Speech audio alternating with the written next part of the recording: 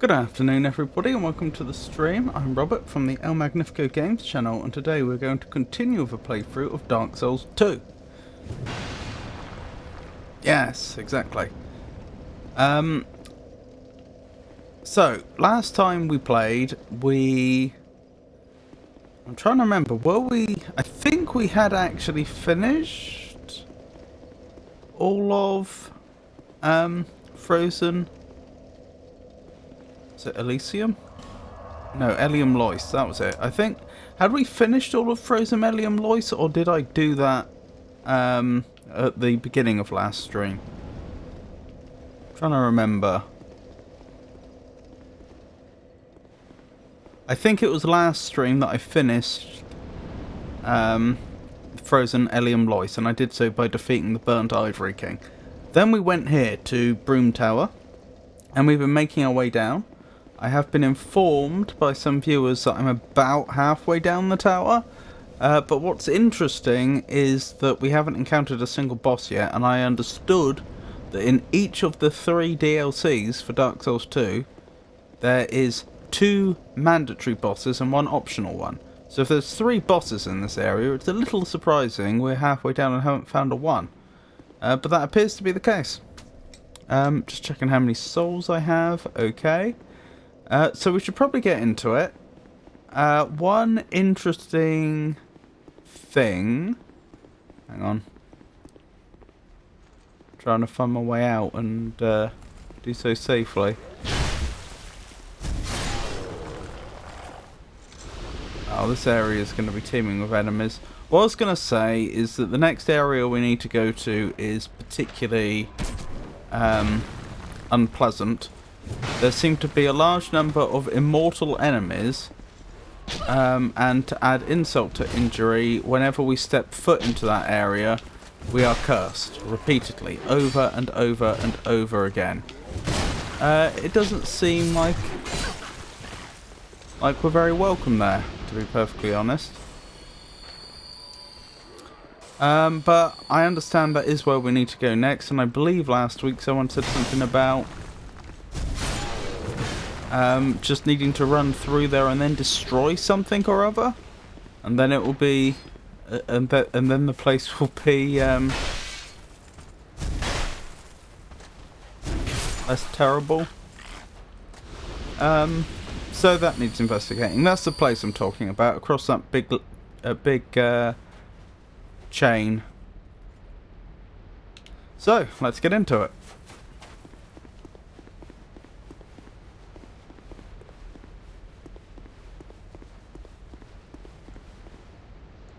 We've already defeated the Dark Spirit.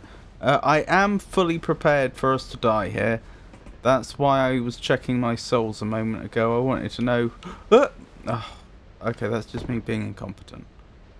Also, that fall was nowhere near as far as it looked like it would be. It looks like it's a very distant landscape, but actually it's quite a close landscape, which has a lot of fine detail. What I was going to say was I'm fully expecting that we'll die a lot. Wait, where am I?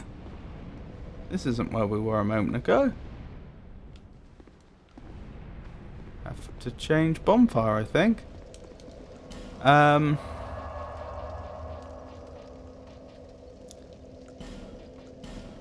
But we'll probably...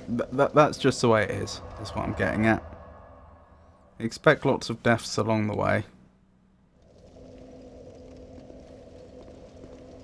Oh, did I go through there? Yes, okay, that was the place we were a moment ago then. Ah, I see. Sorry, as you can probably tell, I'm not quite with it today.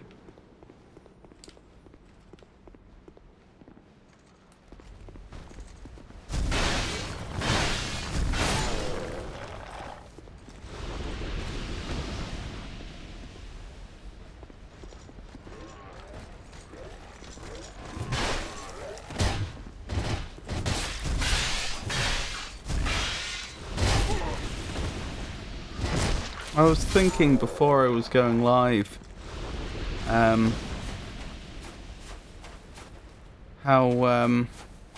what a negative effect, unfortunately, streaming 6 days a week seems to have had on me. Because in theory it shouldn't be a problem. Like, I should be able to just do that just fine, but in reality I'm finding it very difficult to keep up with everything I feel I should be doing, and I'm getting very tired. So I don't know. I'll have to think about that one and see if I'm actually gonna have to cut back on some of the streaming, which is a shame if that is what happens, or if I can find some other way to work around the problems I seem to be having.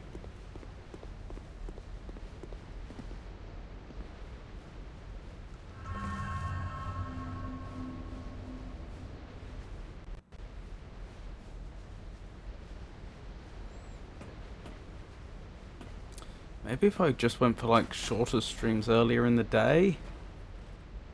The problem with that idea, the idea there being that, oh, then I'd have like the afternoon to do stuff. I mean, that might open up my streams to a new audience, but also it might alienate my existing audience.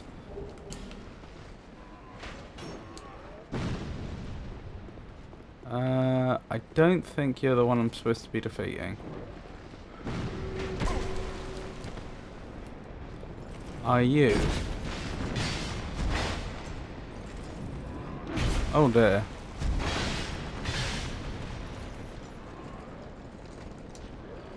No, we're still being cursed. Oh, and you're still getting back up again. I don't know what we're looking for as part of the problem.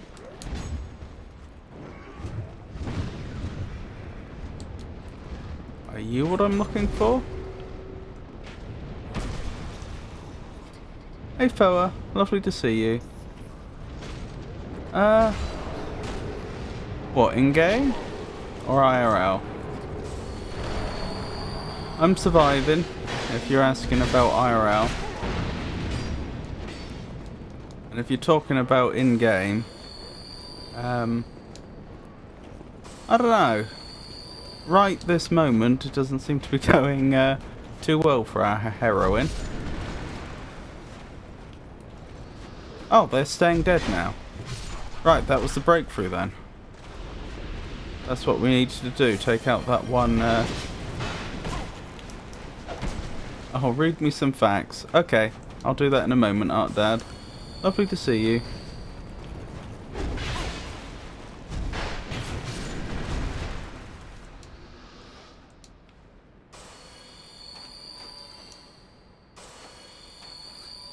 Both, I guess.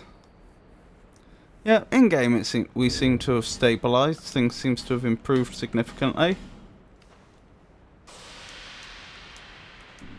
How about you, Foa? How are you doing? So what is the piano thingy on screen? Oh my goodness, that shouldn't be there. Thank you for telling me. That's actually how I route my audio. I don't know what it's captured it from though. Is that? Yeah. Sorry, that's OBS. So when I set up a scene in OBS, I'll have multiple window captures for different things. But sometimes, yeah, you know, which makes sense because I want one window capture for my VTuber, I want another one for the game, and so on. That specific window capture was for the jukebox, as I call it, which is like a little script I wrote to play music. That's how I was playing classical music when I was playing GTA. Because of course I couldn't play the actual game's music, because the actual game's music was real commercial music that Rockstar Games had paid for. But that doesn't give me a license to include it in my streams. Anyway, OBS for some reason decided to just capture my the application I use called Carla to route my audio in the jukebox section, and I don't know why it chose to do that. And the only way I seem to be able to turn it off is by hiding that window capture entirely. The problem with that is, supposing I end up playing a game where I do want the jukebox back, will I remember to turn that window capture back on? Because if I don't remember, then I could end up playing music which I only have an attribution license for, i.e. I need to show who has the copyright to legally be able to use it. Still, we'll worry about that when the time comes. Just beat Link's Awakening, well done. It was quite fun. That was quite fast, wasn't it? Am I misremembering? I thought you only began Link's Awakening not that long ago. Right, facts for Art Dad. Where is that encyclopedia? Yeah, I started Friday last week. Quite short game. Interesting. Do Zelda games tend to be short games in general? Right, last time we looked at humans in space, and we talked about how many astronauts had been to space and compared astronauts and cosmonauts and what have you. This time we're looking at what is the sun. Obviously it's a star, which is a sort of giant ball of burning gas. That's how they describe it in the encyclopedia. I don't think that's necessarily completely incorrect. It's a little misleading because, of course, stars work on nuclear fusion, don't they? Which is a bit different to normal burning. Normal burning is the oxidization of certain chemicals in the presence of an oxygen atmosphere. That's usually what we're talking about when we're talking about burning, but still. It's made mostly of hydrogen and helium. That's true. The sun is. It actually converts the hydrogen into helium. So, a helium atom is one proton with a electron in the...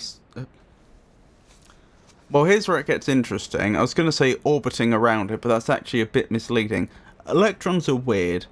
They're actually modelled by probability density functions, which is basically that working out the probability that they'll appear to be in a particular position at a particular time.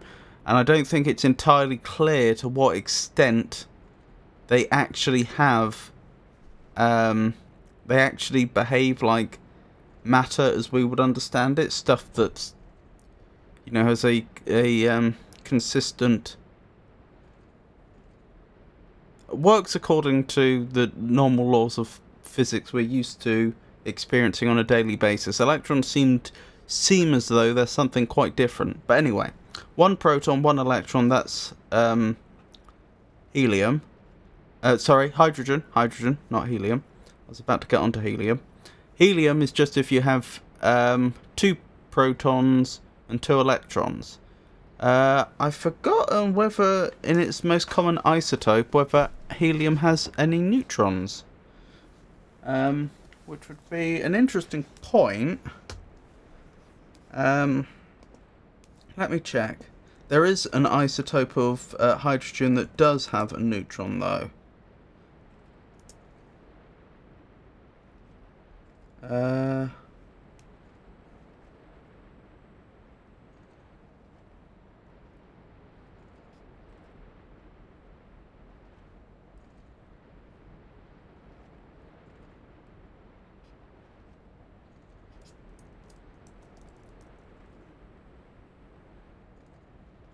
Right, so helium usually has 2 neutrons.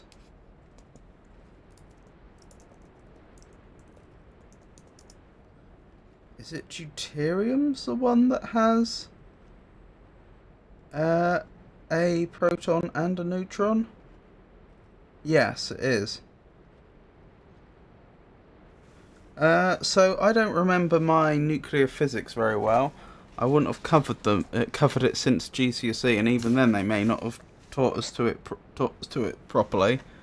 But essentially, the sun is going to be combining 2 hydrogens to make a helium. I'm not entirely sure where the neutrons come from, because it's going to have to go from like 2 hydrogen, which is 1 proton, 1 electron each, to 2 protons, 2 neutrons, and 2 electrons. But somehow it does it. Quite short game. It's a remake of the original for Game Boy, so most likely the reason this one was so short. Did Game Boy games tend to be short? Gonna grab some food, be right back. Okie dokie. Praise the fun. Just lurking. Hope you're having a good day. I'm surviving. Thank you for asking. I hope you're having a good day.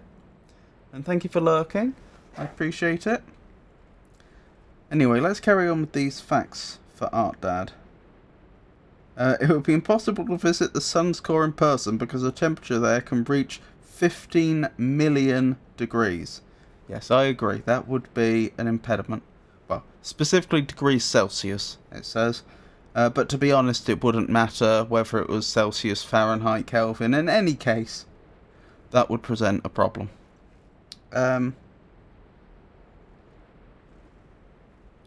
So, there's obviously multiple regions within the Sun. The outermost bit appears to be the corona, followed by the chromosphere, followed by the photosphere, and if there's an even further inner bit, it's not labelled, I guess that would be the core. Oh no, wait. That's all... Okay, the things I just stated are true, but those are on the absolute crust of the Sun. So it's corona, chromosphere, photosphere, and that all makes up a tiny little crust on the outside. And then we have the convective zone.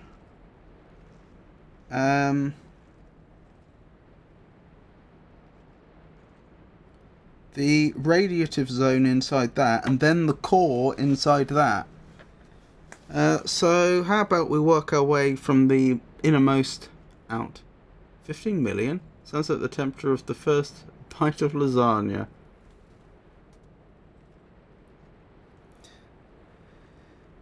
Right, core.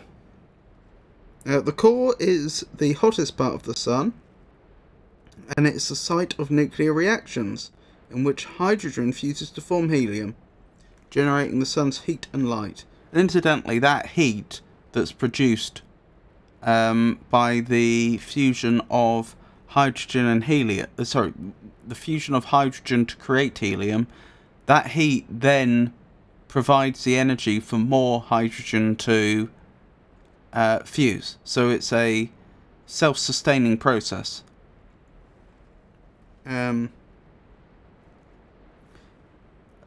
A cycle, if you will. I'm not sure I'd call it a vicious cycle, because there's nothing vicious about it, but, you know, it keeps itself going in that way, until the hydrogen's used up. So after the core, we have the radiative zone, where light and heat slowly radiate outwards, taking a long zigzagging path towards the surface. I wonder how the light ends up taking a zigzagging path. I suppose it just bumps into atoms and then gets emitted at a different angle or something. I don't see how else that could work. I probably should have said the core is obviously from the very centre of the Sun up to about... Hold on, I'm looking for units here. Up to about 137,000 kilometres. The radiative zone, that it goes from the edge of the core out to 510,000 kilometres. Next we have the convective zone. Great currents of hot gases bubble upwards, while cooler, denser matter sinks towards the core. These swirling convective currents transport heat and light energy to the surface. It can take energy more than 170,000 years to move from the core to the top of the convective zone. I wonder what they mean by up to. Because supposing... if it is possible for the energy to be... well, to state the obvious, clearly the light isn't... clearly the energy isn't travelling out in a direct path. I mean, they've already talked about the light being zigzagging, but like it wouldn't take light all that long to travel a few 100,000 kilometres. I haven't calculated how long it would take, but the speed of light is fast. It would not take it long to cover that distance. So if it's going to take it 170,000 years to get out, even if the energy isn't in the form of light, whatever form it's in, that suggests to me that it's coming up and being pushed back down and coming up and being pushed back down, which is consistent with the convective currents that they've talked about. For those that aren't familiar with convection, it's a process whereby matter ends up swirling due to heat differences in heat. So the classic example of convection is actually a saucepan that you've put some water in to heat. So you obviously have, say, a flame underneath the saucepan, and that's then causing the base of the saucepan to get hot, and then the water on the bottom of the saucepan itself gets hot because it's right up against hot metal. That makes sense. But the water at the top of the saucepan isn't heated immediately. So you end up with hotter water at the bottom than at the top because it takes time for heat to travel. But because the water is hotter at the bottom, it expands, which means it's lighter, which means it's less dense, I should say. It's less dense, which means it rises. So what you actually end up with is hot water that then rises to the surface, and then it gets replaced by the cold water that was at the top. Well, that makes sense. But the thing is, if you're heating the saucepan the whole time, this is a continuous process. You're constantly heating up the water at the bottom that then rises to the top and gets replaced by the water at the top. So the water at the top's going back down. And that's where the cycle comes from. It'll actually end up forming currents. That is, if you were to put your hand in there and not burn yourself, you would be able to feel the water moving. The water would actually form paths inside it where water is constantly travelling, where it reaches the bottom, gets heated, then follows its way all the way to the top, and then it just carries on moving. You would end up with these circles, these cycles. I say circles, roughly. They're describing the same process here. So the point I'm getting at is they say it may take up to 170,000 years for energy to reach the surface from the core, but that implies to me that it is that some of that energy is constantly being pulled back down, right, by these currents. I don't see how else it could get delayed for so long. But if that's the case, surely some of the energy just by probability doesn't get out. For millions of years, it just keeps getting pulled back down. How have they come up with this idea that it would take 170,000 years specifically as an upper bound for the amount of time it takes for energy to get out? How could there be an upper bound? That doesn't make sense to me. Anyway, we've got the convective zone, and that goes out to 690,000 kilometers. And by comparison, remember I said about the corona, chromosphere, and photosphere? Those all being on the crust of the sun. They extend up to 693,000 kilometers.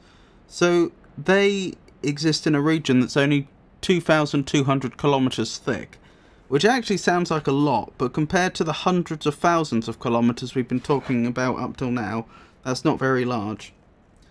Temperatures. The core up to 15 million Celsius. The radiative zone, that's 2 to 7 million Celsius. When it says 2 to 7 million, does that mean it varies in different parts? Or does that mean that they don't know? They just think it's somewhere in that region, but they can't exactly send a probe in to find out. I don't know. Or does it mean 7 million at the edge of the core, but 2 million at the edge of the convective zone? Again, I don't know. But the convective zone is 2 million degrees Celsius.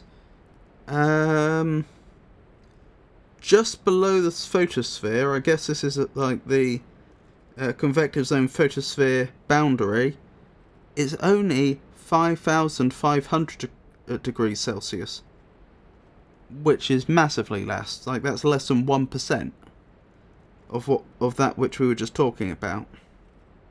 What's that? About a quarter of a percent, I think, if I'm doing my maths correctly. But then, after the corona, it's back up to 2 million degrees Celsius.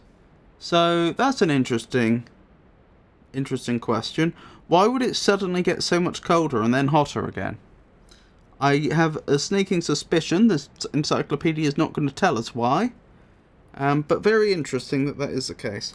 Oh, and those layers, the outer ones, the corona, chromosphere, and photosphere, they call them collectively the atmosphere. The surface of the sun is called the photosphere. Outside it is a thin middle layer called the chromosphere, followed by a very thin outer atmosphere called the corona.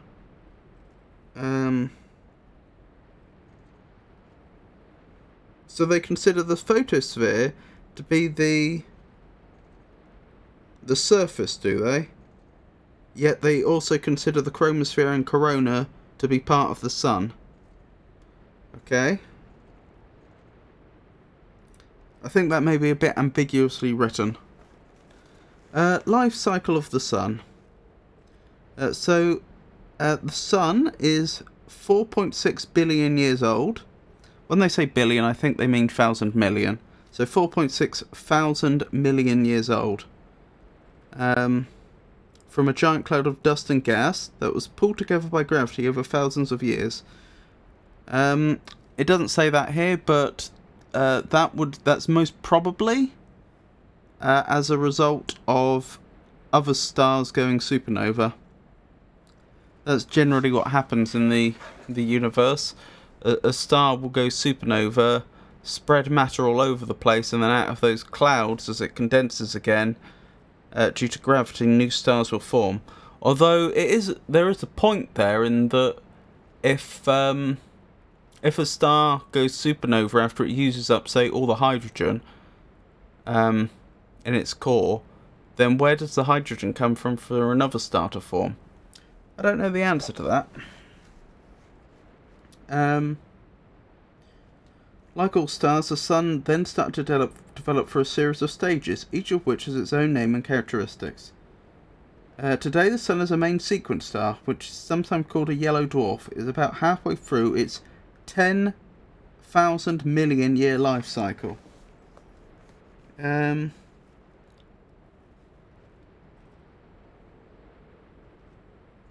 So, birth inside a nebula. Stars are formed inside clouds of dust and gas called a nebula. 4 billion years later... Wait, hang on. Yeah, 4,000 million years later, we are a main sequence star, like the one that we have, that like the sun. I think that's misleading, because it would take far less time for it to become a main sequence star. In fact, I suspect it probably became a main sequence star within like thousands of years of coalescing, I would assume. I haven't actually checked. But the sun will stay the same size and shape it is today for billions of years. Then 8 to 10 billion years after the star formed, as the sun approaches the end of its life, its inner core will contract and the outer layers will expand and cool. At this stage, it's called a red giant. Yep, and when that happens, we have a problem, because it will render the Earth no longer habitable. There's a moderate chance the Earth will actually fall into the sun and be destroyed, but if it doesn't, it will be very, very close to the surface of the now red giant sun, which would be problematic. At that point, any life that's going to survive has to be off-world. If some sort of life on Earth can't find a way to get off-planet and colonize elsewhere before then all life from Earth dies. 11 billion years. Planetary nebula. As the sun runs out of hydrogen, it will cast off its outer layer of gas. Hundreds of billions of years. Again, by billions I think they mean 1,000 million. So hundreds of thousands of millions of years later, white dwarf, black dwarf. The sun's remaining core will become a white dwarf, shining as a star for billions of years. Scientists believe the white dwarf will cool to become a black dwarf. Life cycle of a giant star. Massive star. Stars with a mass more than 1.5 times bigger than the sun's go through a different life cycle. Big stars, so only 50% bigger. Big stars use up their hydrogen more quickly, and the largest will burn themselves out in just a few million years. Red supergiant. Towards the end of its life, a massive star becomes a red supergiant, which can be 1,000 times bigger than our sun. Supernova. Finally, the red supergiant casts off its outer layers in a massive explosion. And then there's two things that can happen then. Either a black hole. If the supergiant is really big, it becomes a black hole, or neutron star. If the supergiant isn't big enough, it becomes a small, dense neutron star. So there you go. Those were your facts. Art Dad, I hope you enjoyed it. Right, where were we? Hurrah for weapon. Item ahead. Oh, wonderful. We're under attack. Ow.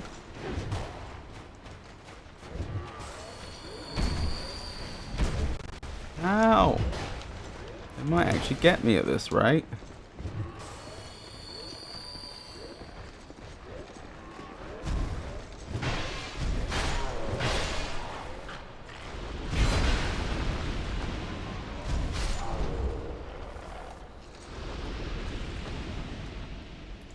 Just checking something quickly.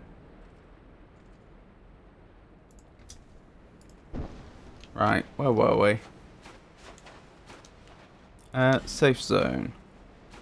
What do you mean safe zone? In what way, shape or form is this zone safe?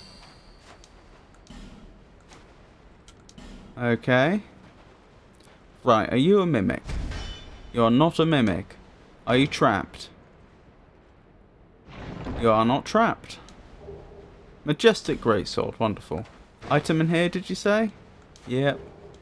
Pale stone. I think we're done here. Hang on, they don't mean that it's a illusory wall, do they? No. No, certainly not. Okay.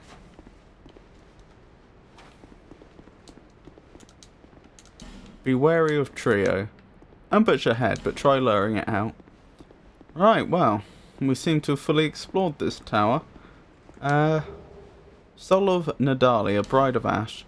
Other than that little soul we got just now, this area seems to have not had much to do in it.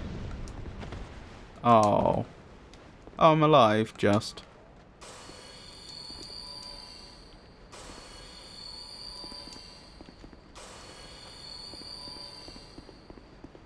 What? Actually, I misexplained that. When I said it didn't seem to have much to do in it, I don't mean there was nothing for us to do. What I meant was, like, it didn't seem to contribute to the progression of the area. There wasn't much we had to do here. Like, I was half expecting there to be a boss here, but there isn't. Ranged battle and short revenge.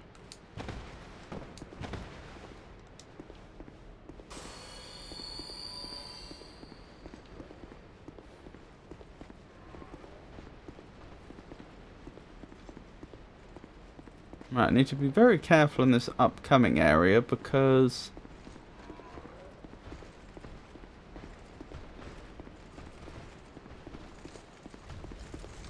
if I fall the whole way, I will die.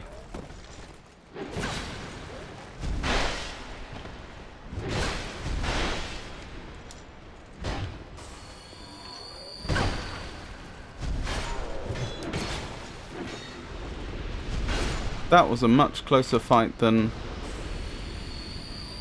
I'd hope. Oh, that could have gone badly.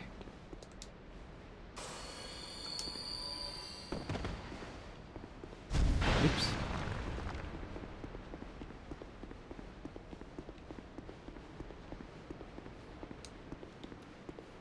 Talking about main sequence stars, that reminds me of a book a collection of sci-fi short stories I have from Robert A. Heinlein. Off the Main Sequence, that's a book that I got when I think I bought for myself when I was a child. I remember reading the story. I remember becoming interested in those stories because it had a particular story someone I knew had told me about called By His Bootstraps, which is about time travel.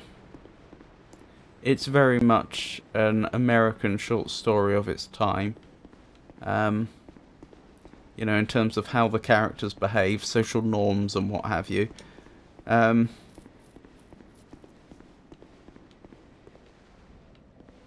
slight spoiler, but at one point, for example, he gets fed up with his own self from a different time period and gets into a punch-up, for example. But It's I seem to remember it was very entertaining for what it was. Just a short little science fiction story, and certainly younger me found it very compelling.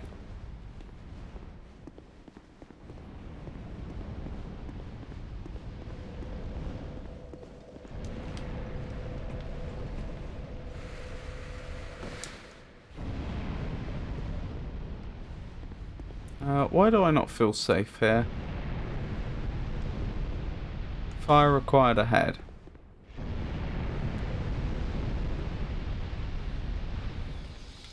Ow! Who did that? I don't think George can do that. No, there's someone behind the Georges.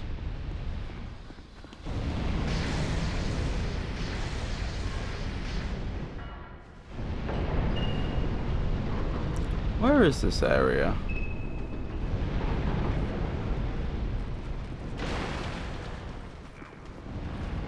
Oh, the Georges.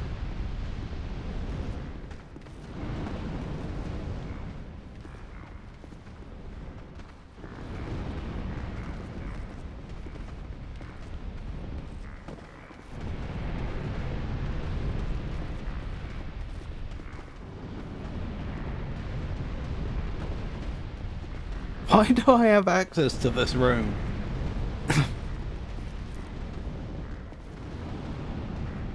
Blimey. They look intimidating. Is there something in these gunpowder barrels?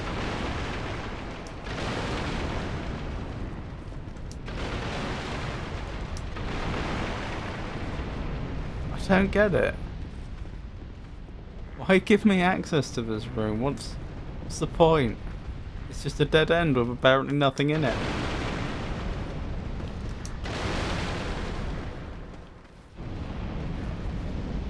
Oh well. It is what it is, I guess.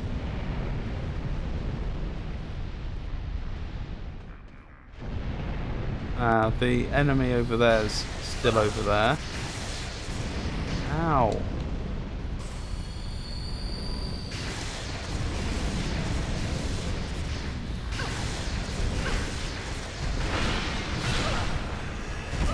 Ow. Rather wish I hadn't hit the spikes twice, but still. Job's a good one. Try to destroy in short fire. Did you try to attack me, George?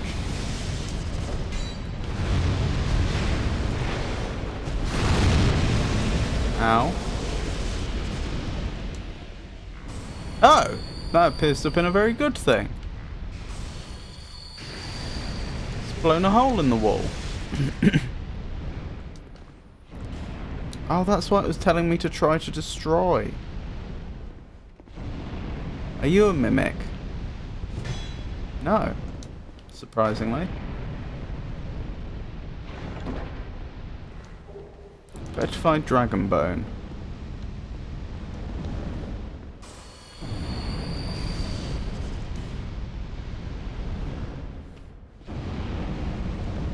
Maybe I'll go with a ranged battle here.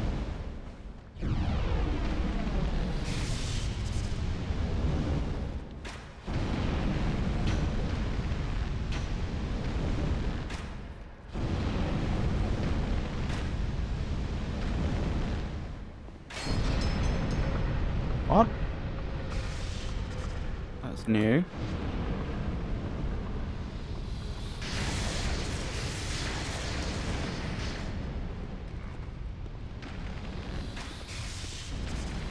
Looks like there's a George sneaking up on me. Well, they don't seem to be attacking.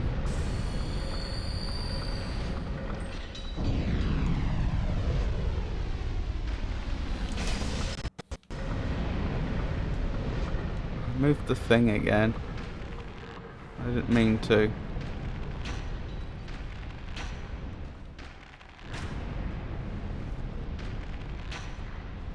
Okay, that problem should solve itself now.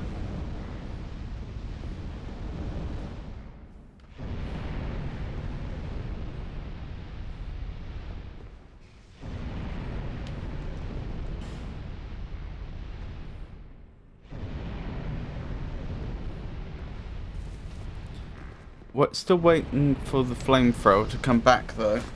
Although maybe it won't. Maybe it's not time-based. Maybe it only went back because the other enemy hit it. That's a distinct possibility. Or maybe I hit it again, and it doesn't matter which side it's hit by.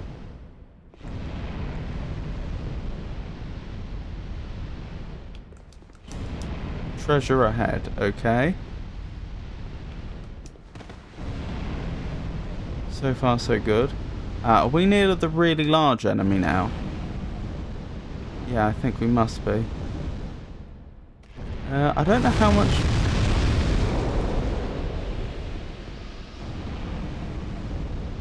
Okay. So that was also a hint to break a wall. I guess that George must have run into it for some reason. Oh dear, I meant to read the message to check if it was... But I was gonna check if that chest was a mimic. Katarina gauntlets, Katarina leggings. Hurrah for Saint. But never mind. Walked out in the end.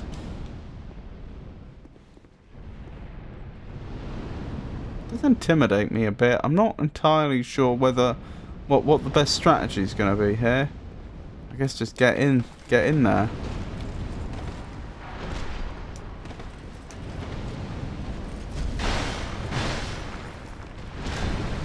Ow. Okay, you don't do much damage. Fortunately.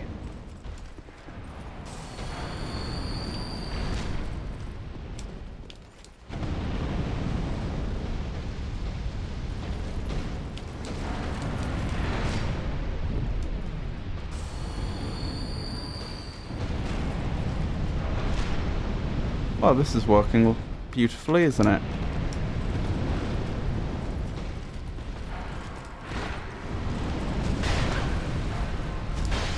Where did all that stuff come from? Okay, I nearly lost there, I'll be honest.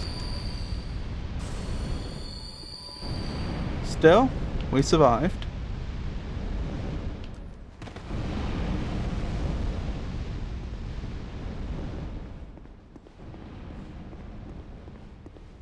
Ah, is that why this area exists? Is it a shortcut?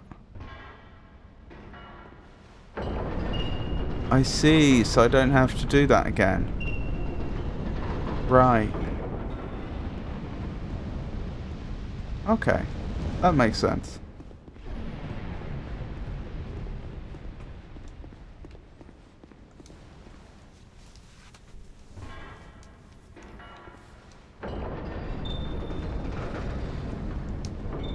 Fine work, thank you. Ooh, actually... No, it's not. Never mind. I was about to say it looks inviting. But... Bonfire? Shortcut. Okay. Shortcut's nice too.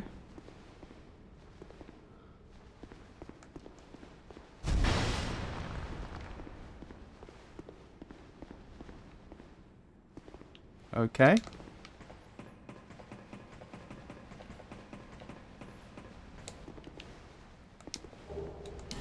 Dried root, wonderful.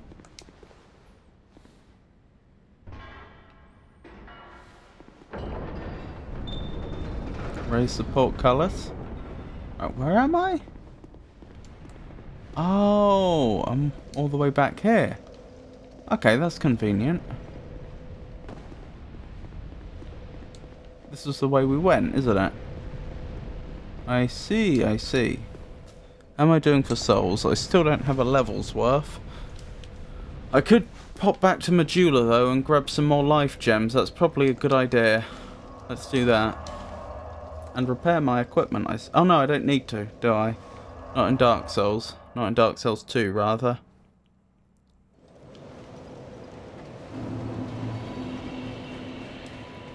On you?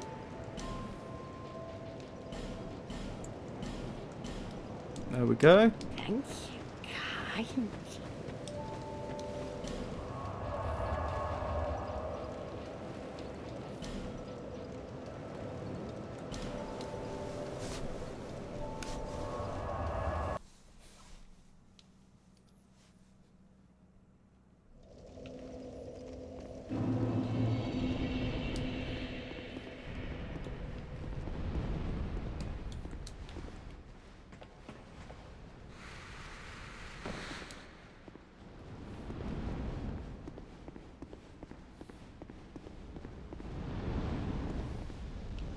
Okay, let's keep going.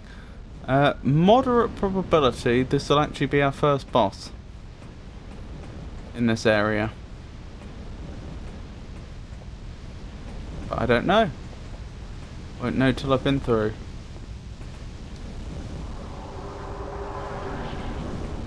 Nope. I can't believe we're this far in and not a single boss yet. Interesting. Looks like they dropped those down here.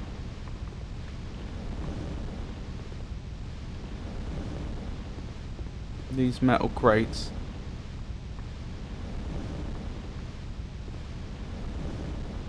I think that goes to the top, judging by the sunlight. Interesting. I wonder what the point of that was. Hello.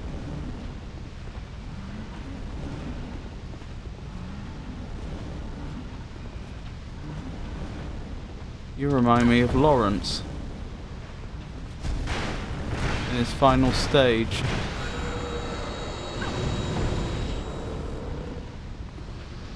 I did not appreciate that. Is that the same one or a different one?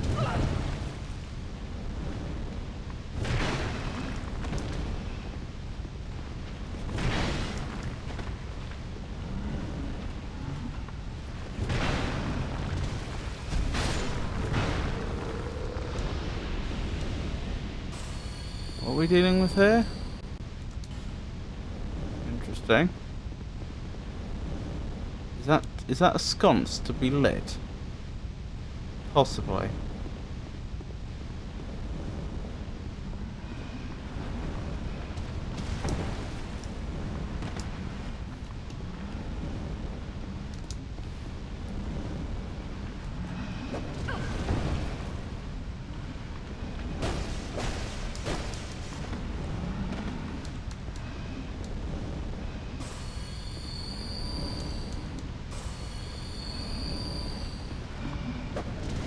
Ah, these things are annoying.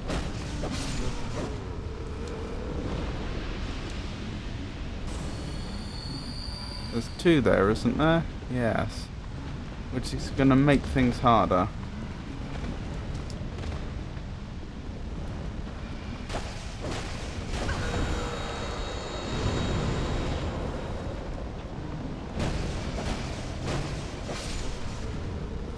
Well, could have been worse.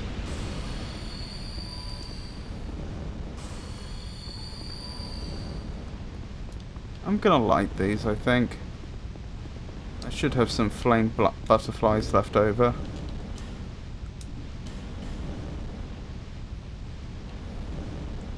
Yeah, 7. Now 6.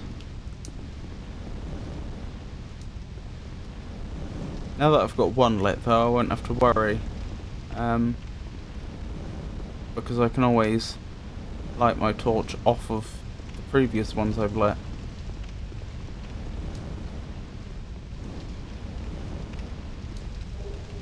Petrified Dragon Bone times 2. Wonderful. Be wary of right, but pointless. Invaded by Dark Spirit Quicksword Rachel. Okay.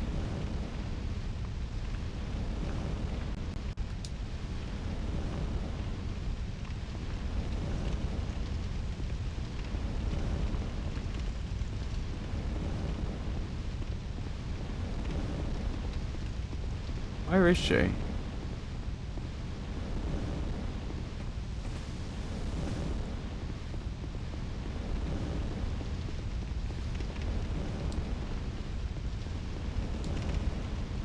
Is she going to come up the steps? Not the steps, the ladder?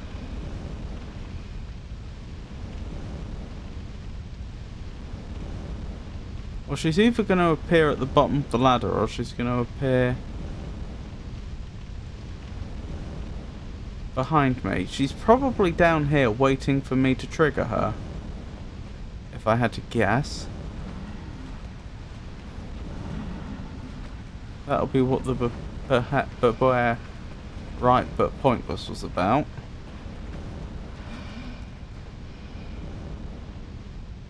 Ah, there you are.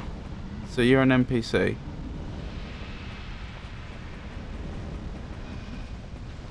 Come get me. Oh my goodness, she actually is.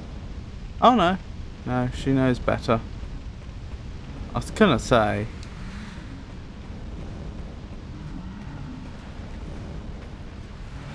Alright then.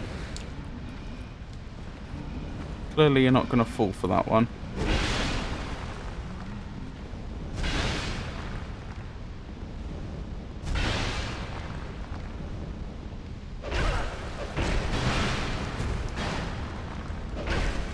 Back off and heal.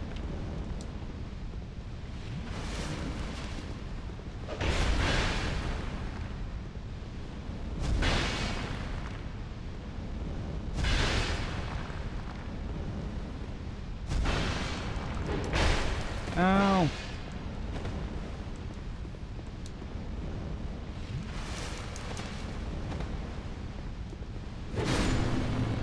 Invader banished. Excellent.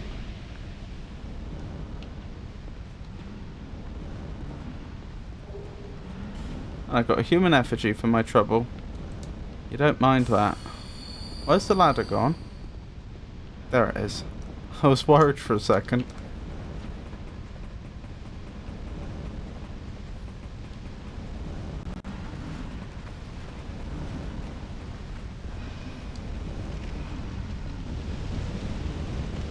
How do I light my torch? I can't, can I? Okay. Never mind. What I said earlier appears not to be accurate in this particular location. Doesn't appear to be anything over there, and I was told it's pointless to go there. So I'll assume that's the case.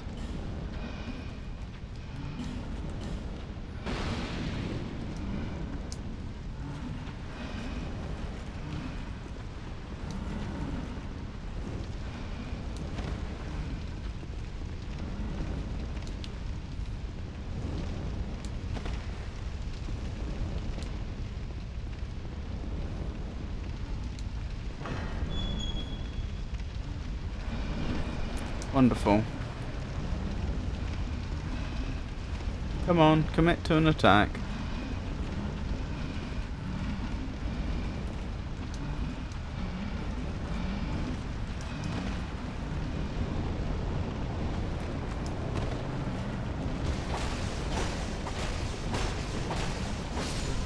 Job done. Oh, the F1 also went through the flames for some reason. Even though, in their case, they could have easily avoided it. Oh, I still get the souls, even if they self-destruct. Oops. I meant to read the message. Duo.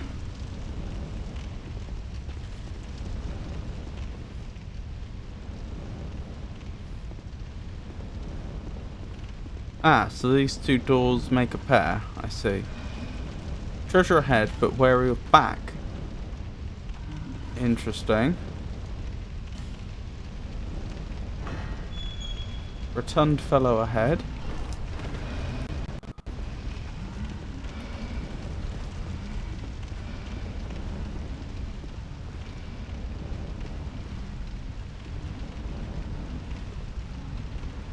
Come get me.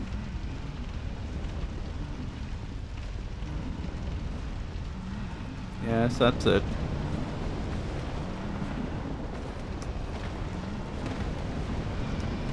Isn't it interesting the way they speed up once they take a little damage? I guess they feel a little, ow. I guess they feel a little pressured once they're on fire. Oh, goodness me! It's a Bex raid! Thank you for the raid! This is awfully kind of you. How did your stream go? Hello, hooded whale hog. How are you today? How did your stream go, Bex?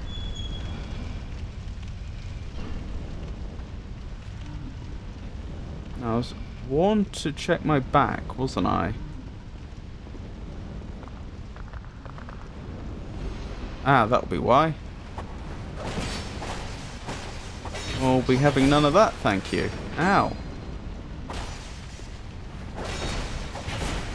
Oh, I'm bad at this. Come on, one more hit. There we go.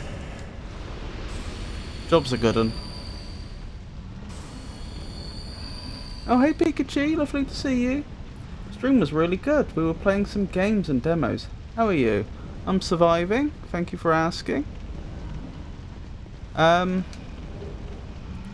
Twinkling Titanite. Recollection. Did I see correctly that you were playing a game that was similar to Slay the Spire? Was it Novus Orbis or something?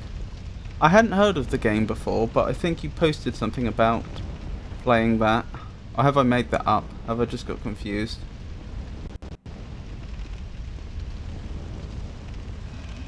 I suppose I should introduce myself. I'm Robert from the El Magnifico Games channel, and I stream all sorts of games. I'm a variety streamer. I do old games and new games. Currently, I have playthroughs of Dark Souls 2, Bloodborne, the Talos Principle 2, which is a puzzle game, and It Takes Two on the go. I'm playing It Takes Two with the lovely Pikachu, who's in chat right now. Yes, it's called Novus Orbis. I was gifted a key by the devs months ago and did a video on it. It's very inspired and pixel arty. I see. If it's all right, do tell me more. I have a friend that is a great fan of Slay the Spire. In fact, there's a slim possibility they may even be in chat right now, and so it would be interesting to know whether how Novus Orbis compares. Incidentally, I've never played Slay the Spire, but I've seen people play it enough that I'm moderately familiar with the game. I certainly understand the concept. Although if you need to raid and run, I do understand. I'm not sure how to describe it, honestly, but it uses a lot of elemental modifiers. I see.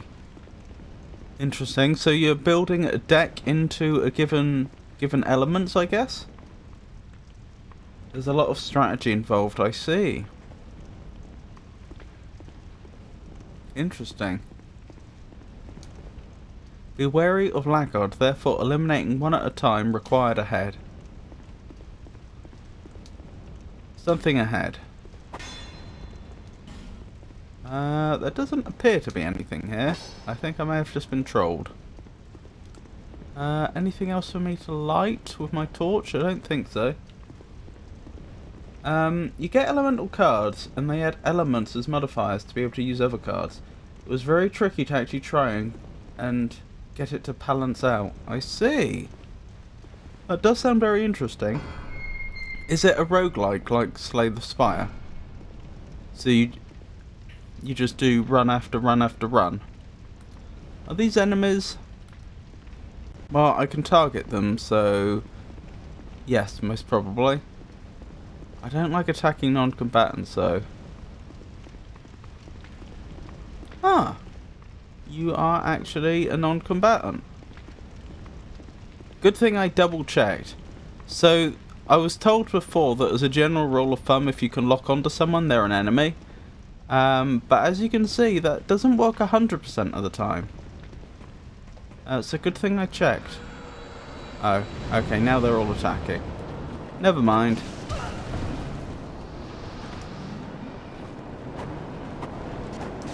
Ow. Oh my goodness. I don't know what's going on.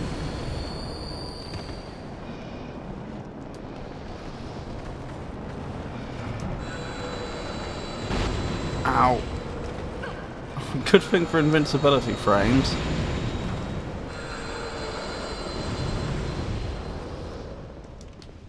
Oh, goodness me. It is a roguelike deck builder, yes. It was tricky, but I had some fun with it, and I didn't die for an hour, so I couldn't have been too terrible at it. I see! That does sound promising. I'll have to look into it some more. Is that in early access now? Check the burning thingy in the middle of the room. Okie dokie.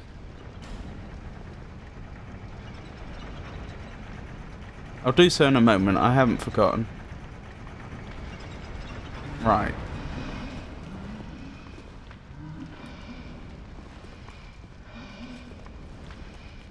Are you gonna attack me? You seem to be remarkably friendly up to now.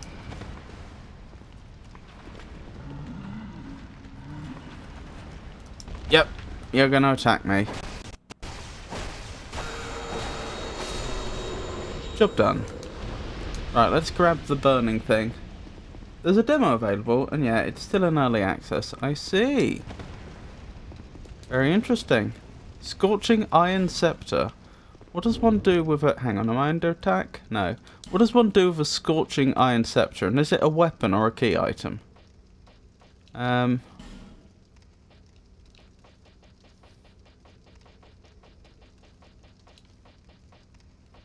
It's a key item. A scorching hot iron scepter used to activate contraptions by transferring heat to Broom Tower. When the old Iron King rested as in took. As in, like, wrested from someone's hands. When the old Iron King wrested this dilapidated region from the Kingdom of Ven, the act required all the resources the enfeebled lord could muster. With the discovery of this iron-producing miracle, he was reborn as a powerful leader. Interesting. So, old Iron King was enfeebled until he gained the ability to produce iron, it looks like. I'll pop a link to the game in your Discord. Oh, thank you, I appreciate that. You just wanted to use the elevator. Oh, was he not supposed to be there? Did he end up there because I pulled the lever before? I have to head off now and get Dins, but I'll leave you a lurk. Have a great stream. Thank you so much, Bex, and thank you for the raid again. I do appreciate it. It's very lovely of you, and I hope you have a wonderful rest of your day. Ah, this is where they dropped the boxes, the metal crates from that I mentioned earlier. But no sunlight, weirdly. But I think I can explain that. I remember much earlier on in Dark Souls 2, we ran into a region... Oh no, I'm talking rubbish, that was Bloodborne. I was going to say we ran into a region where you'd sort of... If I looked away from the ceiling, and the ceiling was quite high, then the lighting would change, which suggested they were trying to optimise out the rendering, but had made a mistake in that instance. But no, that wouldn't apply here. See you, Bex. What a pain to get the boxes up here, just to throw them down the hole. It's a fair point. I mean, I suppose part of the question is, what's in the boxes and what are they doing here? I mean, if there was some naturally good reason why boxes would end up here, then the existence of that hole could be very useful, but I don't see any reason. So the sort of thing I'm talking about is supposing there was some sort of like sky dock up here for zeppelins to dock at.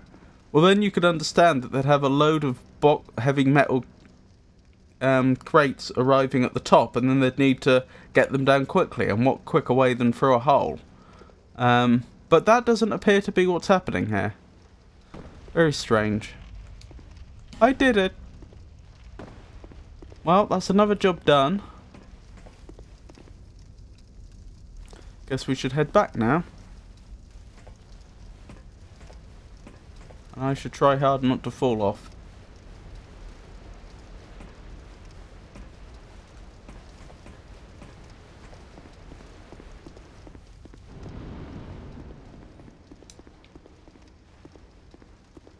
Where was I going? Up here, wasn't it?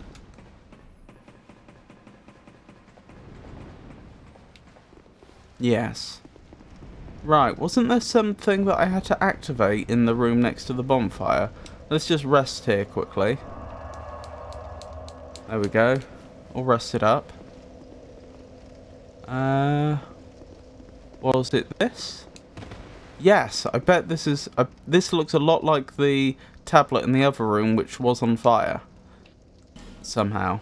It was on fire, but after, presumably, decades at least, possibly much longer, it had never burnt away. Well, that seems to be progress.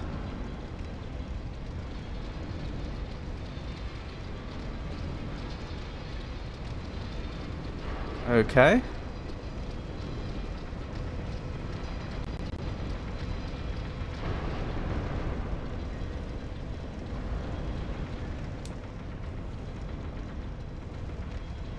What is going on here?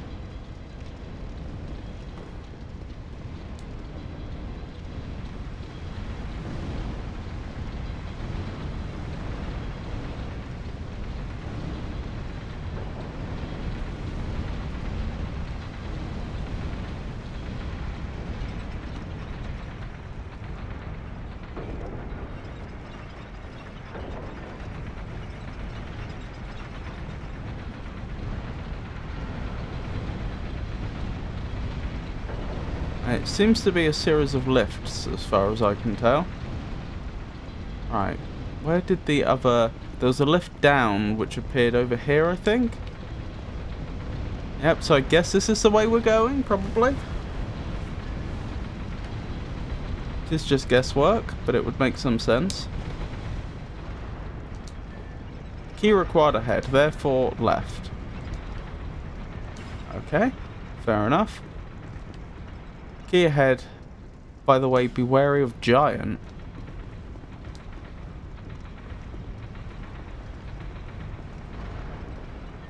Ah, this way, presumably. Trap ahead, therefore eliminating one at a time required ahead. By trap, do you mean ambush? Blocking ahead, but hurrah for shield breaking. Alright, let's get our shield ready then. Hello, George. Try poison, therefore hurrah for ranged battle. Poisoning whom, though? There's an enemy. Just like George's, though. Are they all gonna run at me or something? Trio ahead, and then eliminating one at a time required ahead. George indeed. Ah, here we go.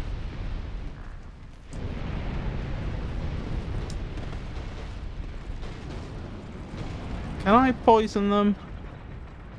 It feels... Oh, probably. They won't chase me far enough. Far enough for their own good, I mean. I'm happy with the situation. No! Oh my goodness, that was terrifying.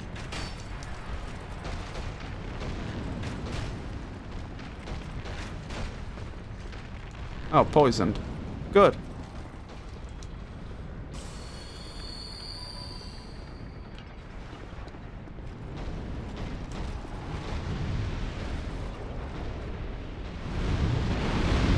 Oh my goodness. I think a George exploded and nearly took them out on its own. Well, that was good.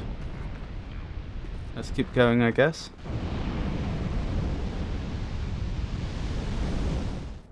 Trio ahead, I was told.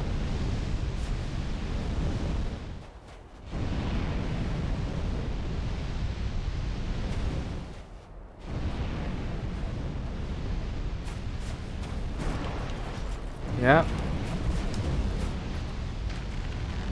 As expected. Nope.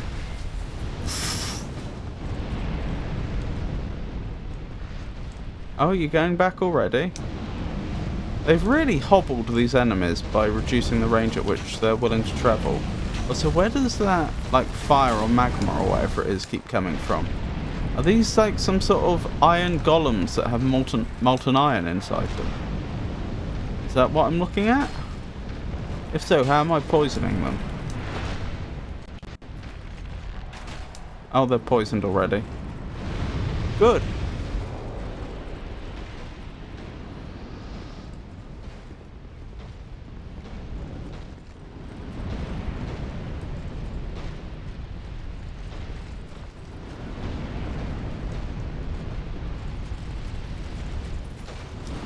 Ah! Ow.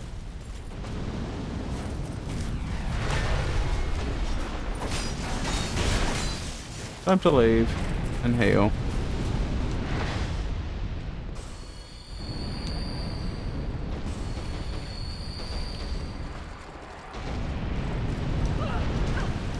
Ow.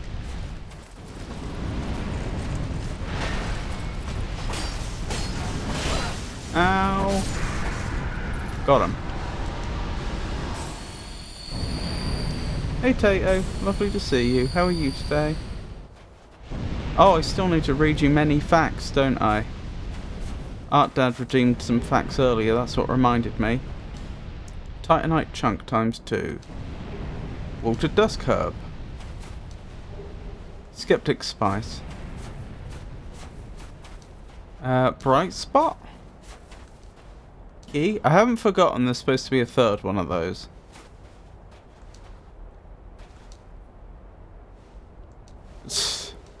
Tower key. Where's the third one then? We were promised a trio. Here? Yes. Here they are. Come get me. Ow. Well, I didn't mean actually come get me. I meant try and fail.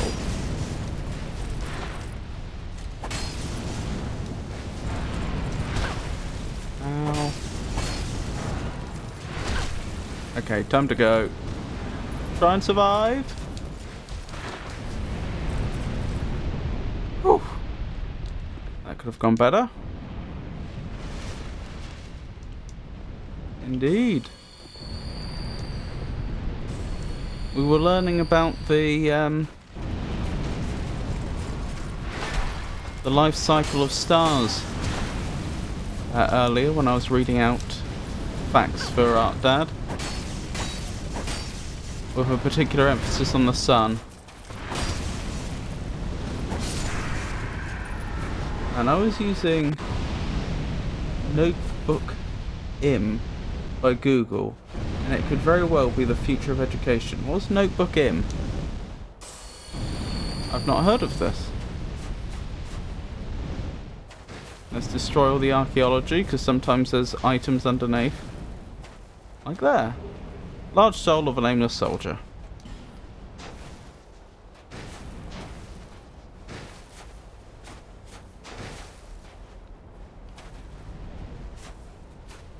Notebook LM. Oh, sorry, I misread it. Charcoal pine resin. Twinkling titanite.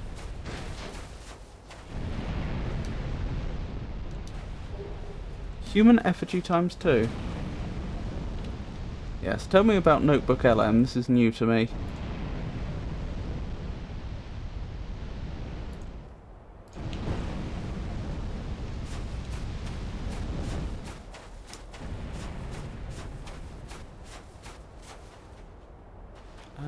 Well, I've got the tower key now. I don't know where I use it though. Oh, there was that locked door earlier, wasn't there? I'm being foolish. They said key required ahead. I may as well read the description on the key now though, since I've got this far. Tower key. Key that opens the door to Broom Tower. Wait, what do you mean that opens the door to Broom Tower? We're in Broom Tower, aren't we? Long ago, the tower used to produce a seemingly endless supply of iron. The king used it to create iron soldiers and an iron castle.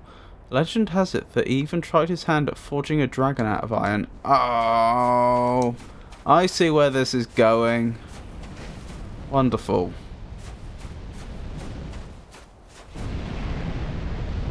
So this very much is just picking up on the lore from the base game then, because you fought old Iron King, but that was basically it. There wasn't any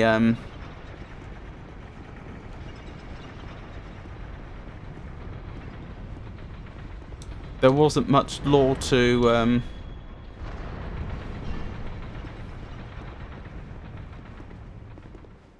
there wasn't that much lore about that character other than the fact that he existed and he built an iron castle. This DLC is exploring it further, I take it. Faring better than average. Wonderful. That's good then.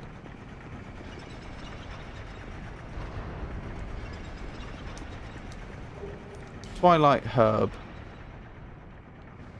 Okay.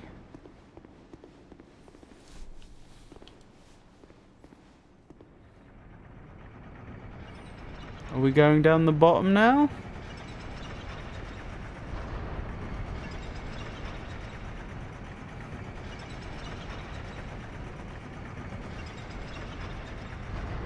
Not quite yet.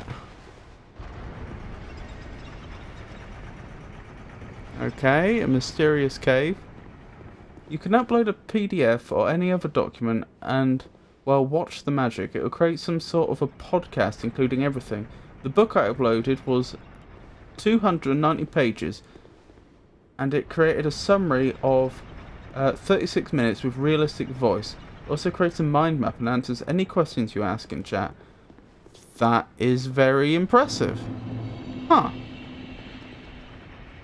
When you say the future of education, I can see this being a major problem for the education sector. Well, I don't know. Is it a problem? Like, if students are actually able to demonstrate the knowledge that they want them to have, does it matter how they got there? Arguably not. Right, let's jump down here then and hope for the best. Try Trio. Try Phantom.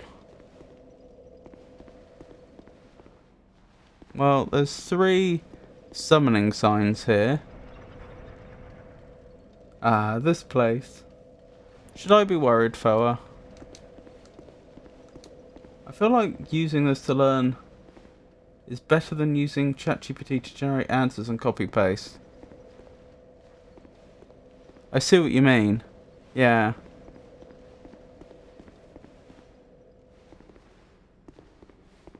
Yes, I should be worried.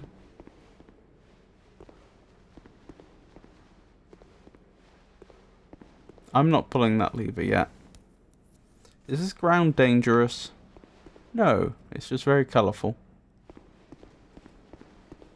Whoa, no, no, no, no, no. Nice try.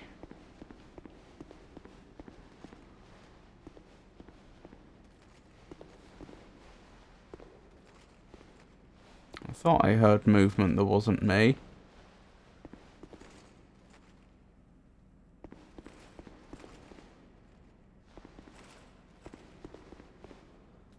What is that?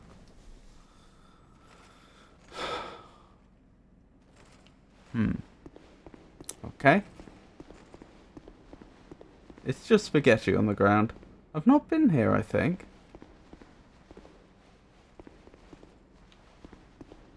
Well, I understand if you want to avoid spoilers. Half luck. Yep, I understand.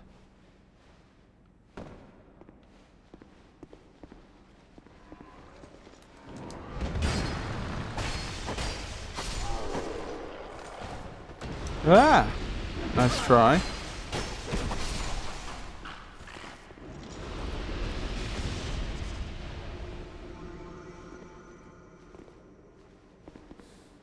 Thank you, Tato. I hope you're joking.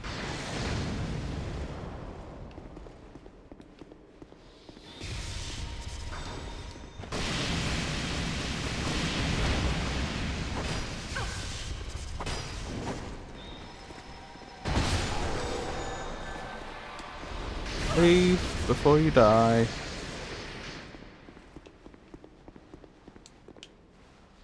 No.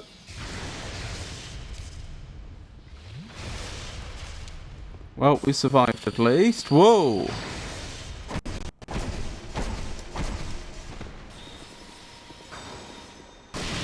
Ow! Why are there experts in lightning magic and electricity down here in a place of fire? I mean, in principle, I have no objection. They can go where they like, but it seems odd. It doesn't seem like their usual haunt, if that makes sense.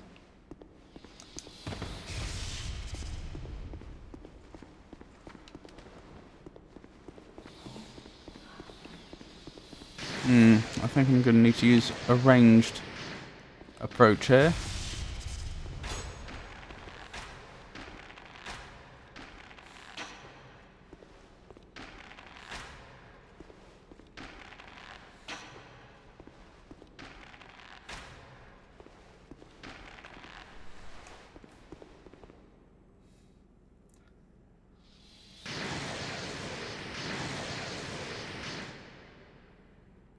Your dad jokes are a tad concerning. Yes. I do hope Tato was joking.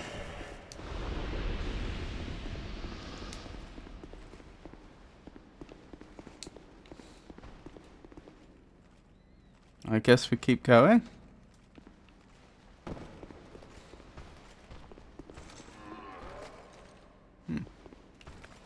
I mean, if I can, why wouldn't I?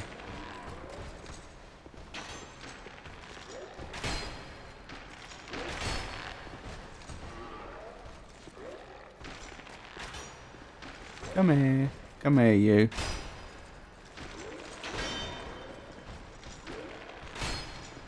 There we go. Lock on. Oh yeah, could have done that. Well, I hope things were alright, Tato.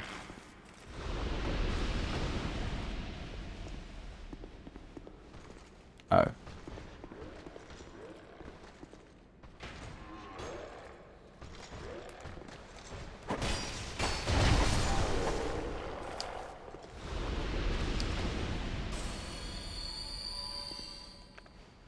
I need to be very careful here. I need to try and lure them in one at a time.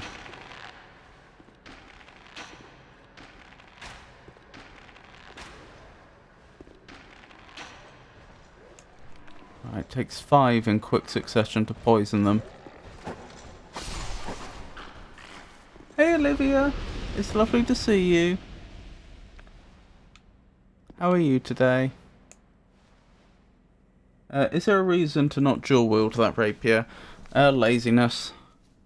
Because I keep swapping back to the bow. There's no good reason not to.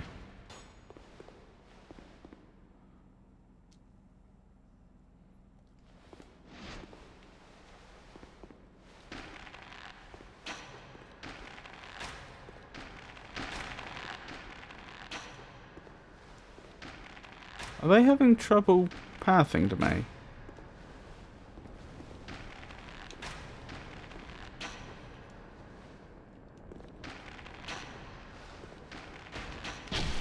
Ow. They're not getting poisoned, which is a little concerning.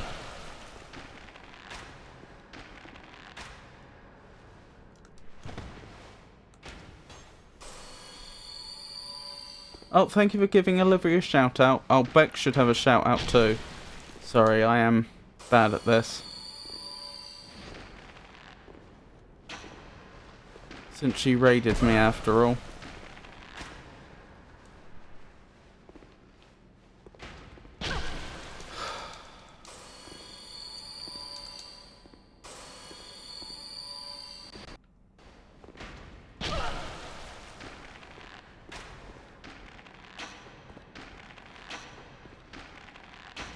This was clearly an ambush. I'm supposed to get drawn out to fight the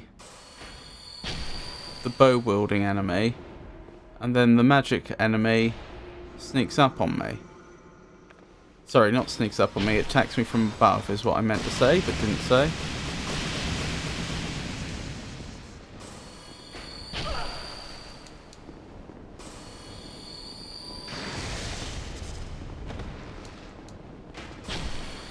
Oh my goodness.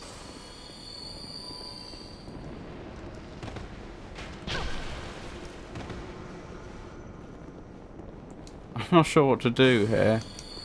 I want to get in, but I don't want to get ambushed. Go! Quickly, take them out while they're vulnerable. Well, I'm alive. Not for long. Run, run, run, run. Just as I thought, it was an ambush.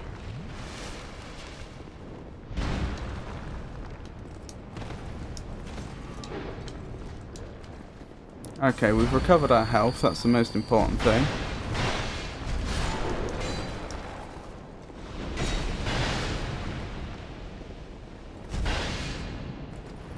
I mean, I don't want to count my eggs before they've hatched, but I think we've got this. Excellent. Whew. That could have been gone much worse. Don't apologise, it's what I do. Well, it's what I should be doing, really. It's just I'm so forgetful about these things. I'll miss you, Tato. What are you up to, Olivia? Nothing much? How about you? Also, be right back. Black Hollow Mage Hood, okay.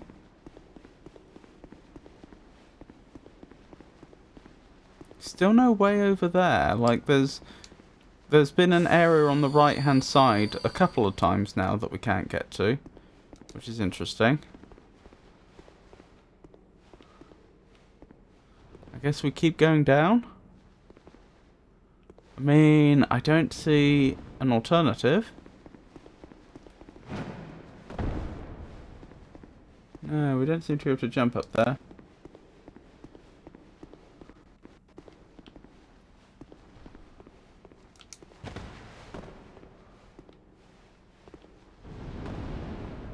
No work? Oh, that's right, holiday, duh.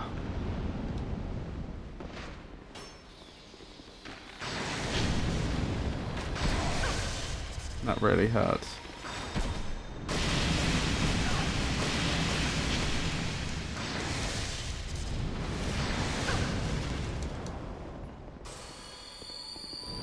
Well, I survived that by healing through it, let's be honest. And looks like I was absolutely right to suspect shenanigans in this area. Oh wait, you're the one that doesn't get poisoned. I'm gonna verify that quickly. No, you won't get poisoned. That's a problem. Woo. Oh, have you jumped down? That's wonderful. Why don't you come over here? Just for a moment. The problem is, if it's only the two of them, or the thing is, if it's only the two of them, I'm probably alright. But there could be others that are just round the corner, other corners that I haven't seen. Oh well. They've somewhat forced my hand.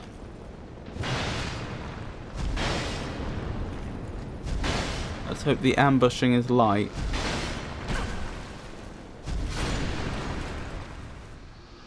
It does appear to be light. I'm surprised the other one hasn't even attacked me. Oh well. Not complaining.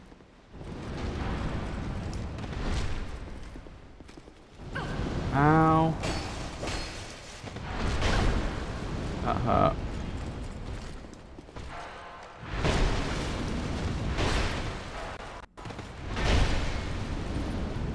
Very annoying. Nearly dead.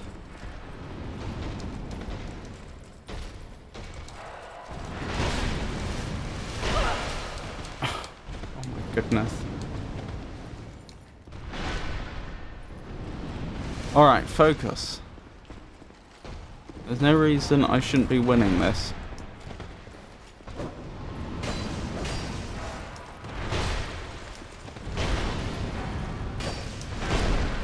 But I'm doing a terrible job.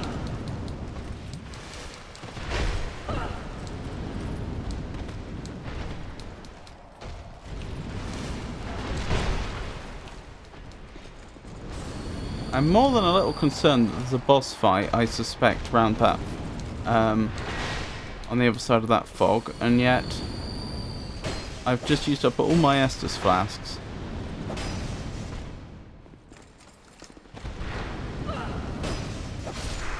There we go. Whew. Well, that was a poor showing on my part, but we survived.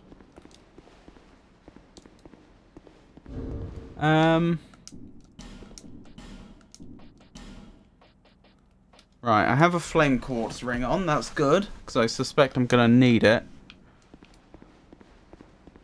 Guess it's time to find out who boss number 1 is. Be wary of giant, therefore try illusory wall. Illusory wall? In the boss arena? It is a boss, isn't it? A smelter demon. Another one, a harder one by the looks of it.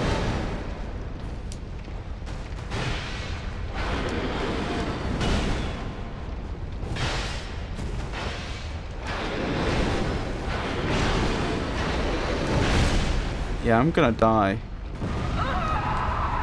Yep. Certainly did. Yeah, I don't think we fought another boss in Broom Tower, have we? This is our first, I thought.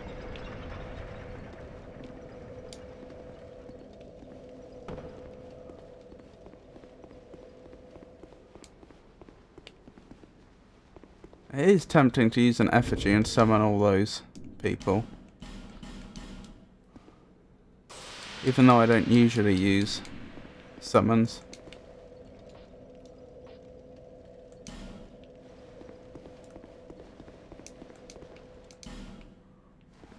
Where's the other one? I thought there were 3 here.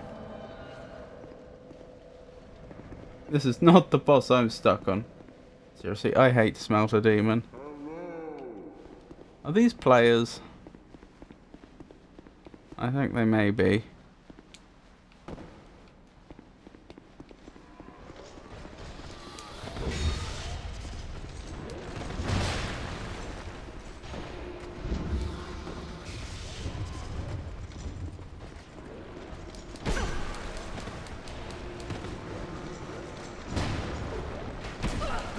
Come on, don't die. Get out of there alive. I'm dead. Well, that's embarrassing. Happy Memorial Day, Pikachu. Ah, he said hello. Happy Memorial Day. Happy Spring Bank Holiday, everyone in the UK.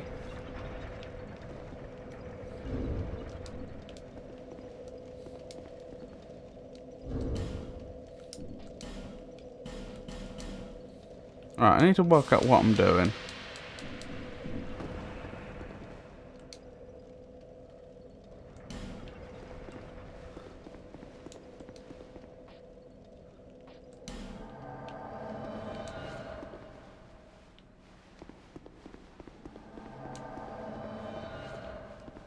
Alright, this way, isn't it?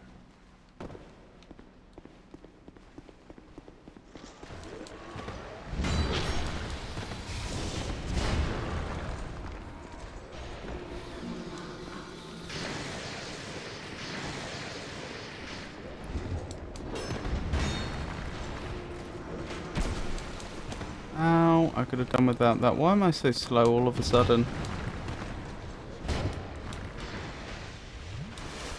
I must be over encumbered somehow. Shame I didn't really leave time to investigate that.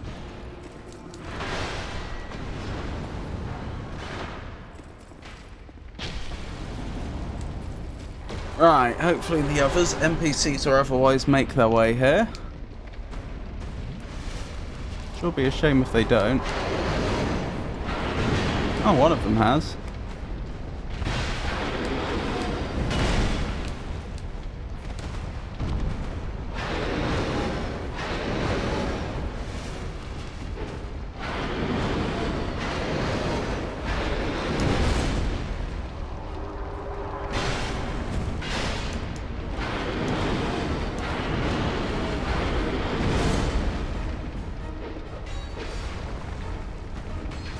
Does anyone know if these are NPCs or not?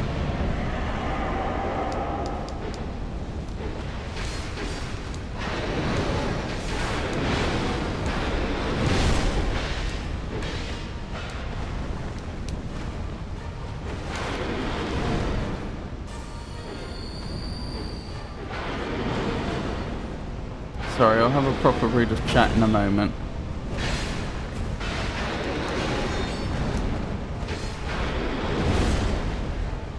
They must be NPCs, right? Because they're not healing.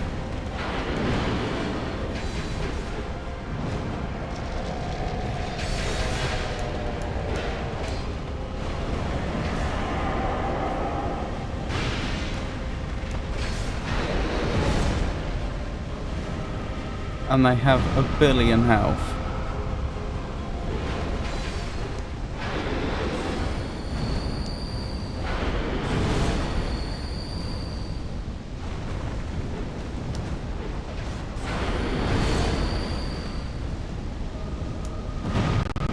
Ow.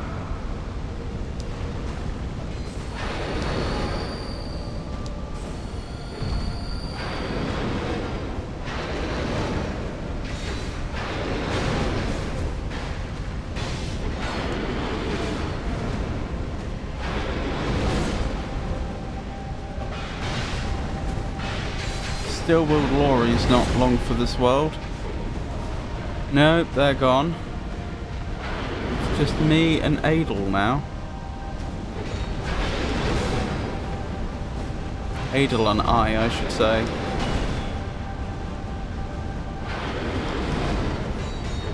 Oh no, actually, I think I said it right the first time thinking about that sentence.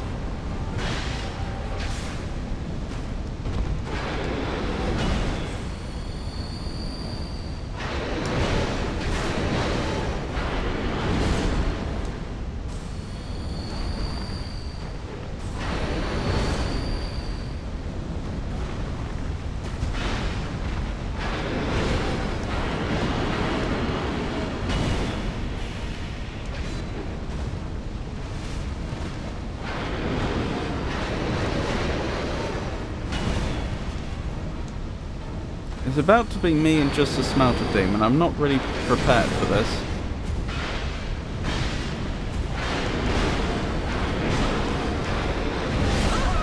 No, I really wasn't. Sorry, where were we? I was planning on streaming, but I'm not feeling well, so I'm not sure at the moment. I'm sorry to hear that. Oh no, sorry to hear that. I hope you feel better soon, Olivia. Easiest? NPCs. Okay, I appreciate it. I'll get over it soon enough.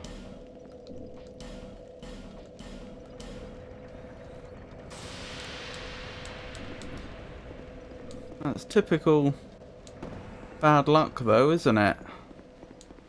Get a day off and you happen to be ill. 2 summons means 200% HP on enemies. Isn't there supposed to be 3 of them though? The first time I came here there were 3. Try trio.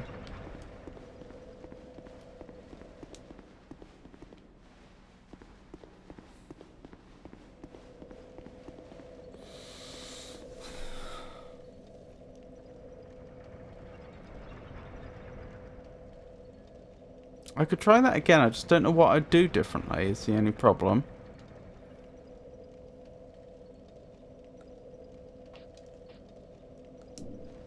Or I could just go with the one that seemed to do better. And have less total HP. But part of the reason they did so well could be because there was the other one there acting as a distraction.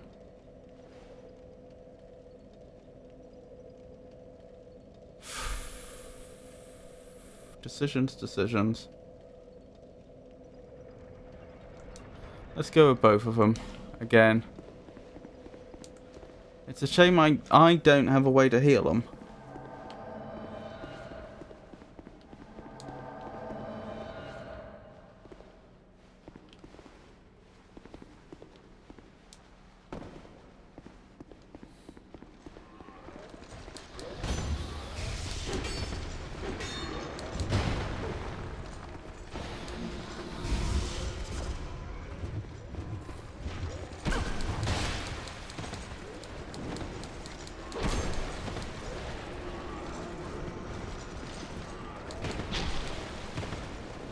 Don't die. Dead. This is not an easy run back.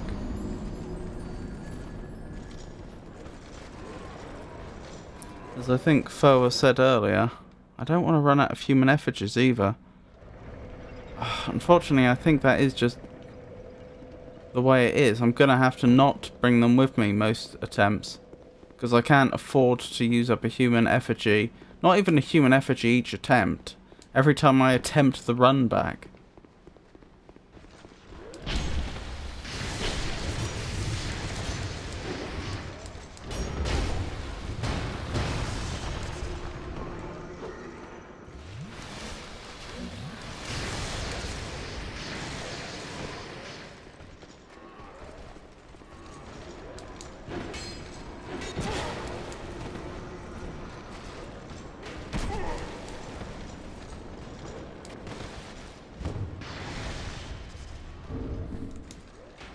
Let me find out what's going on with my equipment quickly. No, I should be fast rolling. It doesn't feel like fast rolling. I guess it is fast rolling.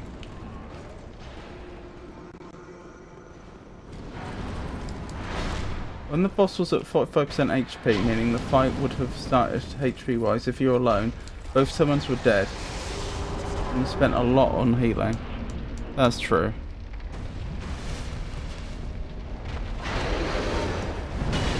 You get debuffed by the casters, I see.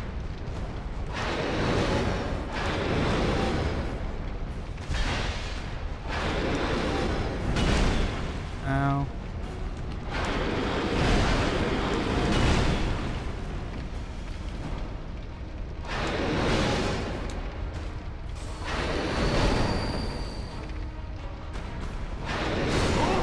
Oh dear.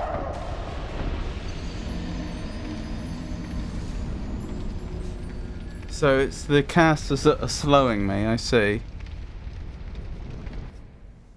I don't really have an answer to this, unfortunately.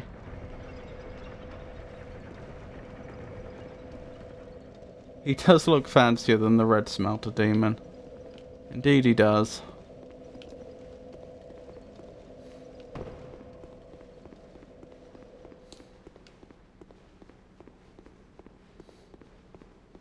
I'm half tempted to try this and see what it does, but it might just make the entire situation a lot worse.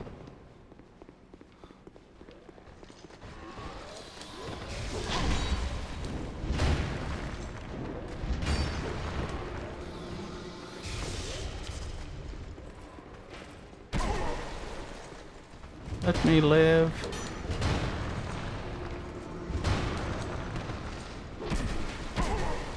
Let me live.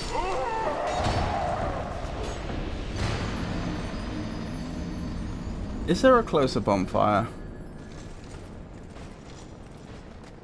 Your outing this past weekend looked so fun, Olivia. You can get the weapons from both bosses and power stance them with a strength build. No closer bonfire or shortcut. Right.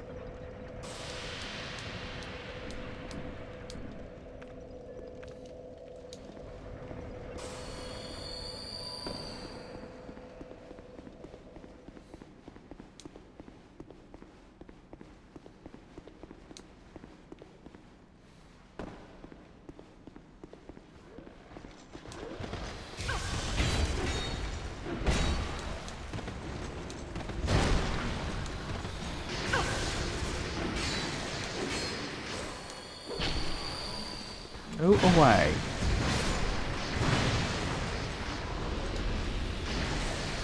Oh, you've got to be joking.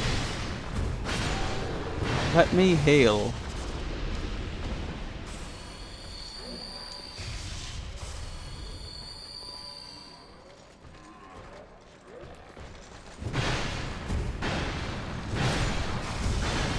It might be faster, but probably not safer if you pull the lever. Right. Understood. Be right back.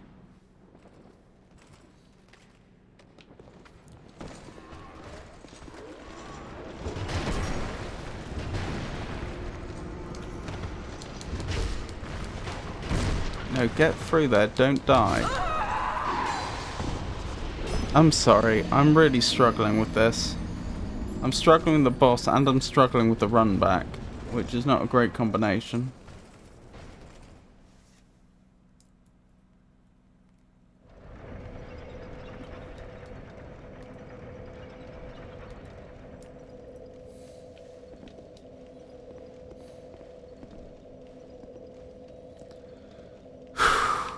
Right. Ah, shield, maybe. Maybe that'll make this more doable.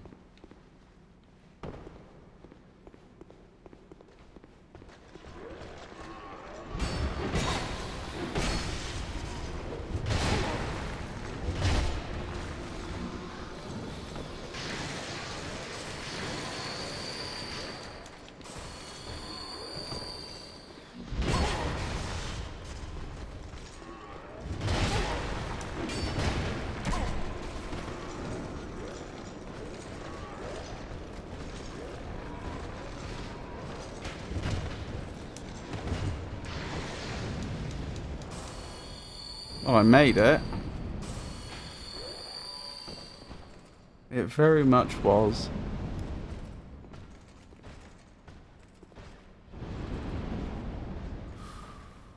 Right, let's go.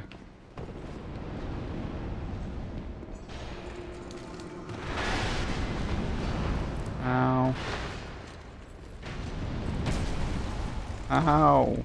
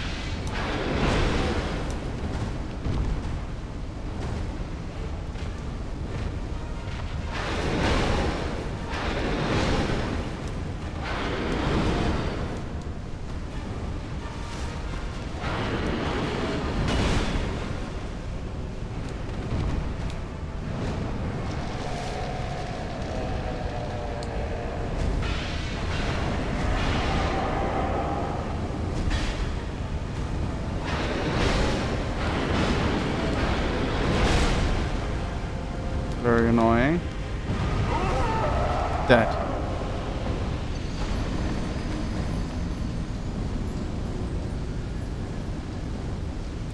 I don't know what to suggest.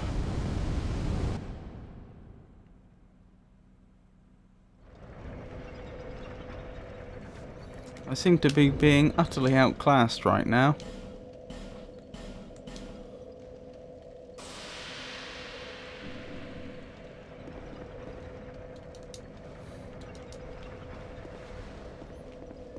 Oh, it looks like I had the shield when I should have been two-handing. But still, I doubt that'll make enough difference.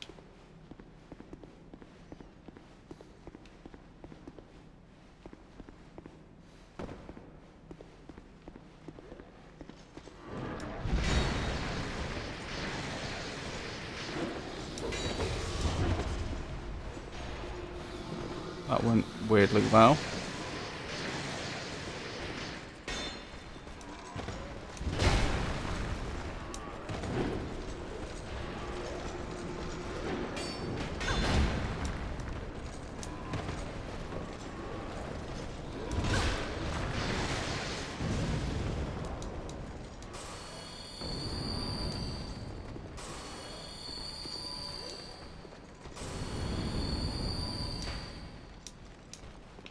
Alright, let's try this again.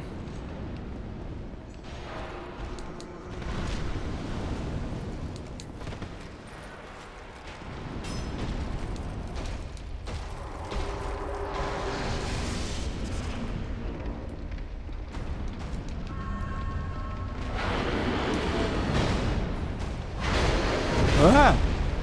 Nope, we're good.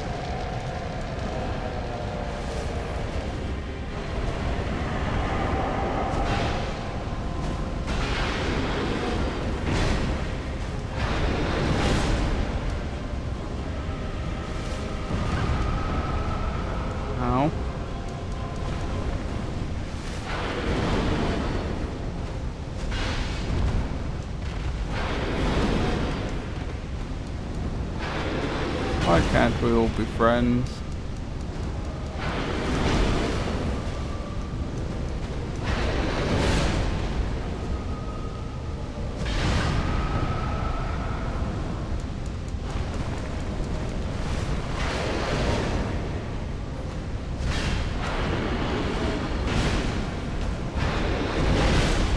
Oh, that was annoying. I couldn't see a thing.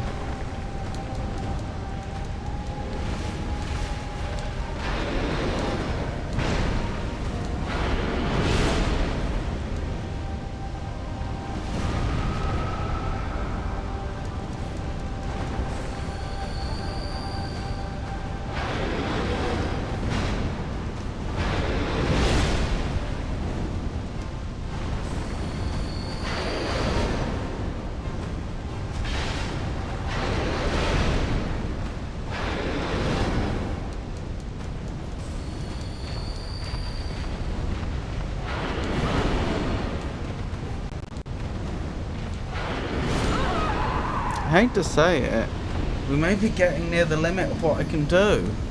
Because this is a very late game build. I'm probably over leveled for this area. And I have end game equipment and I am still struggling. I'm not sure what to suggest.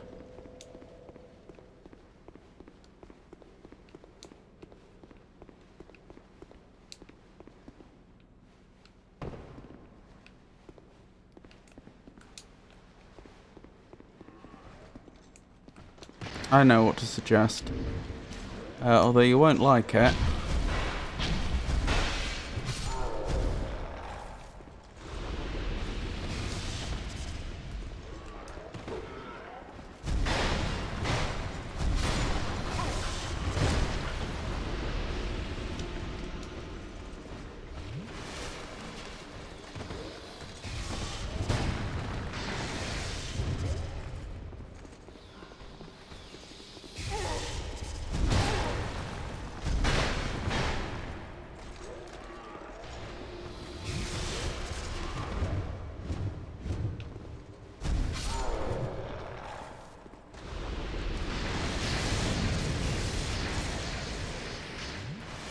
Let me get myself safe.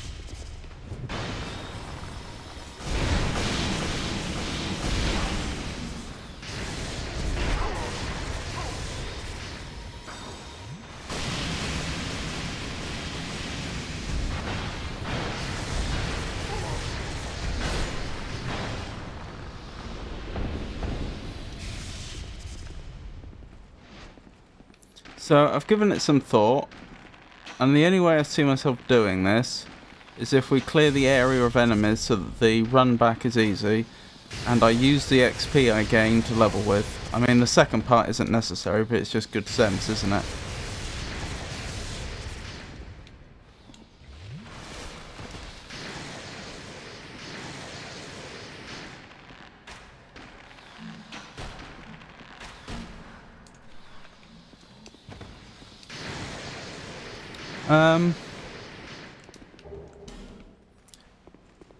Which is a shame in a way. I'd rather not have to do this, but realistically I don't see an alternative. Good.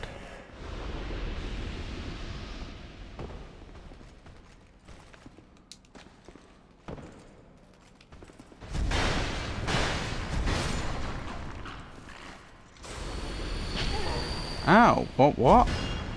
Who hit me from where? Did the enemy manage to do like a last attack just as they were dying? There's a proper name for that, isn't there? Which isn't coming to mind right now.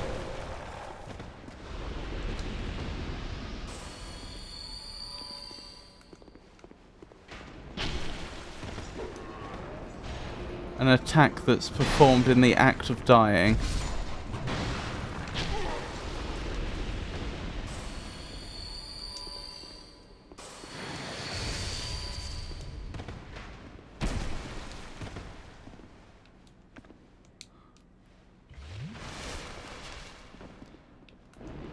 Good.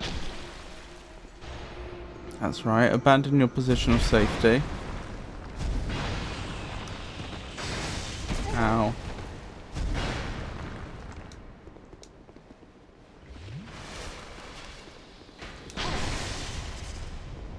That was clever. I was rolling out the way, but the other one the one up top attacked me a fraction of a second earlier. Which meant I got staggered instead of rolling, so I then had to eat both attacks.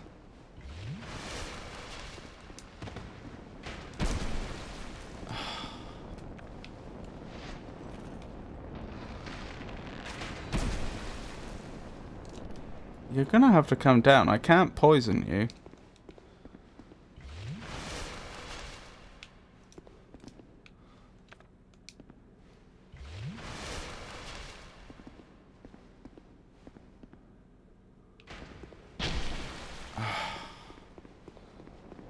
Can I hit you from here?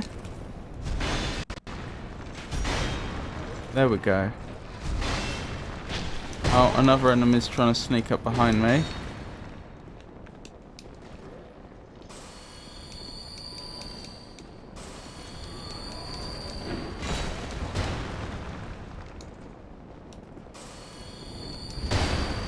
This is really hard.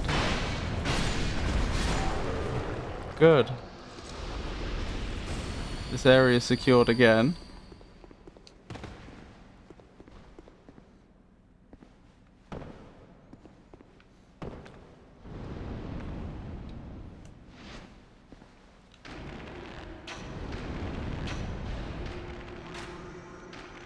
Ah, is that an area of effect that slows you down? That they just cast?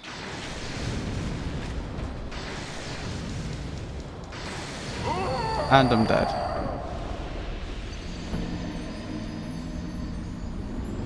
Welcome back, Pikachu.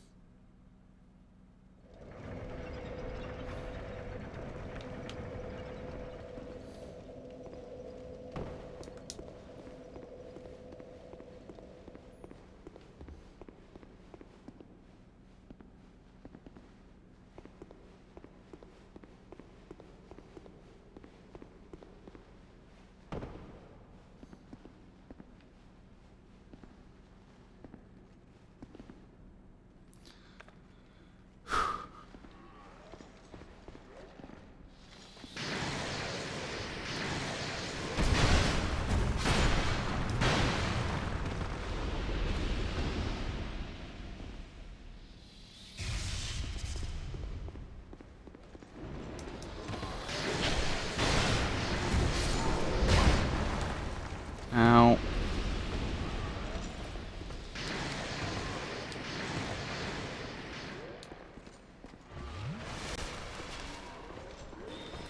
I think they may be affected by the slowness as well, by the looks of things. I think we both are.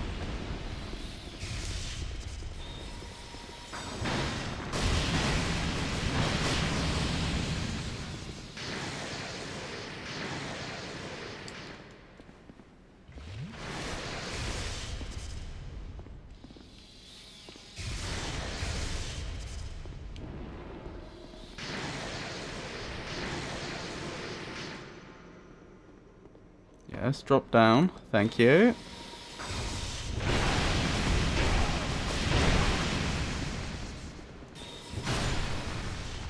Good.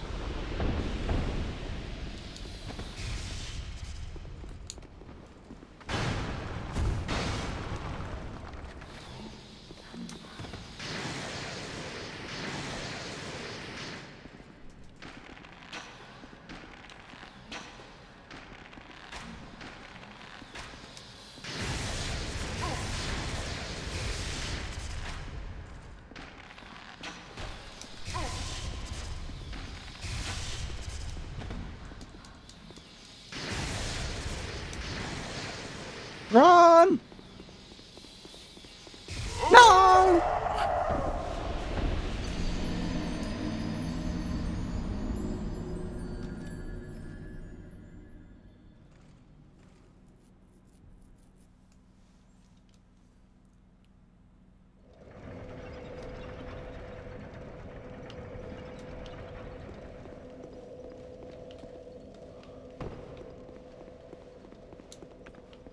I'm bad at this, aren't I? You can see why I'm having trouble with the smelter demon if I can't even get to them consistently. I mean, okay, I'm trying to fight my way through, not run past, but still.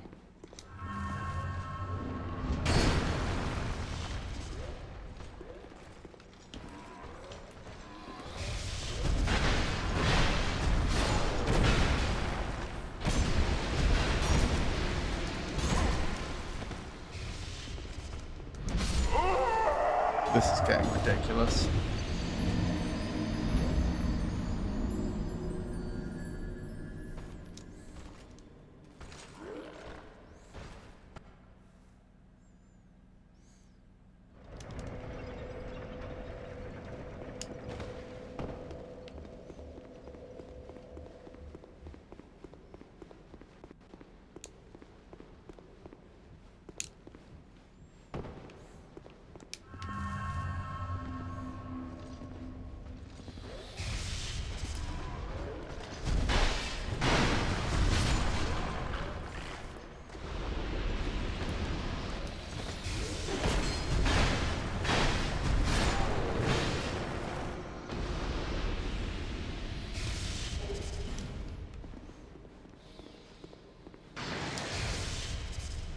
Come down here.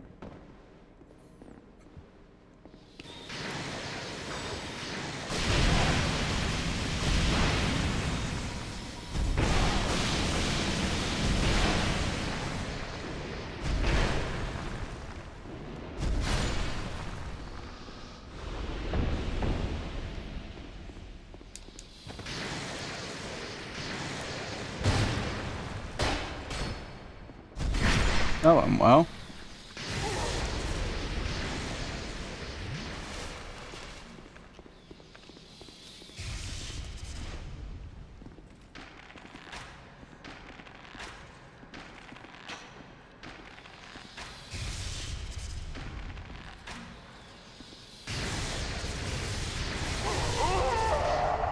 Got me again. Not sure what to do about them. I know poisoning is the only way because I can't get up to where they are. But you have to be fairly quick. You have to get them with arrows in fairly quick succession for them to get poisoned. But if I stand my ground, I'll just get electrocuted to death. It's a problem.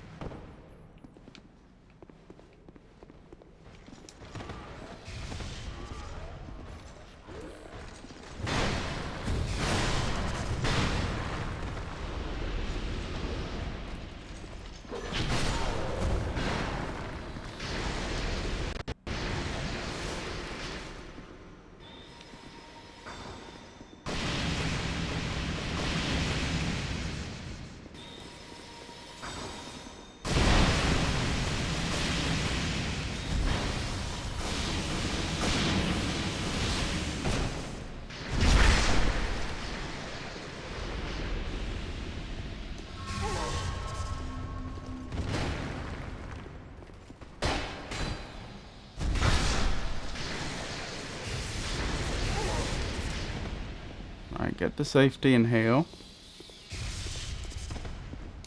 How am I doing for souls? Not very well, to put it frankly.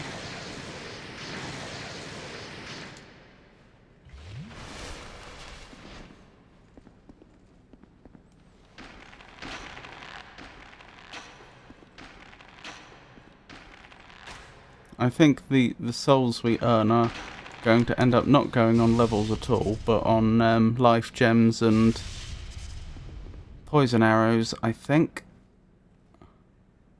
Since we're not getting them at a very fast rate.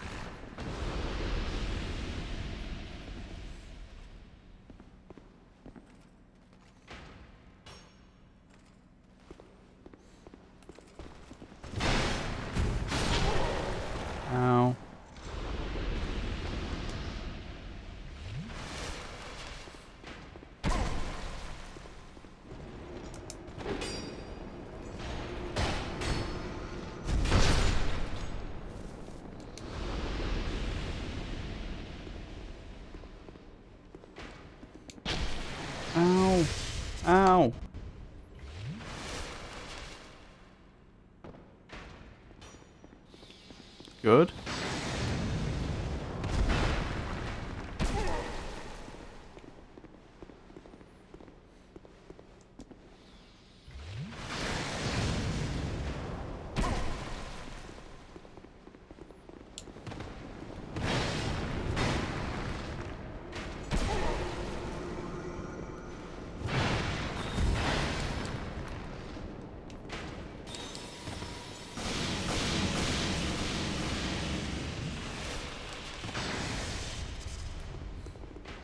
I'm surprised I survived that, to be honest.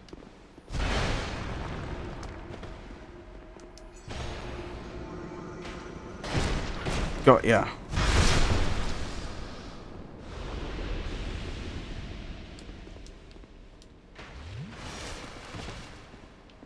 Right, there's another enemy around this corner, but the one up here is a real problem. I don't know what I'm going to do about them.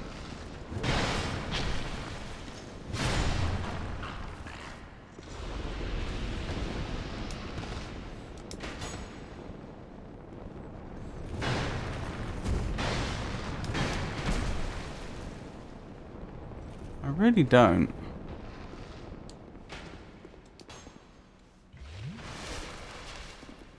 My bows and arrows do nothing to them.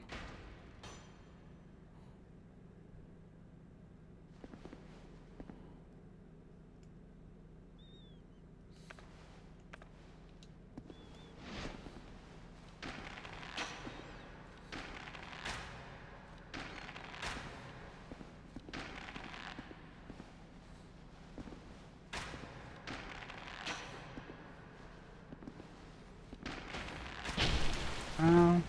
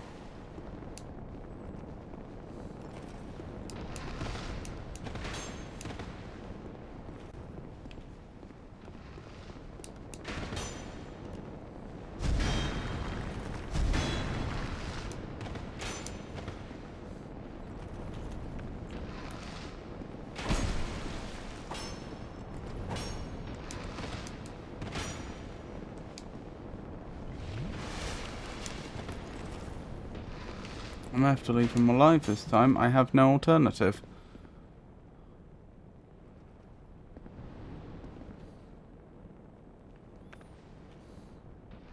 Oh, now you've jumped down. Maybe that's the trick. Maybe I have to stand over there specifically. That was very acrobatic.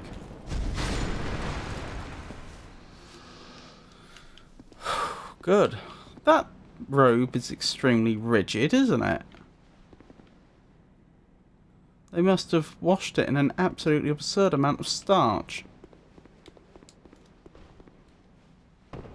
Right, let's carry on, shall we?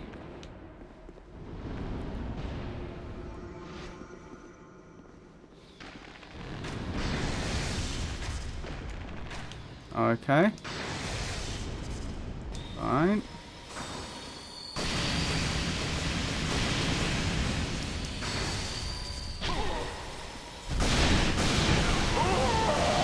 You killed me? I thought I had that one in the bag.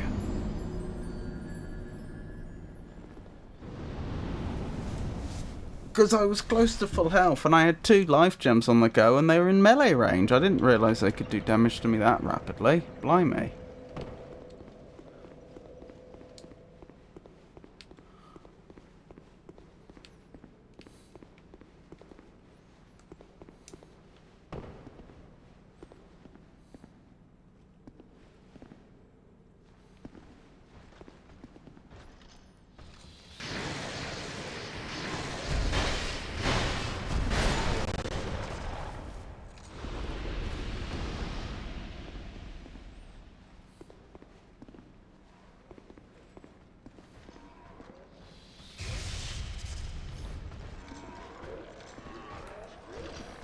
Well, some player managed to make it up there.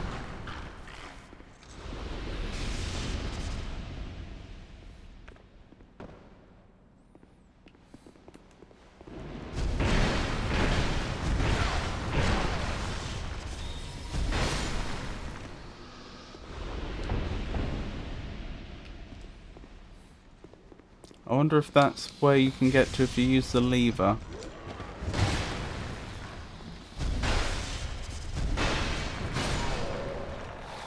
Run.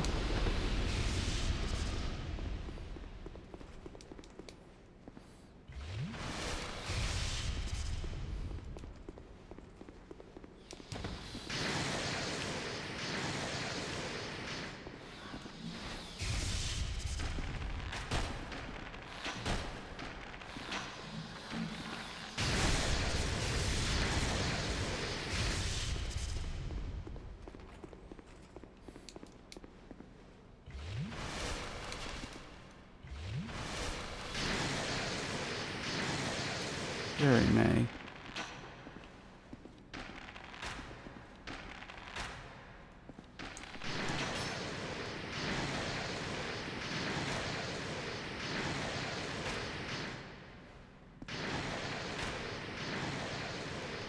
Got him.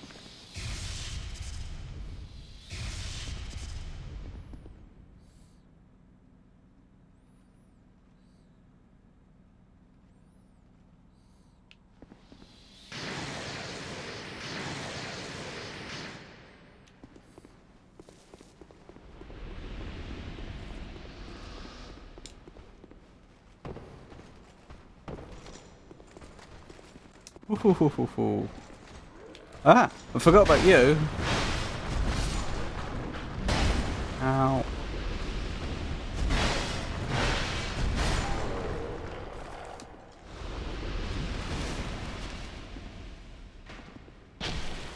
Ow.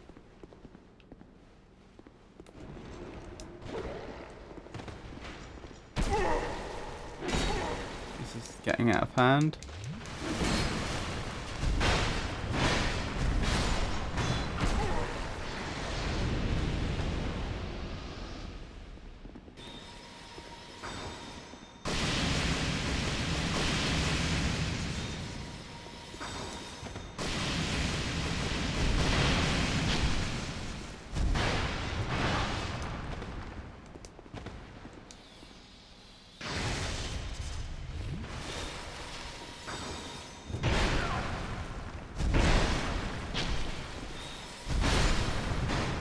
Job done.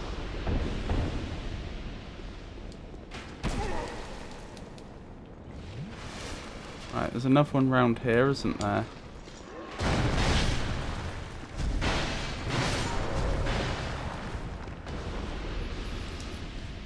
Right, wait for the other one to jump down, which I think they'll do if I stand here.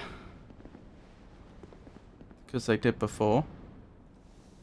Don't know how long it'll take.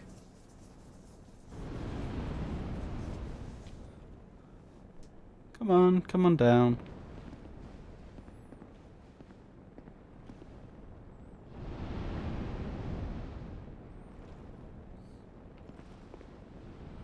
Or not.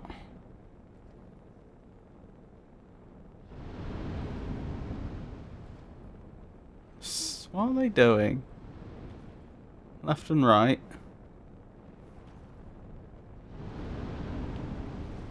There we go. They've done it.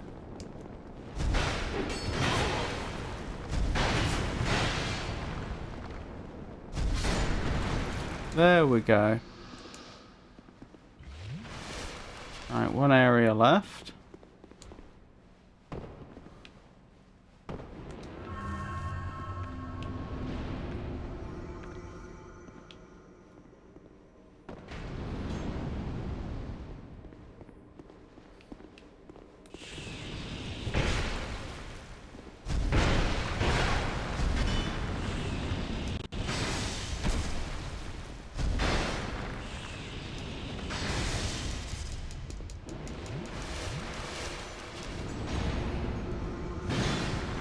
Welcome back, Pikachu.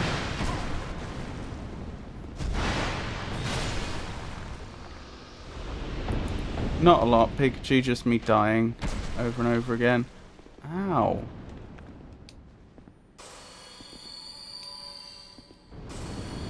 What am I going to do about you? Are you going to fall down here? Are you going to stay up there? Got some green tea with chamomile, mint, orange, peel and honey. That sounds very nice.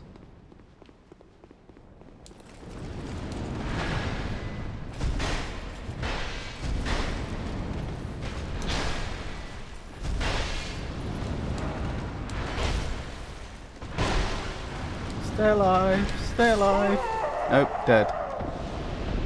Oh, what a pain. This area is tough. I had some black coffee and leftover pizza.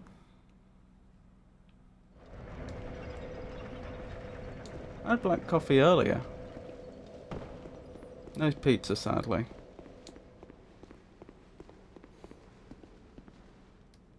Might be time I actually use another human effigy. Looking at my health. Although I do need to stop dying.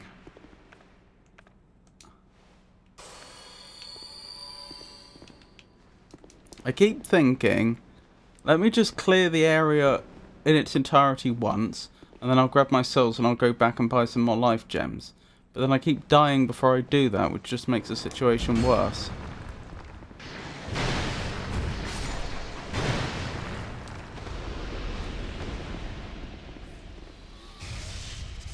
Go get some.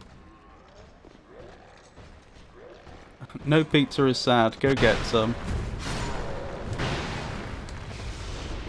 I am no diet, sadly. Do you mean you're on the no pizza diet?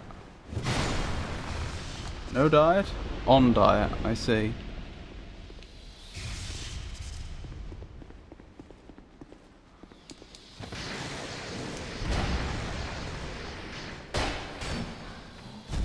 On a diet. Yee. Go on the pizza diet. Gotta watch the carbs.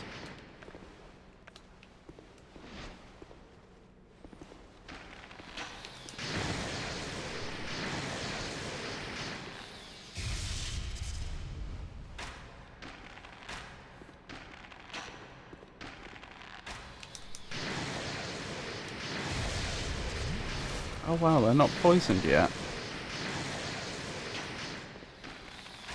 Oh, there we go. Job done. It's either pizza. Oh, hang on. Get those keto pizza. It's either pizza or no pizza. No Italian pizzas for me. I like them the American way. Interesting. Why low carbs?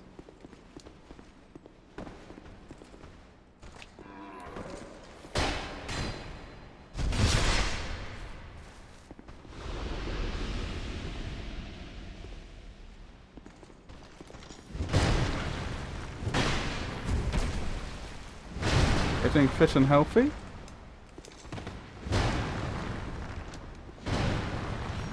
Gotta get some aboard.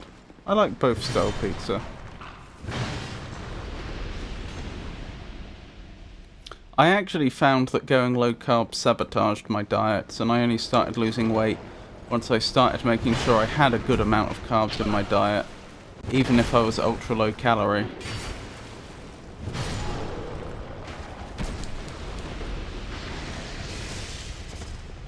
Personally, I mean, you do you, I'm just throwing that in there in case it's helpful. If it isn't, never mind.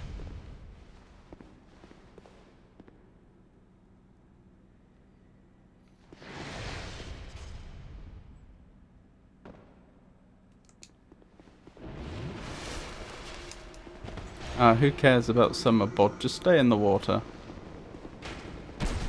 Ow.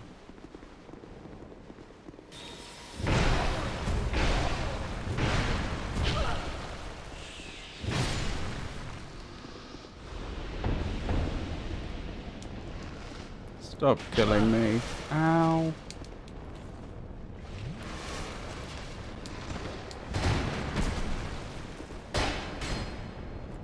No water here, actually. I live in the hills. Isn't summer bod for swimming?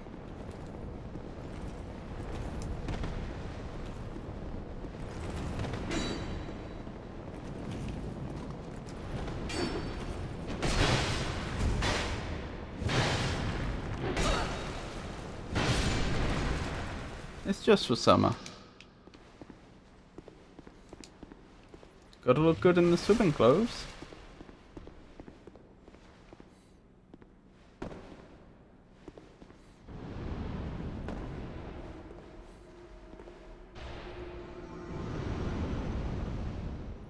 Gotta look good in any clothes?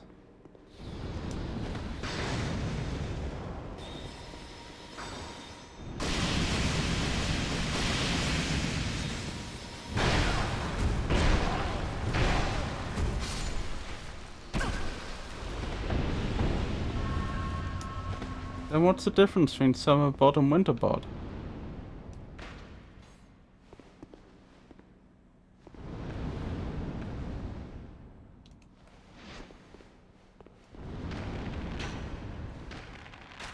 Well,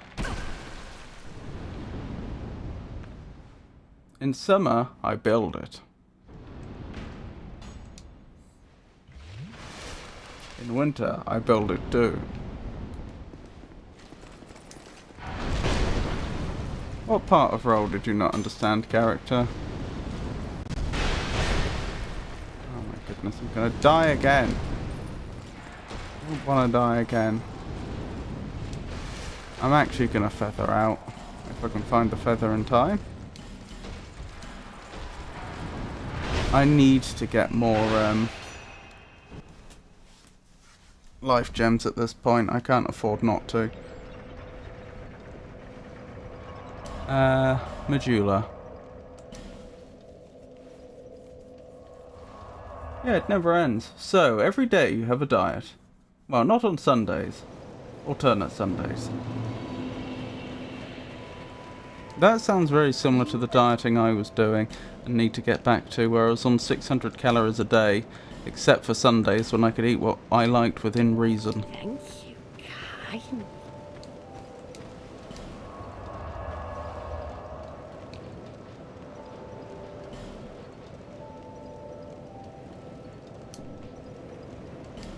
Iron Passage, interesting. Yep, 600.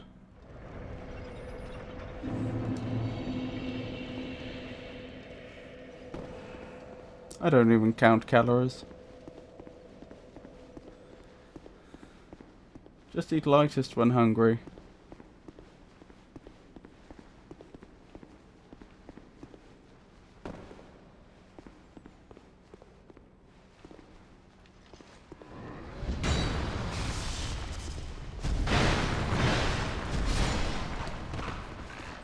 I do need to get to dieting again. I got quite slim and then I let myself... I'm starting to put on fat again. I need to curb that.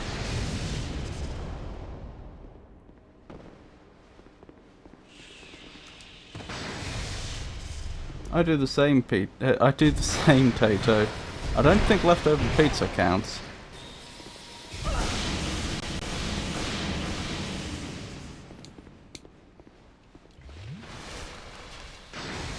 My breakfast is 7 boiled eggs, excluding yolk. And dinner is 8. That doesn't sound very varied. I know what you mean about the yolk though, because it's the yolk that has the fat. The white is proteiny.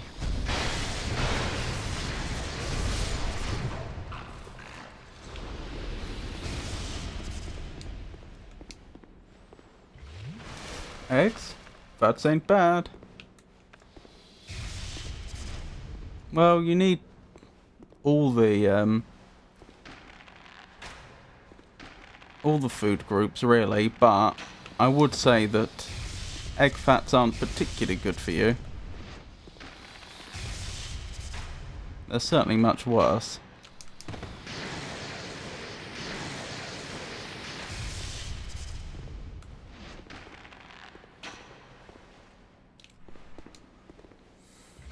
Or that is to say, egg fats aren't particularly good for you, although there is much worse. Egg diet? With some sauces, fruits, eggs, tea and coffee? Yeah, a lot of fluids. Coffee, tea, fruit juices. Now, fruit juices are going to contain quite a lot of sugar.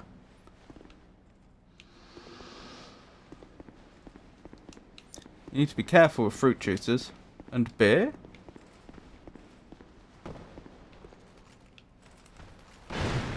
Oh.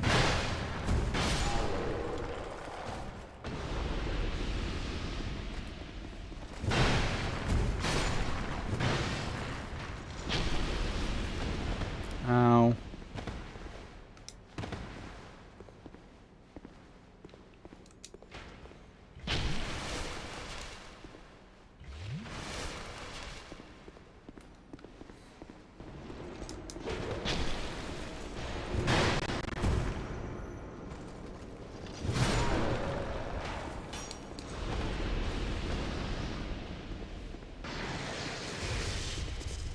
I don't really drink beer. Been months, but I miss it. So it's all been lies, Tato. All your 263,846 beers a day. I feel betrayed.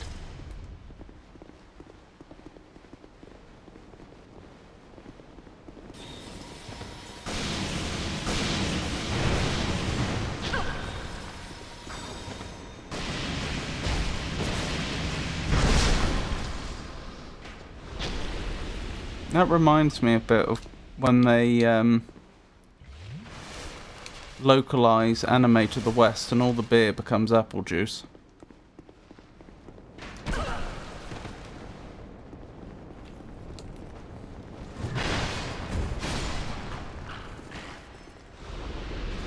At least with anime they want to show children anyway.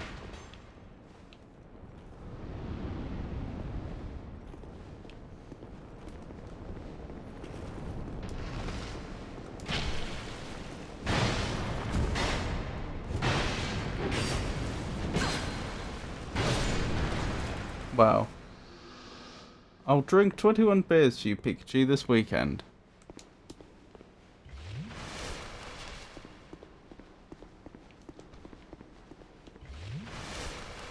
Carbalade. Carbalade.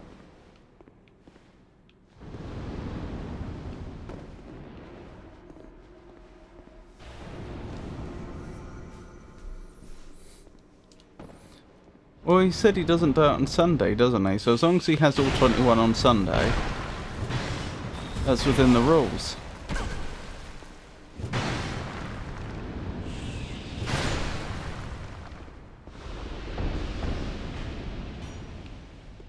Stuck between a rock and a hard place.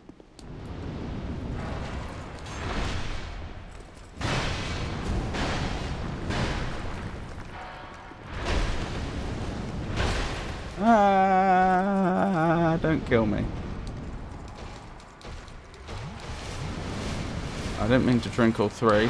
Well, what's done is done. I guess I just have to win now.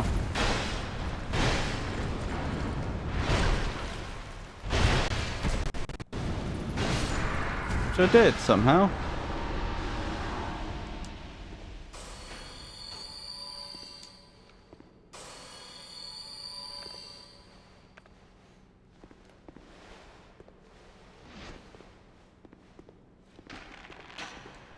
Come down. I can't fight you up there. Come on down. Please come down. Please. I can't get to you there. And my arrows are no good.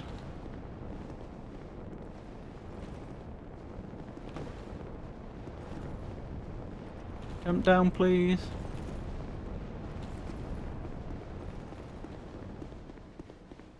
Something tells me they're not coming down. May have to leave that one, that particular enemy alive then. Which is a bit of a shame. But if they really won't come down, I don't see what choice I have.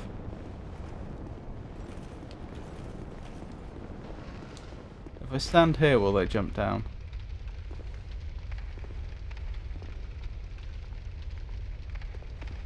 Come get me! No? They're not interested. Alright, that's a shame. Wait, are they? Yeah, they're not interested. Back to the bonfire, I guess, and we'll repeat it.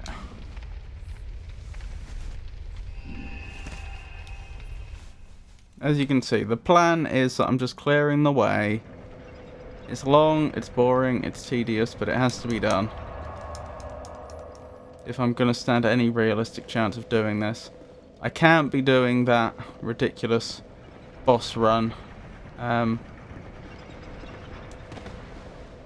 every time if I'm to have any hope of defeating the Smelter Demon. Any Georges down here? I came across a bunch of Georges earlier. There was like a room full of them, but not specifically in these caverns, no.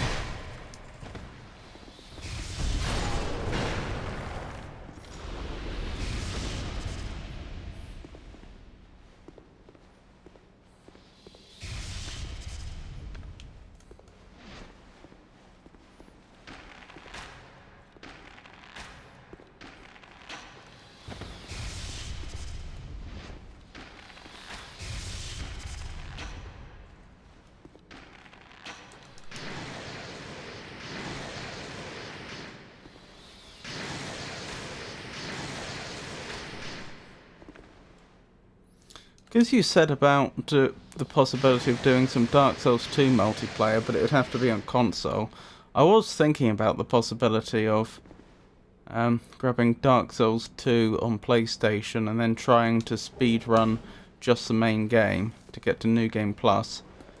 I'm not sure how well I'd do though. I think I'd struggle without my OP character.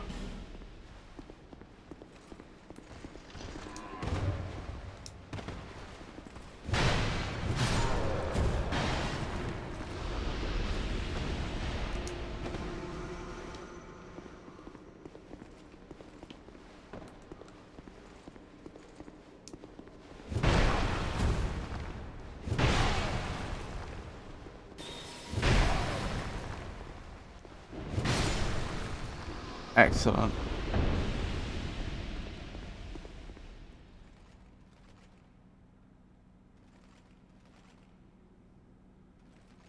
Oh, sorry, Three Gorges in China. Not Gorges, Tato, Georges. Three Gorges is name of one of the biggest dams in the world. Gorgeous, Georges. It's so massive it changed the rotation of Earth. Since Noodle wants to do a 4-player New Game Plus run? I mean, potentially.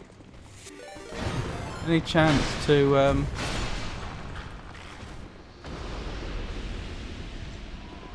do some fun little collabs?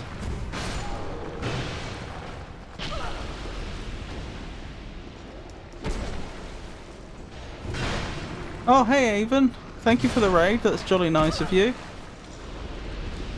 You've come in at a particularly boring time in my playthrough. You'll be glad to hear. How have you been? How did the stream go?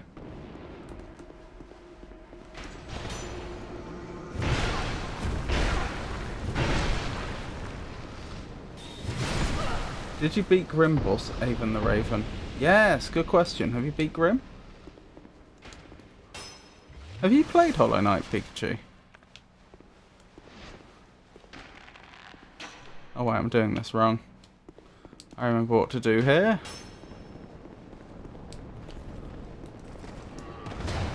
Yes, I did. Well done. That boss was... That Grim, genuinely, I really struggled with. That was one of the hardest bosses I ended up fighting and beating. Pufferfish? Dex builds are so weak. What, you mean my character's build? Thanks for the shout out.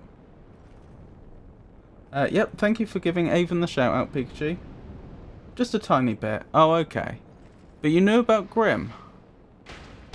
Oh my goodness! No! Get down here! Get down here so I can hit you! Ah. But I was in Avon the Raven's stream a moment ago watching. Oh, I see. Dex builds in general are weaker than strength builds. You do know I'm a quality build with like, what is it, like 26 in both or something? I got TGE Final Nail upgrade and Beetroot Master Grim. I now have Grim Child level 3. Excellent.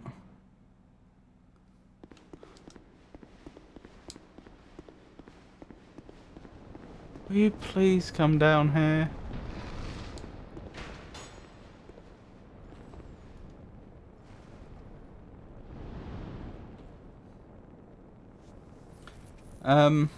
I'm just trying to clear this place out, as you can see. This enemy in particular can be very irritating because I don't always want to come down.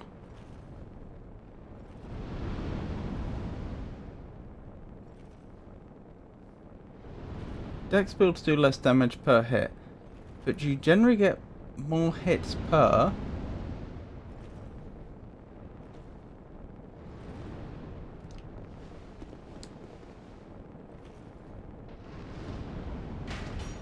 I did not mean to type purr, ignore that. Okay. I'll ignore your purring. Please come down.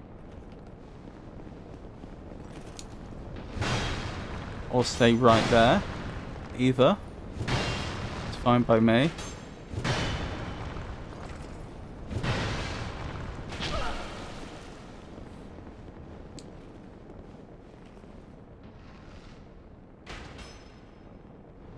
Strength builds with glass cannon. Ugh, blue smelter demon, blue smelter demon.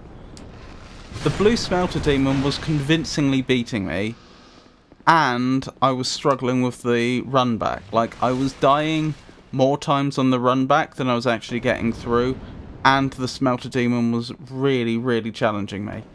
And so that's why I ended up deciding I'm just gonna clear the way to the smelter demon. And then I'll worry about getting good at the smelter demon boss fight. It's tedious, but I really do feel it's the only sensible strategy. I can't see anything else working.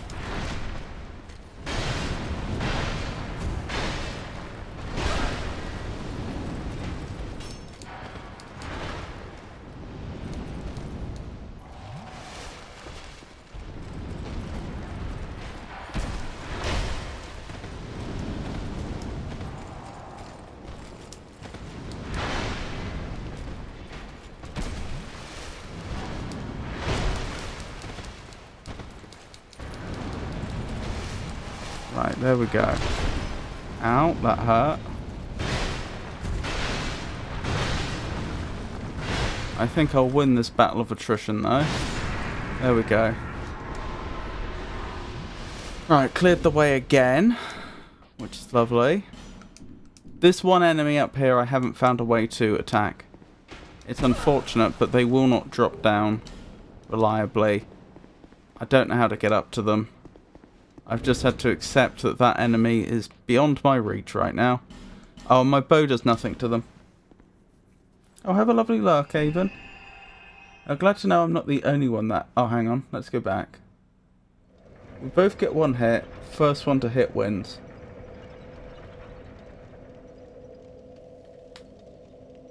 Who are you referring to? Sorry, I think I missed the context for that. I'm sure you can't be referring to the blue smelter demon. I hardly think you could one-hit the blue smelter demon.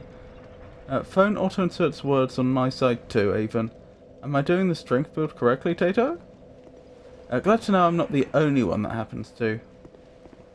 And as I said before, have a jolly nice lurk, Avon. Oh, now I'm getting the option of having all three. Vendrick Lamar. Interesting. We'll get strength 34 so you can wield any weapons, then put some in endurance. That's the way it goes. 34, got it. 34 is min to 2-hand 50 strength requirement weapons. Kendrick Lamar? Vendrick. Vendrick Lamar. Oh, they're gone. Must have been a real player. Hang on. I didn't rest at the bonfire.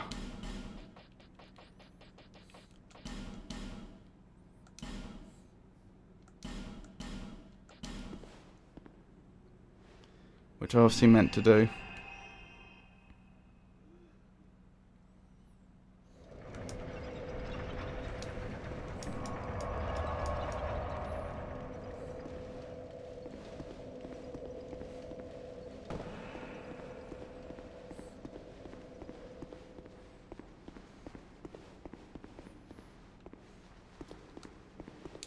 I'm a reinstall Elden Ring. Have fun. Oh, how many times till I've defeated some of these enemies? The full 12.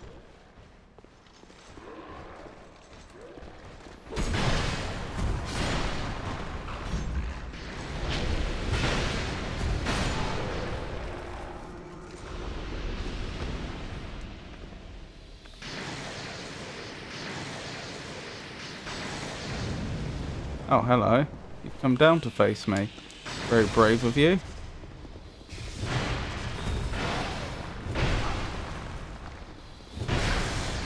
Ow. Nearly got me. Very nearly.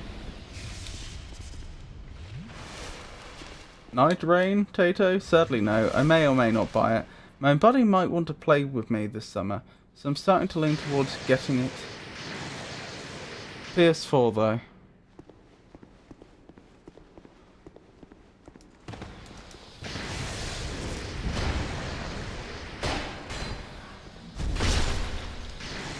Have a nice luck.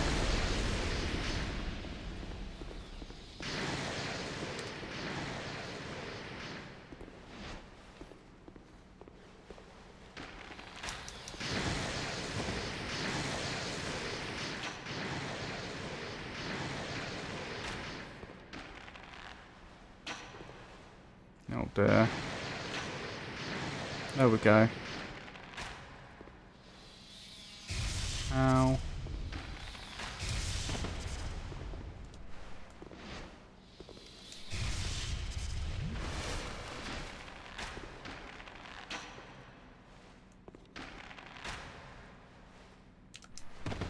There we go. That problem should solve itself.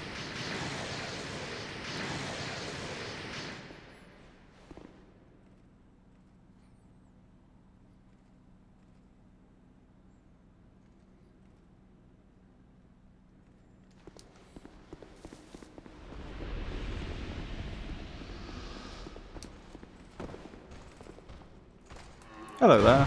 Oh, missed.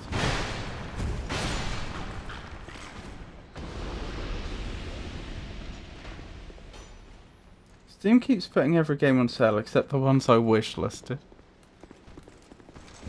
You're suggesting that the Steam marketing team have bookmarked your wish list in particular?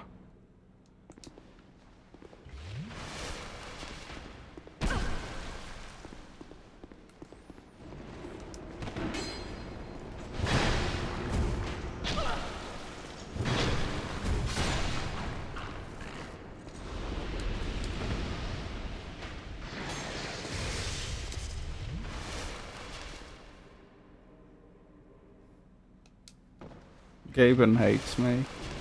Of course, there is a rational explanation for that, and that's that all the games that were on your wish list that went on sale, you bought. And so after a number of years, you will have accumulated games on your wish list that are never on sale.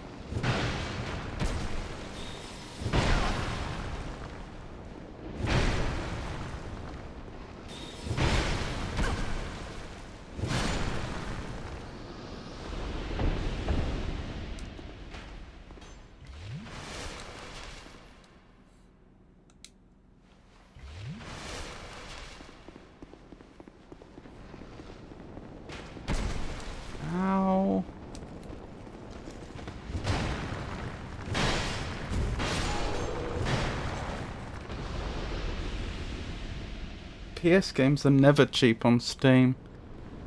Interesting. I wonder if there is actually something in that. I wonder if Sony somehow has some influence over the cost of third-party games which get released on its platform.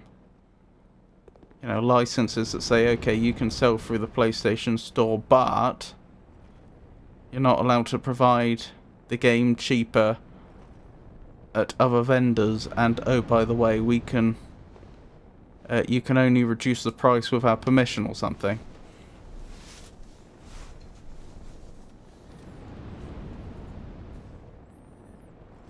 Even though I hate them, I still want to play Ghost of Tsushima. Who do you hate and why?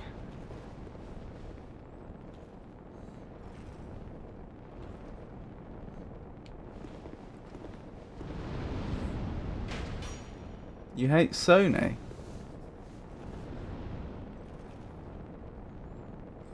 What's so terrible about Sony then?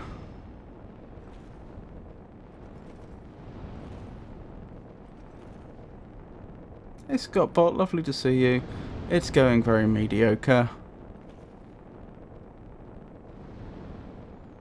Right this second I'm waiting for this enemy to finally drop down so that I can attack them.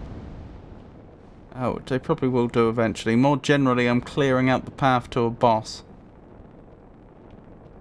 They do seem very adamant not to drop down, don't they? Maybe I just attack them from here. This works up to a point, but eventually they end up too far away to hit. Which I think is now. Yeah.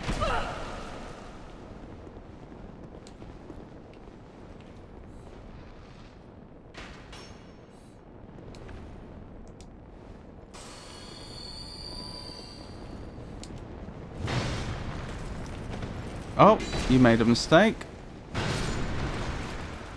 Excellent. Job's a good one.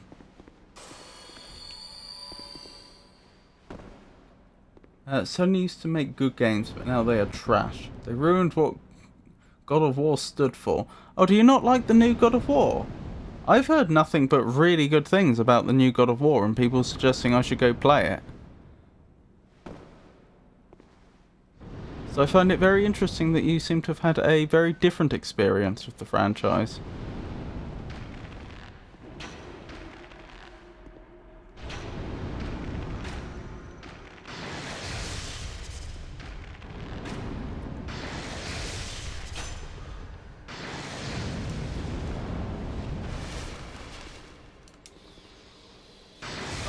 Ow, I didn't think you could hit me there. But alas, you could.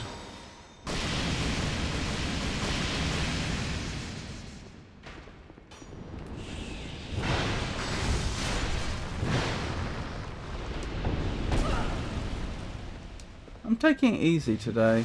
Playing some Samurai Warriors right now. I'm not familiar with Samurai Warriors. That sounds interesting.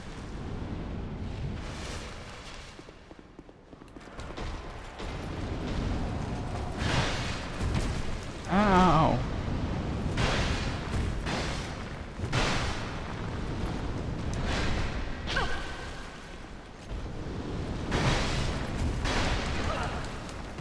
Back off and heal while I can.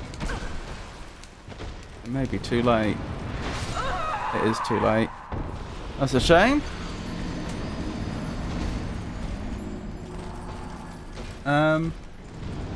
You'll love new ones if you have not played old ones. Interesting. I heard the first God of War reboot was good. Not so much the second one. God of War 1, 2 and 3 were games, and PS4 ones are movies.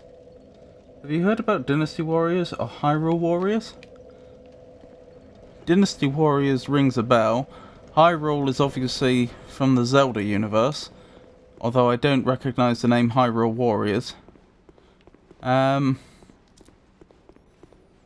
I mean, Dynasty Warriors sounds like a game I've heard of, but I could tell you nothing about it.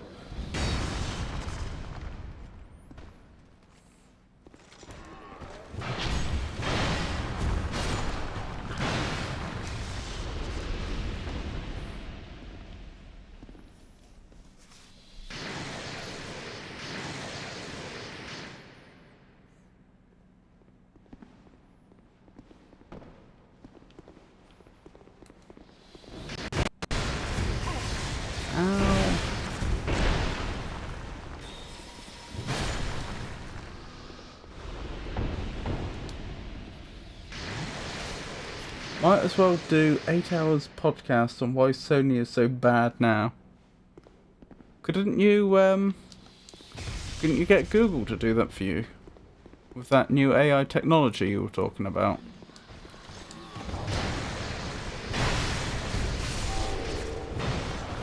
What was it? Notebook LM you called it, I think. Or do you not have the source material for that, for it to generate the podcast from?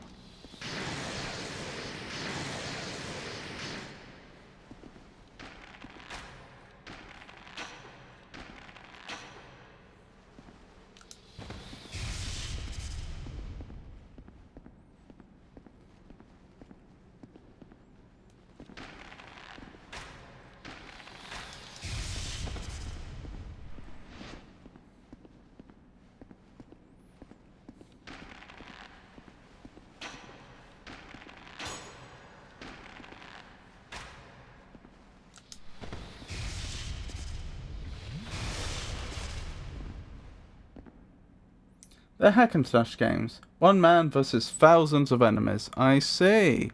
So, power fantasy games as well. No, LM is not for podcasts, but there is another on Google Studio that can do it. Back from Lurk. Oh, hey, Scottbot. Oh, and thank you for giving the shout out. Did Bex get a shout out in the end? Or was that, did that get overlooked?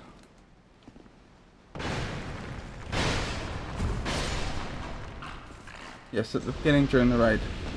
Oh, excellent. Okay.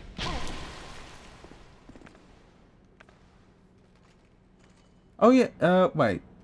Yeah, that's interesting. It's interesting that I don't see shoutouts in the activity feed. That would be useful. But you're very much on ball then. I got you, El Magnifico. Thank you. Thank you, Pikachu. I really do appreciate it.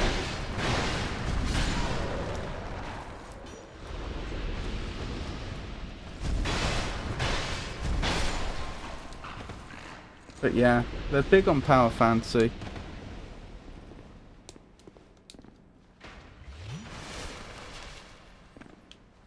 Interesting. Well, I've never played, but they sound very compelling.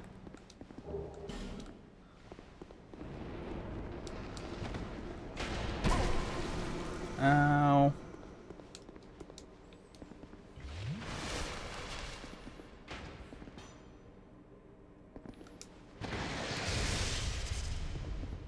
Come on down. Ow.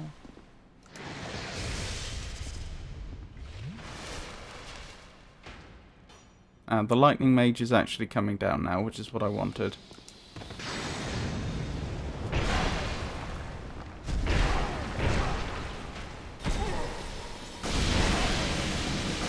Oh, they're alive. I have a problem. I'm dead. Okay, never mind. That's disappointing. You know, Scottbot, Dark Souls 1 is sorta retro.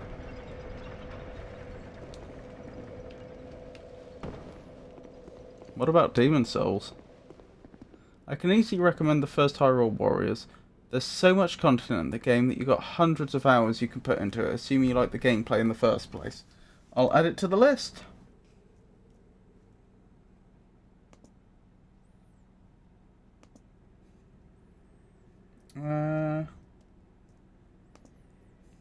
Where is said list? Here is said list.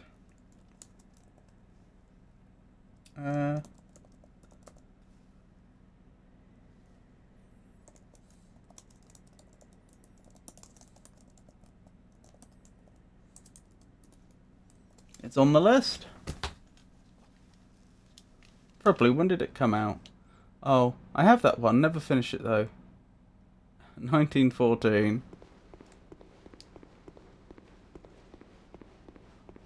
I suspect it came out in 2014. That would figure with, even though I didn't play it at the time. Oh, finally! We've nearly cleared the room. I am actually nearly through this. Ish. Oh, you're still alive.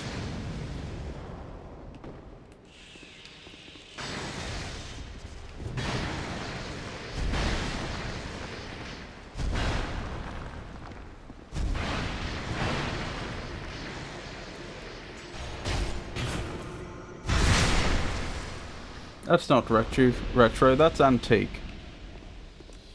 When was Demon Souls? I swear Demon Souls was quite a bit earlier. Was that like 2010?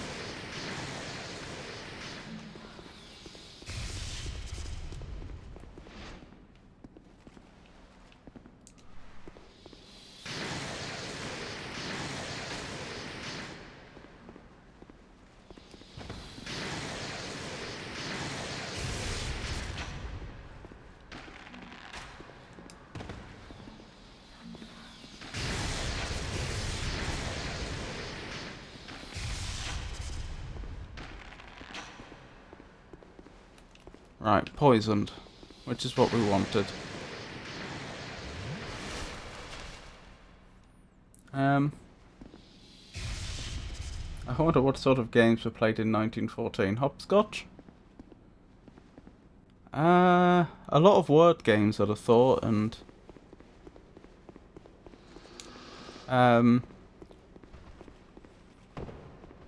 obviously most of the older board games like chess and drafts.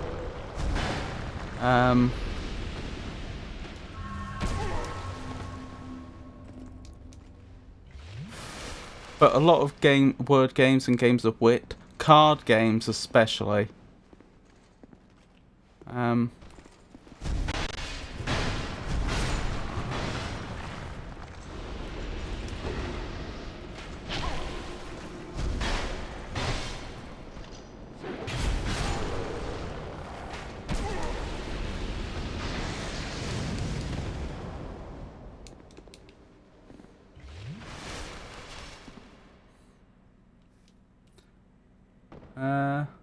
Hitting a hoop with a stick.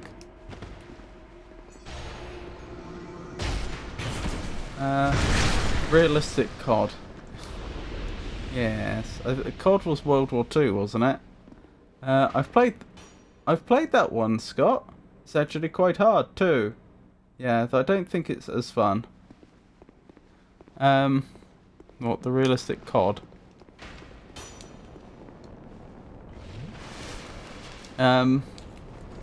Yeah, I remember doing the getting a hoop on a stick thing when I was in primary school.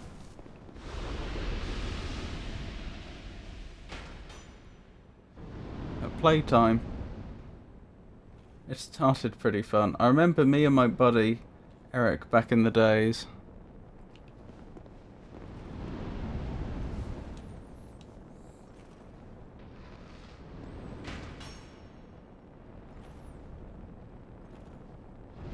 What's it going to be this time? Are you going to jump down, or I'm going to have to run up to the edge again? Okay, that's not close enough. Ow. Oh, Eric. How's Eric?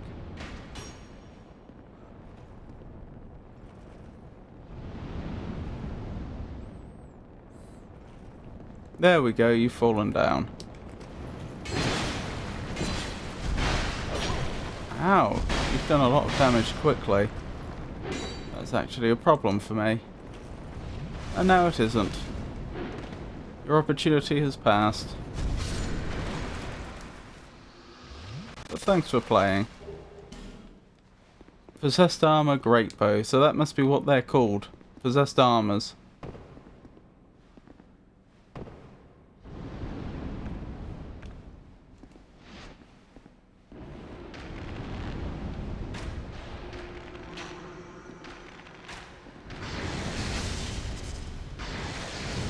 Oh, poisoned them. Wonderful. Managed to poison them a bit quicker than I was expecting as well, which is a nice bonus.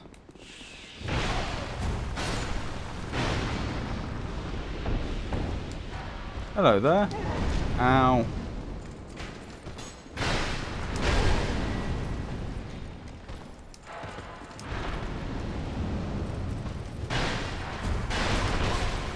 Back off before you die, and I'm dead. Oh well, these things happen. By the way, Samurai Warriors are games based on the Nobunaga Oda era of Japanese history. Oh goodness, so that was during the Civil War that ultimately led to... Was it the first shogunate? No, it can't have been the first one, because the position of shogun existed before that Civil War, didn't it? That's the whole point. But like the... Wasn't there one shogunate... Wasn't there a civil war that led to one shogunate, and then fairly shortly afterwards, someone else managed to take power? And a different shogunate was established, or have I made that up?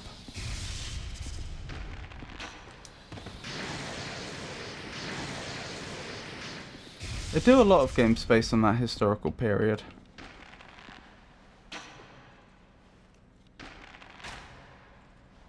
Not as many games about the English Civil War, is there?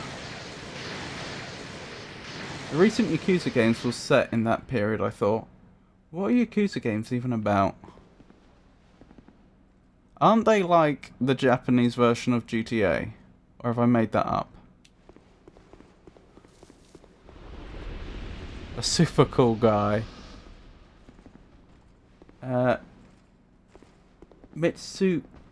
Mitsuhide killed Nobunaga before he could conquer Japan. I see.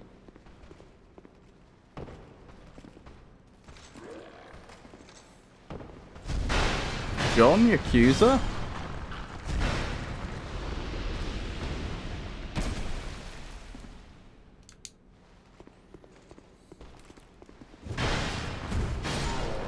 No. Kiryu Kazuma.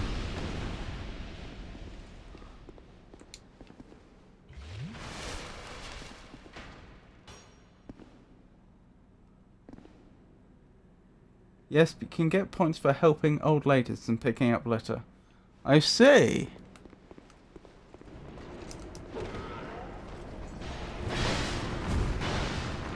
So what you're saying is it's about the, it is a very peculiarly Japanese take on being a gangster.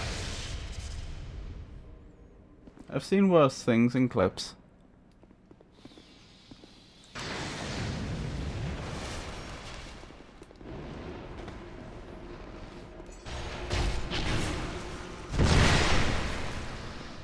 Yes, an honourable gangster. Oh. Well, thanks for dropping down so early. That'll save me some time. Well, I think honour is different. Honour is keeping your word and not doing things that would be considered dishonourable by your culture. Whereas helping old ladies just sounds like a nice thing to do. Being a good person. I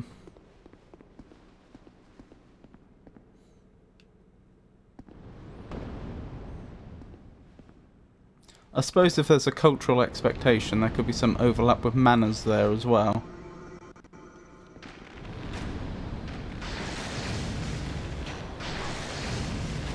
You know, a bit like how giving your seat away to pregnant women is somewhat expected in our culture. At least I assume that's a thing in the US. It is in the UK. And so not doing so could be seen as having bad manners.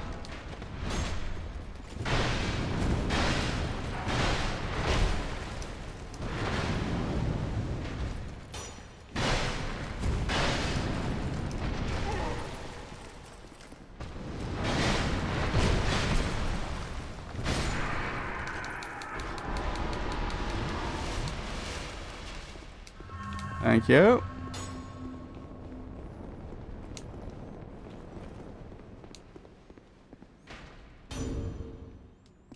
Lots of minigames and karaoke. And some pimping, okay? Next, Silent Hill is pretty Japanese. That seems cool. I want to play Silent Hill F. Yakuza has two sides to it. One is heavy mob drama, and the other is a side quest you run a a brothel, play some bowling, and discover a hidden service where grown men dress up as babies to get taken care of. Okay. I mean, I sort of knew that was a thing in the real world anyway, but that's still a very interesting, a very niche thing as I understand it. But it has an interesting subject for a game to cover. Well then.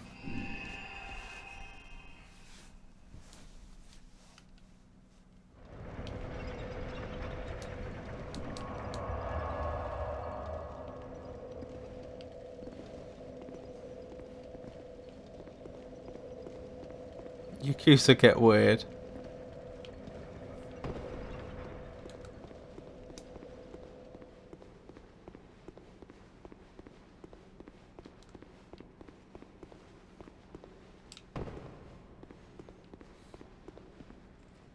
Is this place clear? Well, hey, first room clear. How long before second room clear? Oh, you're still here. It can't be many more attempts, right? I know I didn't, I know I didn't do a, I know I didn't get here as many times as I got to the earlier area. That's to say, I know I didn't get here consistently before, but I don't think I did that badly, did I?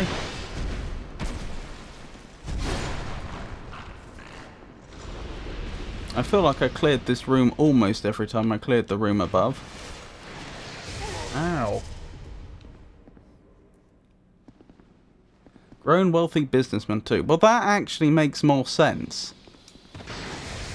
From a psychological perspective. That's what I assumed when you said it.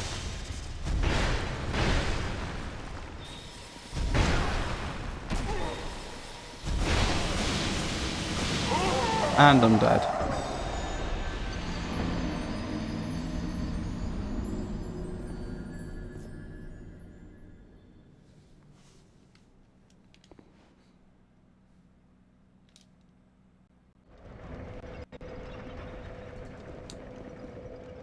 People like what they like, I guess.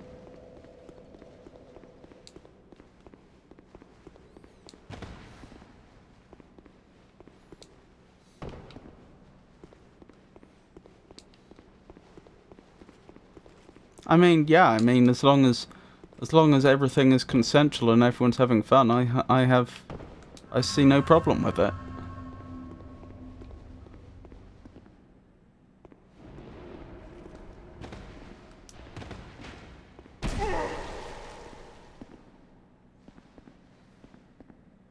Silent Hill F still banned in Australia?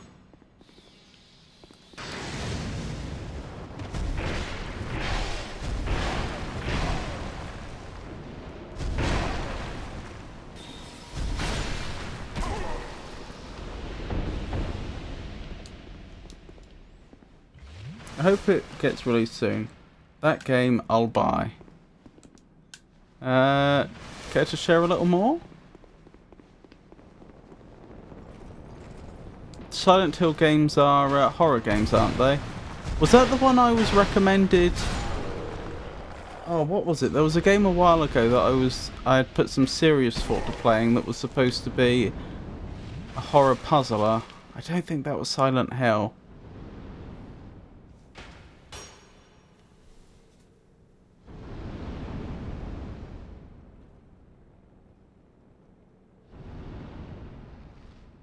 Oh, Silent Hill 2 remake.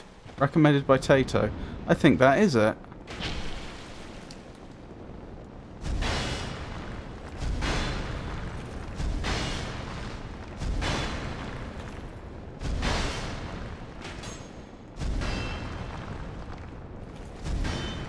Yeah, actually so low I might get you with the bow. Even though normally I would never be able to do enough damage with it.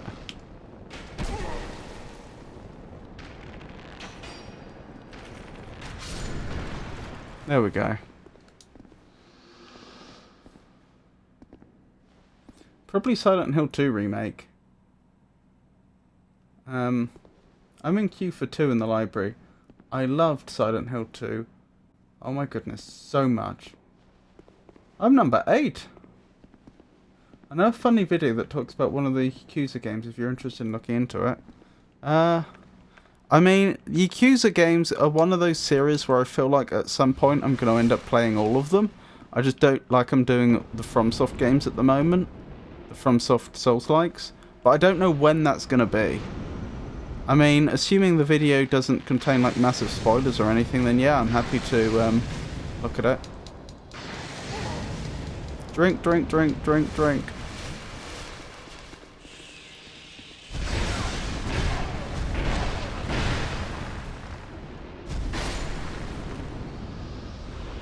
Good. Ow.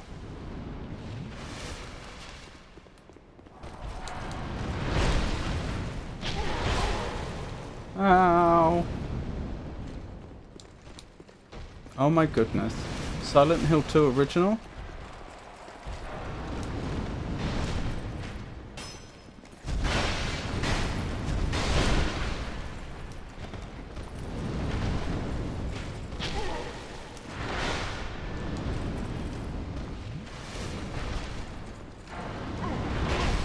Ow.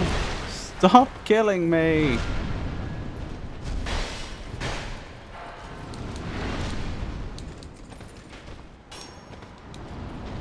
Ah, this is a problem. You're probably gonna get me. You're dead. That's a shame.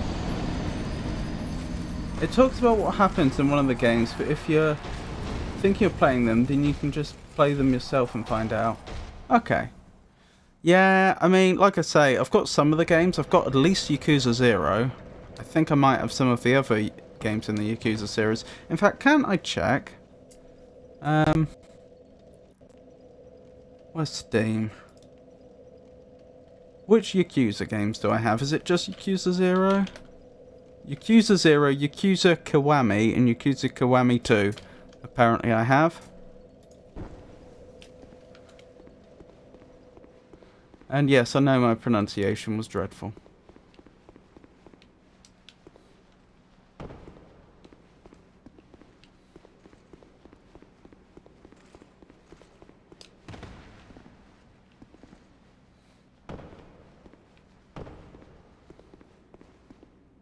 They're both still there. Goodness me.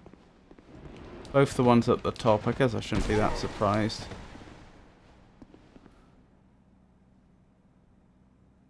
My first Yakuza game was Fist of the North Star, Lost Paradise. Fist of the North Star?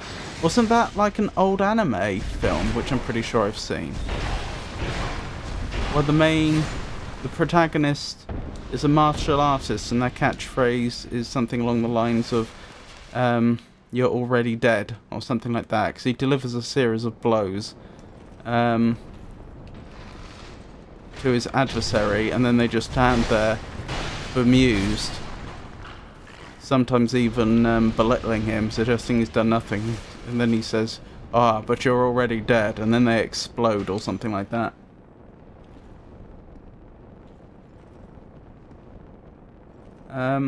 Be right back, just gifted a sub, so now I have to go be crazy somewhere for a few. Yeah, Fist of the North Star is an 18s manga. That's the one you're thinking of. Yeah, it wasn't the manga I saw, it was the film. The film adaptation. There's some really good 80s anime films. Like, really good.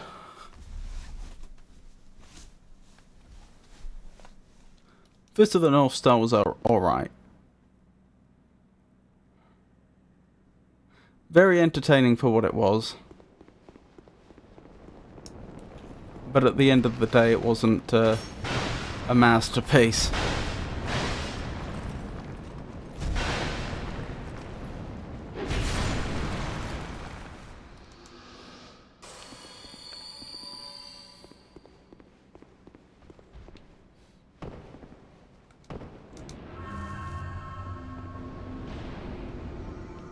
Just saw. SIFU free on Epic.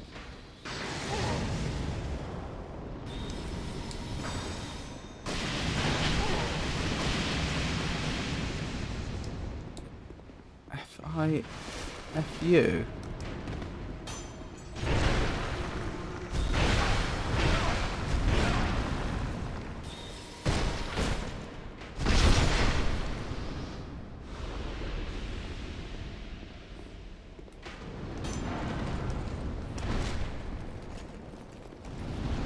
What's S-I-F-U?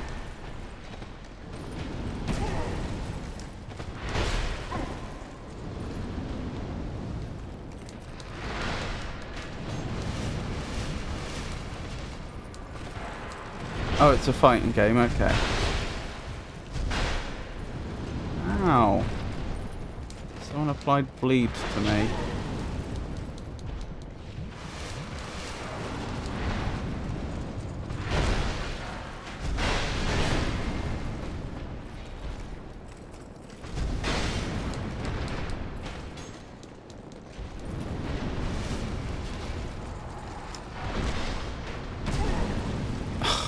These arrows are so annoying. There we go. Defeated again. Back to the bonfire. How am I doing for souls? Pretty good. I should probably drop by what's his face and pick up Gavlan. I should probably drop by Gavlan's and pick up a bunch of poison arrows while I'm here. While I'm here. As in while I'm by the bonfire, while it's convenient to spend the souls that I have. Don't mind me. I'm probably also going to have to pick up some more human effigies, unfortunately.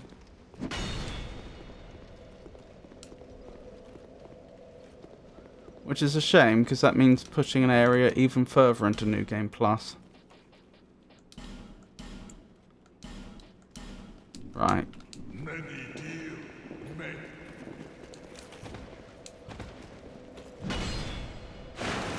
That's our poison arrow situation dealt with.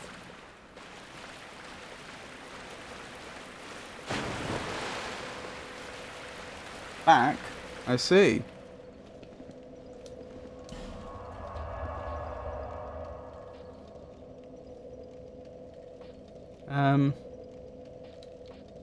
Where was I going? I just said effigies.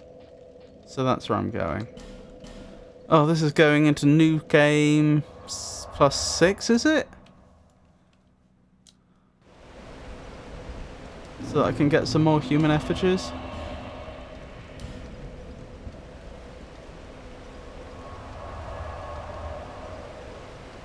What is done cannot be undone.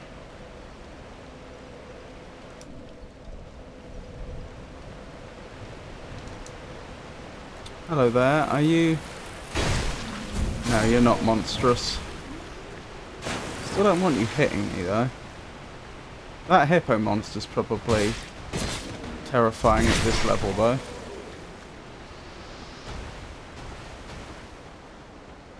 I was playing Mortal Kombat earlier, and then I was playing The Suffering 2, which was a demo game inside a game. I wonder how they packed a game inside another game, and 700 megabytes for PS4. Oh, I've seen that before. When I had Tekken 5, I think it was, on the PlayStation, I think they included Tekken 3 with it? Or was it all of Tekken 1, 2 and 3? One or the other. I think it may have just been Tekken 3. And I'm pretty sure they also had another mini game in there, like some sort of... I may be mixing my PlayStation games up, but it may have been Tekken 5 that came with some sort of space combat game. Very, very simple one. I mean, my guess is that the game within a game...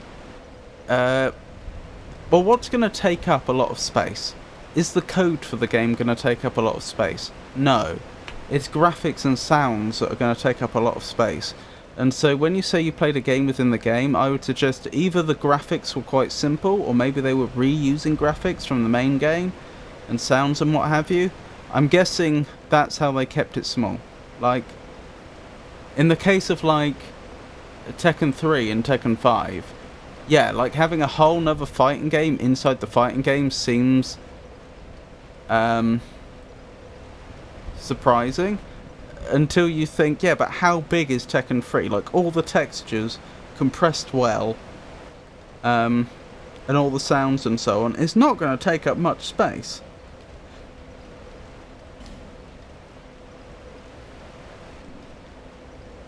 Hang on, where am I going? Here. Dragon Quest VIII had a demo for Final Fantasy XII.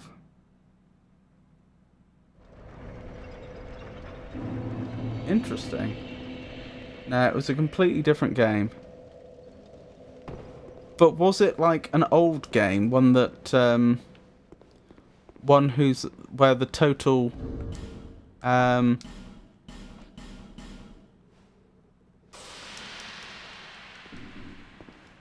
where like all its assets put together you would expect to not take up much space. I mean, to put this in perspective, like a game that was originally released on floppies is gonna easily fit on a CD, for example, with lots of room to spare.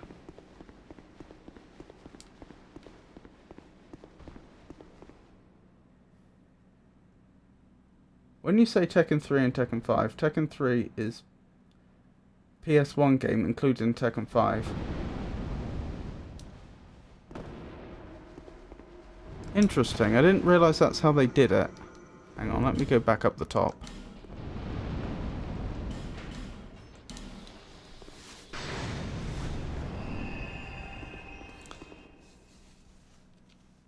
So, fun fact, every PlayStation 2 has a PlayStation 1 in it. That's how they managed to do the backwards compatibility. And what they actually did was they just repurposed the... like it's got like at least 2 CPUs, for example. One for the PlayStation 2 and one for the PlayStation 1. And what they did to make that not a complete waste is they repurposed the PlayStation 1 hardware for when it was in PlayStation 2 mode. I think it was something like the PlayStation 1 became the controller for the USB interface or something like that. It's been a while, which meant that if you were in PlayStation 1 mode, the USB port wouldn't work. If I'm recalling correctly. It was something along those lines. I don't remember if I've got it exactly right. But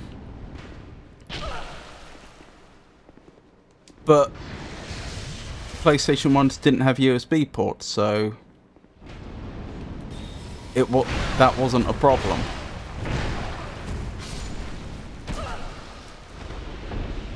But was not on another CD. But it was in the game, accessed from... Oh, sorry. I skipped a load.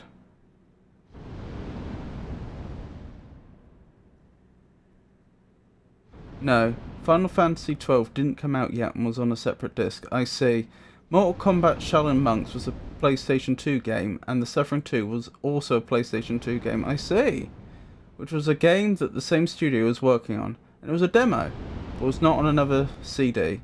But it was in the game, access from Mortal Kombat menu. I see. That may not be too bad, because if it's just a demo, they can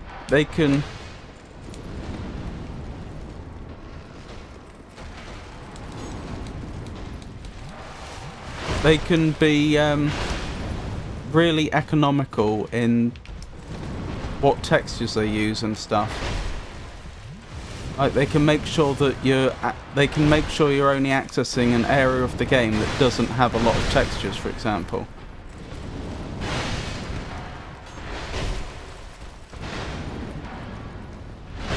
Or textures that compress really well, that sort of thing, and the same with sounds. How annoying.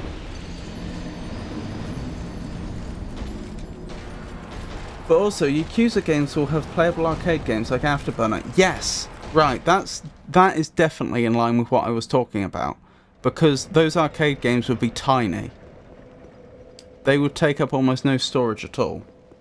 So you could fit loads of them on a CD or DVD. Why are we talking about Mortal Kombat and Yakuza? Why are we talking about Mortal Kombat and Yakuza? Mortal Kombat came up because, was it Tato that mentioned that they played a game within a game? Yakuza came up earlier in the conversation.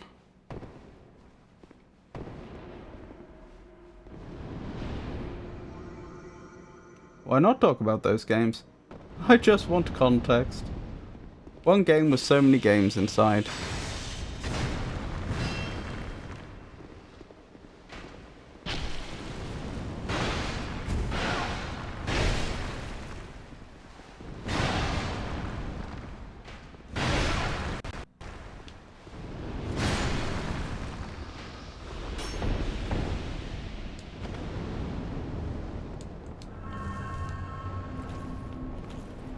Oh, mini games. Like when I popped into your chat and you said, why won't you just die? I'm not sure who you're addressing there. Did I say that?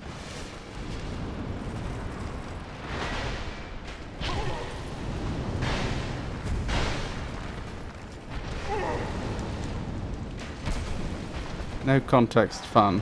I see.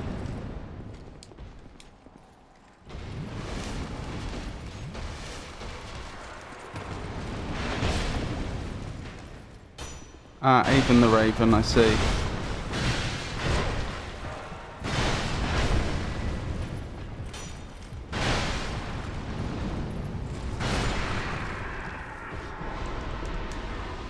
Somehow I survived that. Not quite sure how. Did I get my souls back? I'm sure I died here a moment ago, but either I picked up my souls and forgot, or I don't see them here. How many souls do I have? Not many. But that's fine. Back to the top. Nearly cleared the way to the extent it's possible to.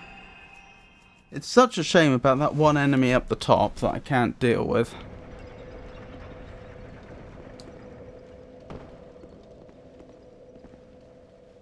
I said it to my shade in Hollow Knight. There wasn't much of a reason we started talking about Yakuza, we just kind of did. That happened to be when Pikachu popped into my stream. Fair enough. Oops, going the wrong way.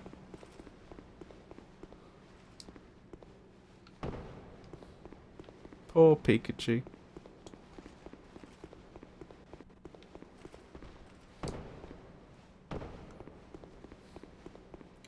So are the Yakuza Kiwami games any good? Since I apparently own 2 of them already.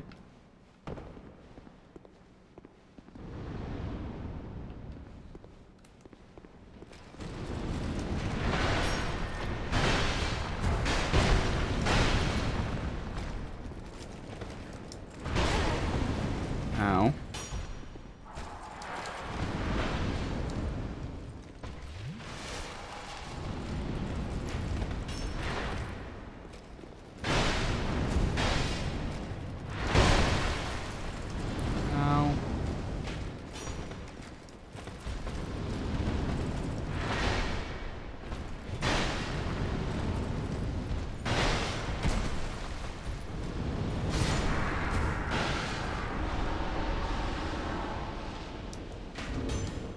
Back to the top.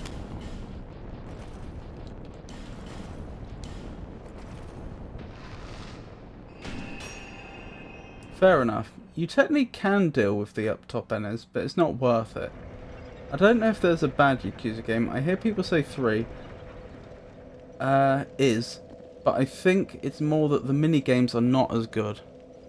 I see. Well, I look forward to giving them a try when I do. I don't know when that's going to be. I was talking earlier about the possibility of having to cut back on the streaming a bit. As much as I want to do streaming 6 days a week, it is becoming hard for me to balance everything else. And I know it shouldn't be the case. I know I should be able to do streaming 6 days a week and still get other things done, but I really am struggling. But my point being there, that would then, if I'm going to finish all the... Oh, I'm a fool. if I'm going to finish all the FromSoft Souls-likes as well, then it'll be some time before I have another slot open for something like the Yakuza, unless I use my puzzle game slot. Ow. Gotta run, heading outside. Catch you all later. See you, Pikachu.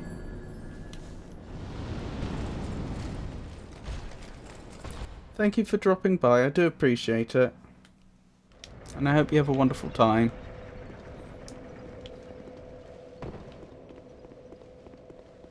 Have a good day, Pikachu. Have an excellent day.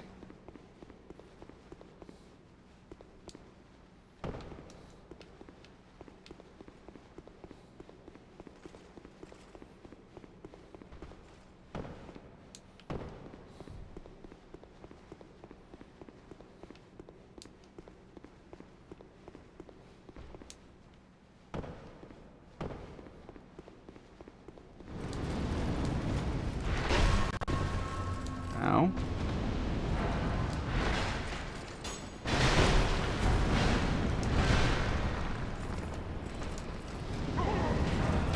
Oh my goodness. That stuff that came out of them, the Capri Sun, stopped me from healing.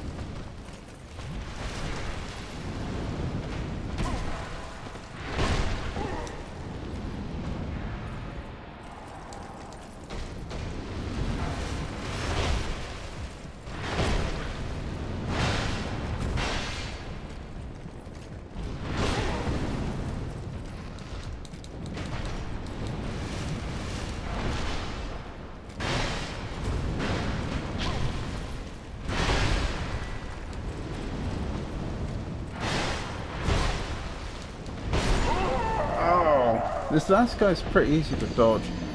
I think you're good to just rush past him. I know, but it feels like an incomplete job. I shouldn't be struggling on him as much as I am. Maybe I should try my other weapon. See if that helps.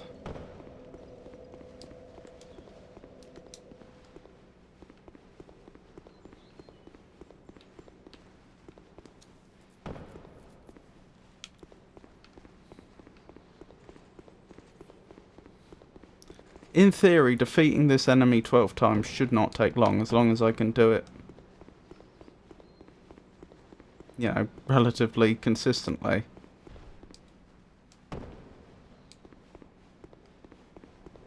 Which admittedly I'm not doing right now.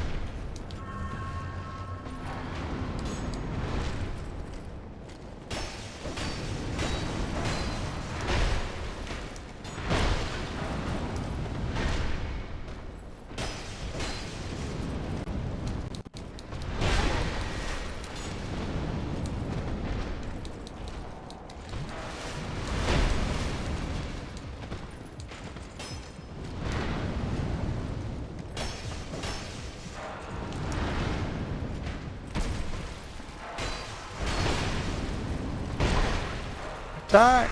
There we go. The best laid plans of mice and men often go awry. Yep, this is true. This is sadly true.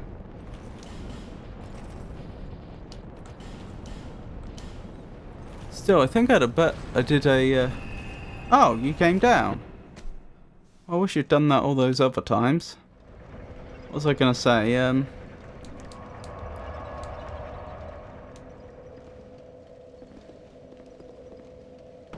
I've forgotten what I was going to say. The best laid plans of mice and men often go awry.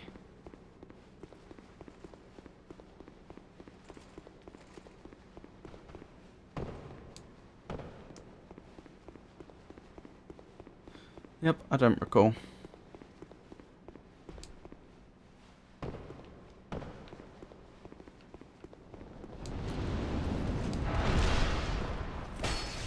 Oh, I was saying I was doing a better job with the rapier, wasn't I?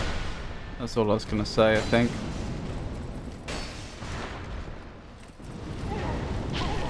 I don't know why.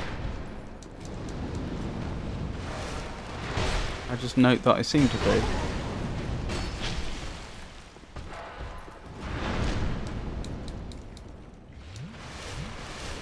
It's a quote, but I don't know where from.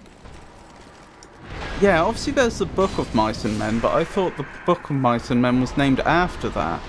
I wonder if it's actually an adage as opposed to a quote.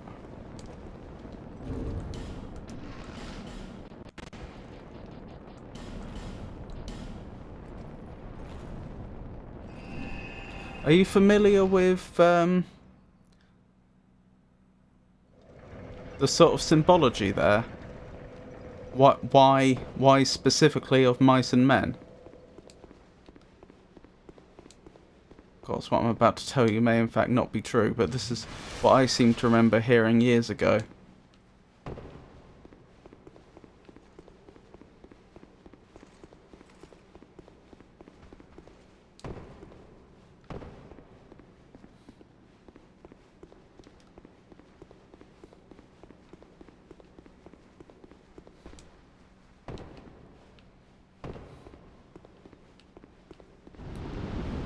Hello there.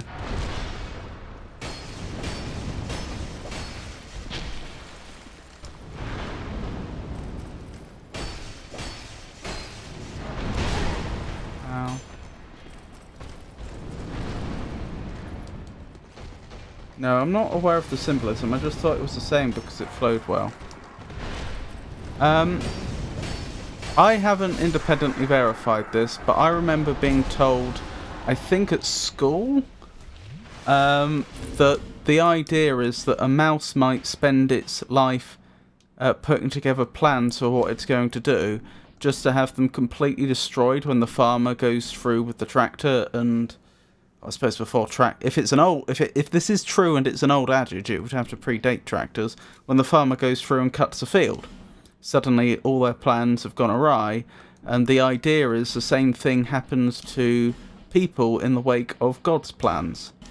Is the I was told once was the idea. And so man is being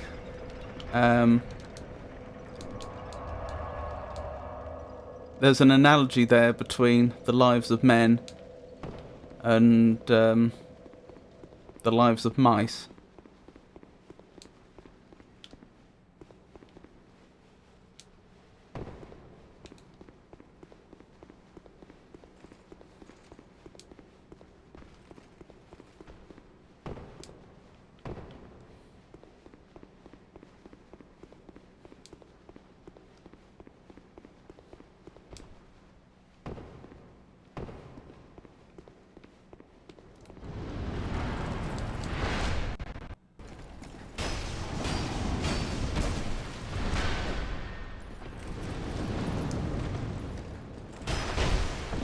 Well, that makes the saying much less fun.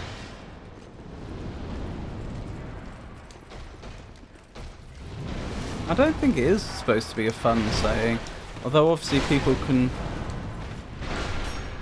use sayings or can say things in a fun way, even if that wasn't their original intended meaning, if that makes sense, or intended sentiment.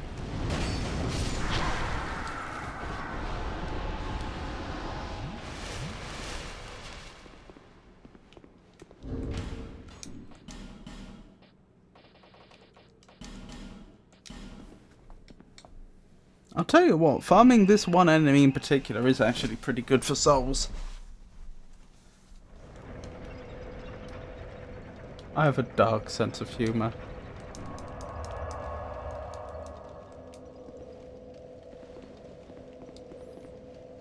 I don't fully follow the I didn't fully follow that. I didn't fully follow how that connects precisely to what we were just saying, but there's nothing wrong with having a dark sense of humour.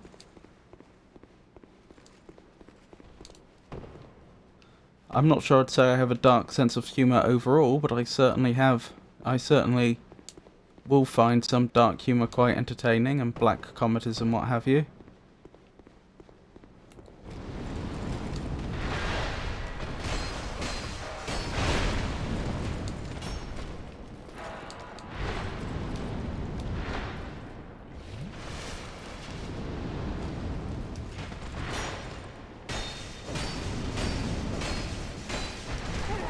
Oh dear.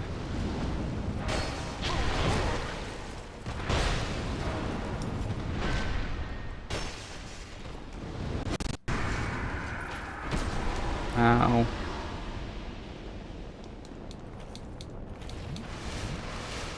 That's one of those sayings I pull out every here and there to remind people that things can always go sideways, or still trying to get a laugh out of people with dry delivery, or the implication of something rather morbid.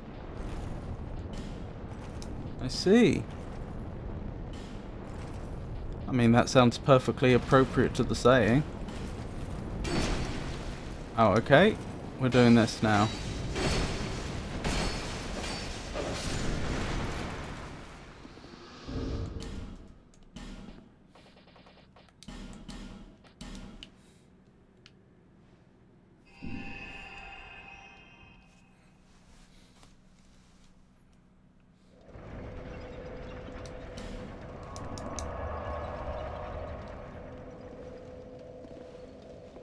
So once I've got this last enemy despawned, I'll probably pop a human effigy, go to Majula to just quickly stock up on a few more life gems while I have the souls, and then we'll start on the boss again.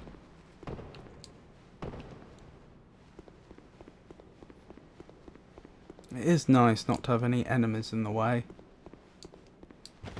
Shame it took about 2 hours to get here though. Oh, they're gone. Just you left. You gonna jump down?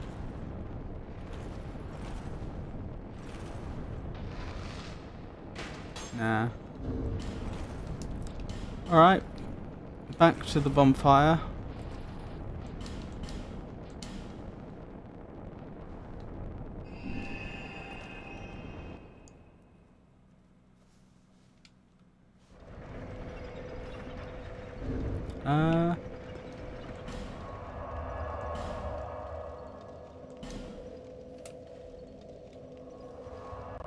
Right, life gems. Use a human effigy, that was it, wasn't it?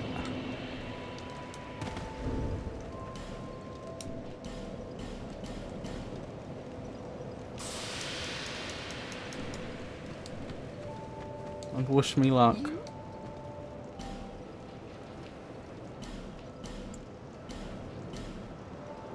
We've got quite a bit of money left over. Should I buy some more poison arrows before we go? Just quickly drop by the doors of Pharos again.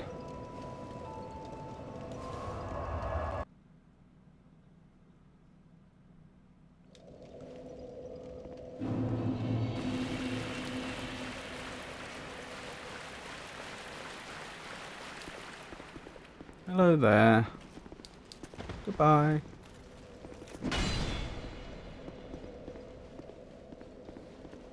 Hello, Gavlan.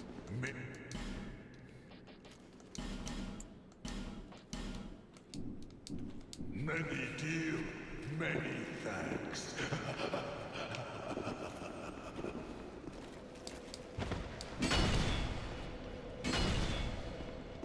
I just realised how close bonfire and burnfire sound.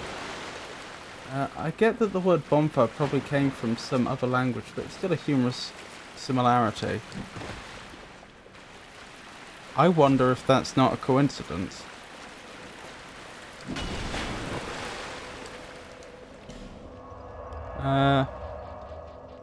Let me get to where we're going, and then we'll look it up.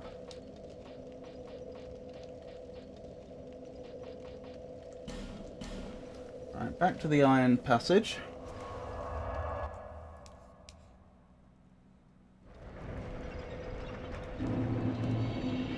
Right, and we're looking up the etymology of bonfire, aren't we?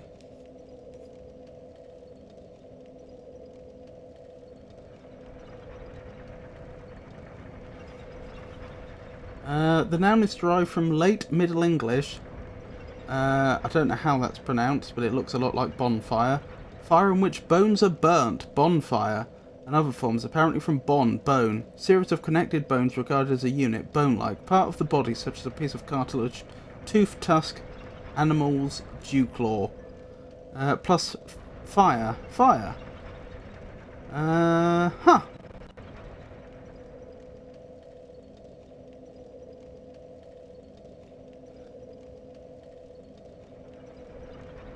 Bon is derived from Old English barn, which I'm probably mispronouncing, bone, ultimately from Proto-Indo-European bay, to hit, strike, to cut, to hew, while fur is from Old English fire, ultimately from Proto-Indo-European pewire. I'm mispronouncing this all over the place, to be clear. The first element of the word has sometimes been assumed to be a French bon. Good, correct, right. The Oxford English Dictionary notes that bonfires, originally lit as part of midsummer celebrations, were not generally associated with the burning of bones. However, the first edition of the OED, under the title A New English Dictionary on Historical Principles, 1887, stated that for the animal midsummer banefire, or bonfire in the burg of Hawick, old bones were regularly collected and stored up, down to circa 1800. The verb is derived from the noun. Interesting. That's what Wiktionary had to say on the topic. Oh, bone. That's interesting, especially considering that bonfires in Dark Souls are made from bodies. True. Good point. That never really clicked with me. I mean, you said that and I immediately realised it, but you're right, there's not any wood in there at all, is there? Anyway, we have a smelter demon to have words with. Maybe that's why From Software chose to make bonfires as safe spots in Dark Souls. Quite possibly.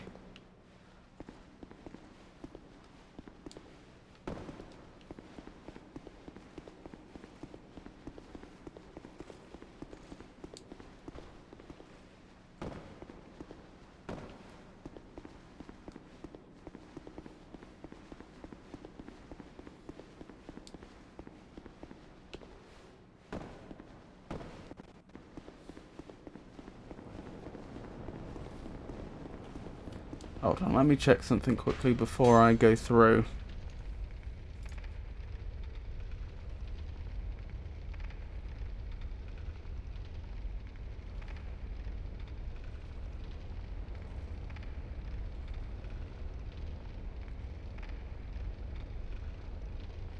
Nightbot's not been saying anything today, have they? That is strange.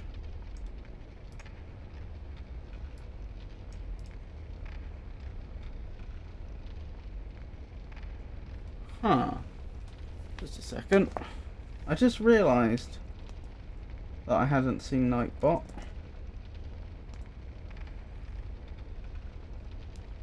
Looks to be set up correctly.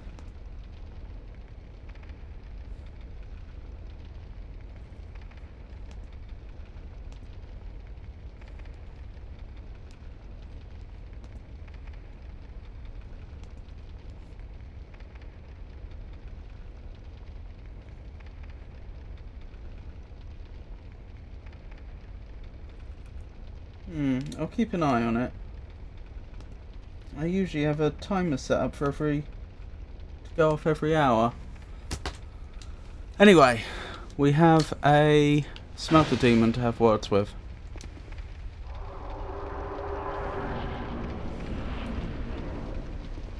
Hello there.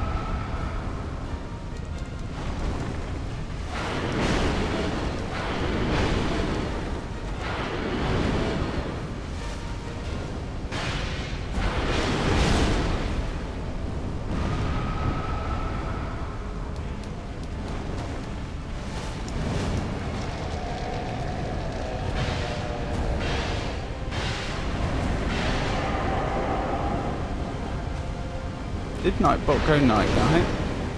It does seem strange, doesn't it?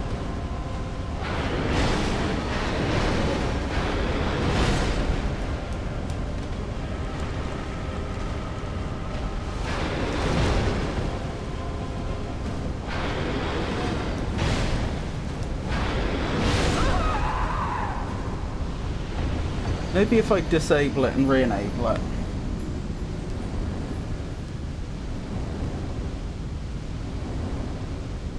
Which I've just done. Ah, I'll tell you another test I could do. Oh no, Nightbot has been responding to the commands, haven't they? That was the test I was going to do, to see if they'll respond to the commands. So it's just the timer that's suspect.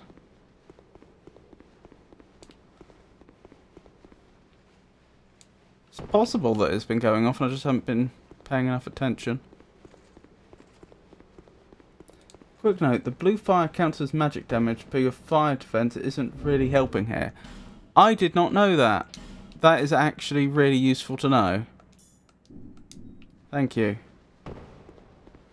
I don't know what rings you have equipped, but the boss would be why they gave you the spell quartz ring earlier. Oh, it is working. There we go, wonderful. Maybe it was working earlier and I just didn't notice, or maybe the disabling and enabling fixed it. Yep, there's Nightbot.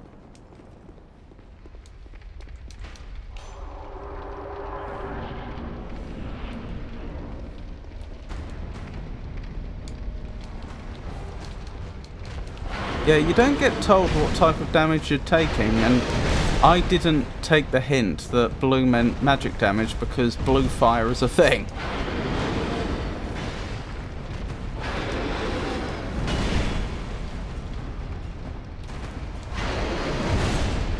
In fact, if you were going to have a more dangerous version of the Smelter Demon, it would make sense that they had a blue flame.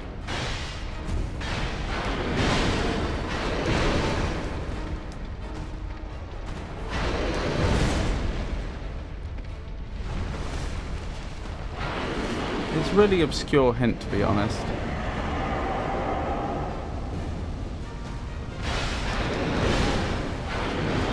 The thing is, the player character would have some idea what type of damage they're taking. Like, taking blunt trauma damage just does feel different to taking... to getting burned, for example, in real life. It's a shame that there's no, like, hint.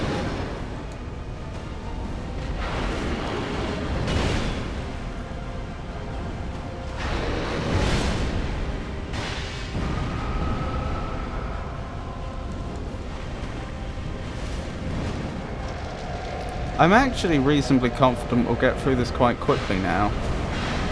Not like really quickly, but now that I can get to the Smelter Demon fast,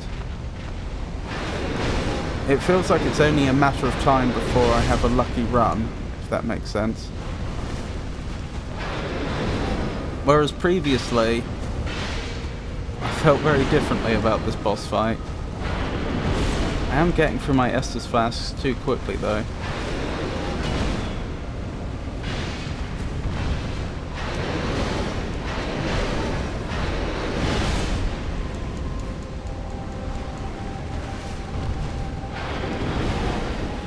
Ow.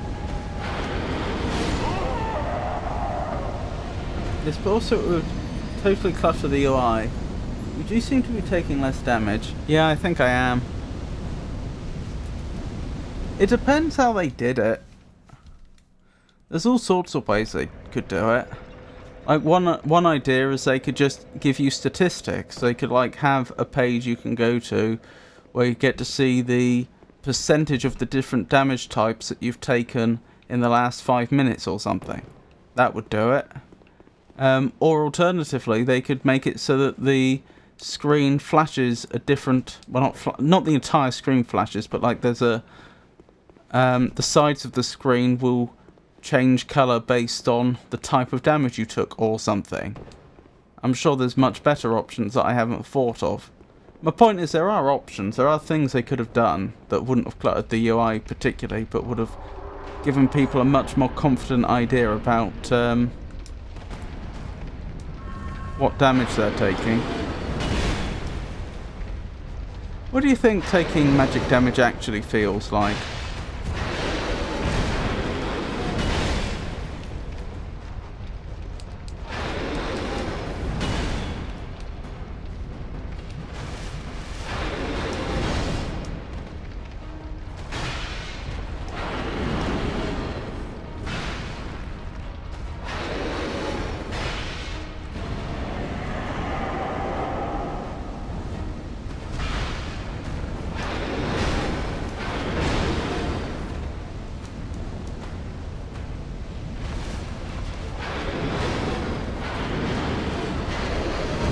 Incidentally, well remembered that they gave me a spell quartz ring.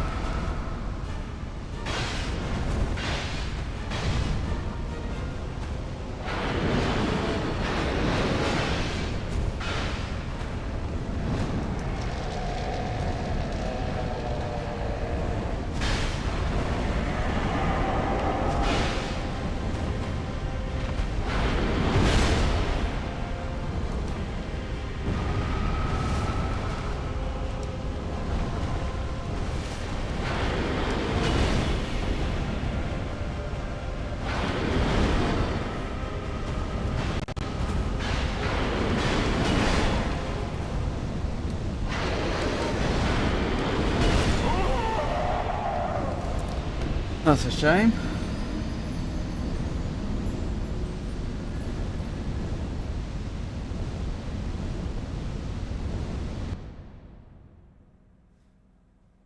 Speaking as a witch, magic in general feels like energy. It's very unique and very vibe based. So imagine taking magic damage in Souls games feels like being speared, slashed, bludgeoned with pure hostility. Interesting.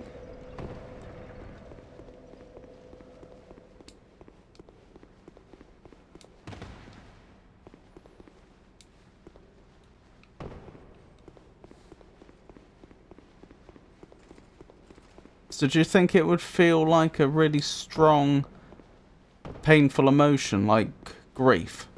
Or do you think it would feel like anger or something else? I just remembered the spell quartz ring by accident. Well, it's a good memory. I mean, it's not just the fact that I had a spell quartz ring, but specifically that they gave me a +3 one in this area.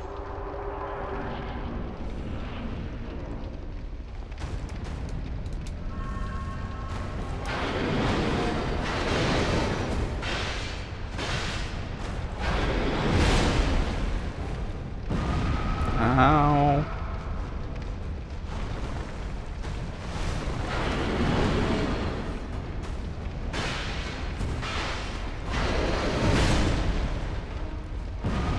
Ow.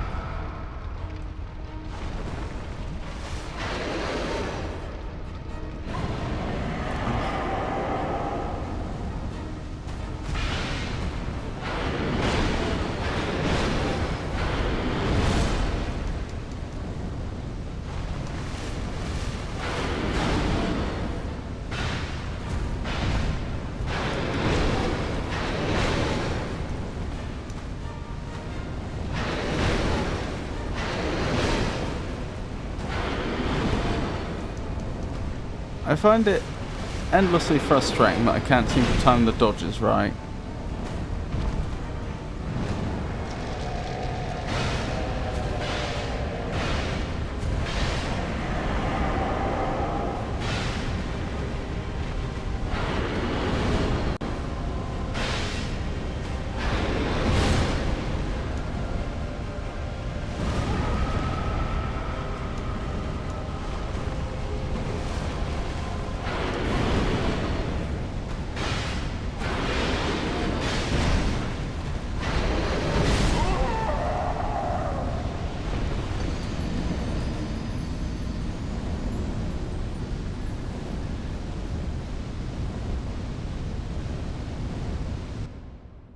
Sure of just hitting more of the dodges, I'm not sure what I could be doing better.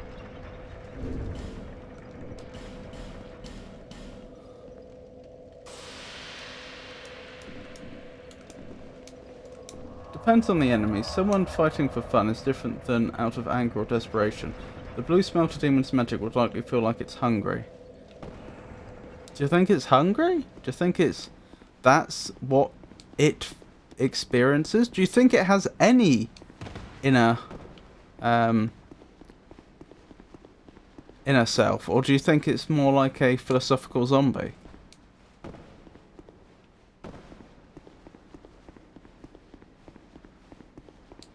Another thing is, even if you were, as you put it, fighting for fun, is it not possible that the very nature of the magic itself would mean that you would have to put yourself through certain emotions to manifest it?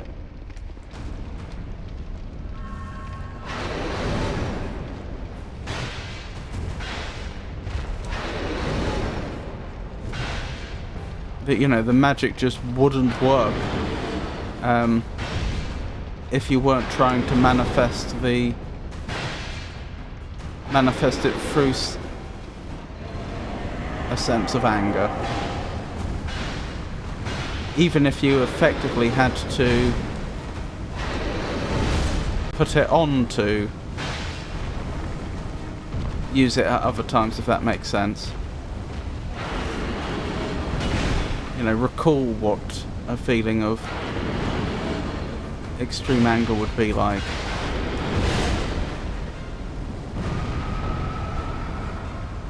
Blue Smelter Demon's a weird one, but it's fire is all consuming. That's where I got hungry from. Does fire feel... would a personification of fire feel hunger, though?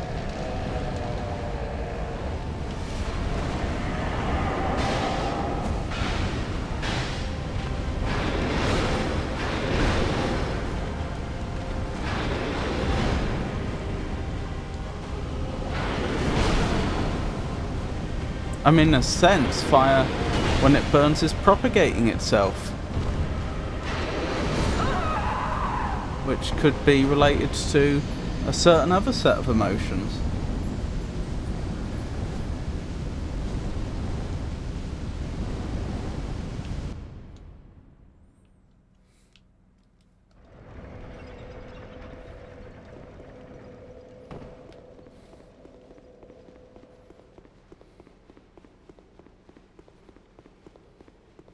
And the Smelter Demon's fire in particular, presumably, is not intended to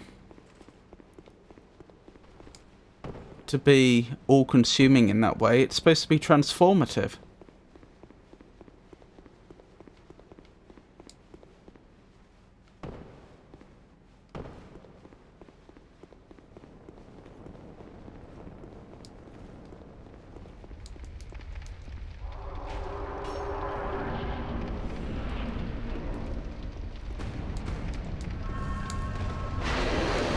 It's fire that's been harnessed to be used as a tool.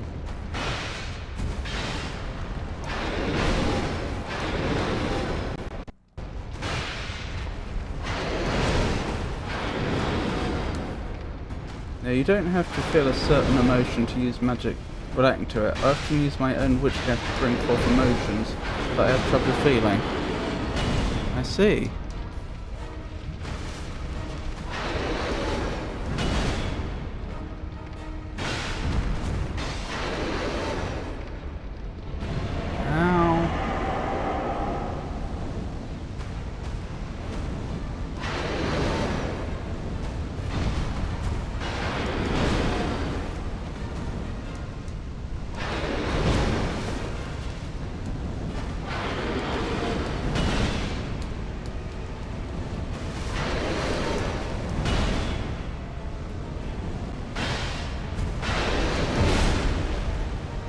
Fire consumes, and what's left is transformed.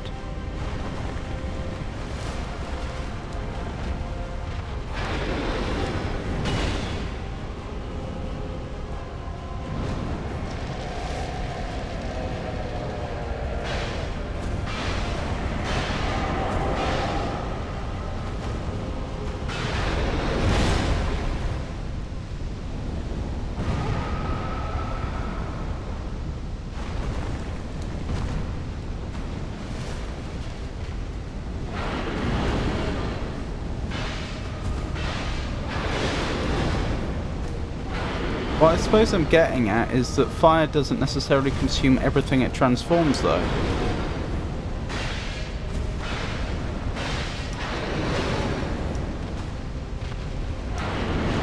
It doesn't consume iron, for example.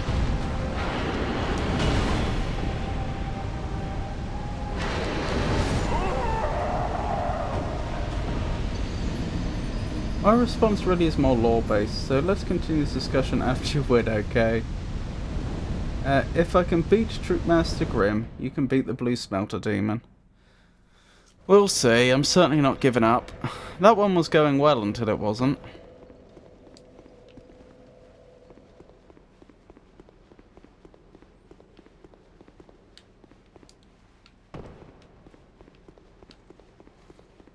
think that's the closest we've been to beating the smelter demon yet.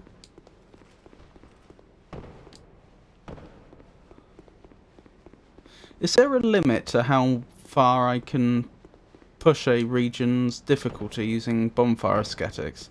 And if not, does it continue to get harder, or is there a cap after which it stops getting any more difficult?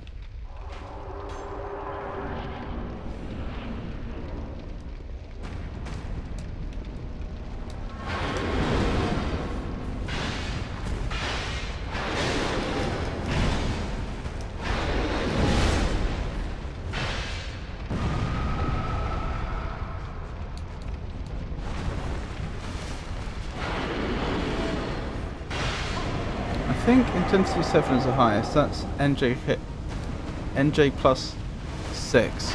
Right, I think I'm already there in the area where I collect my human effigies.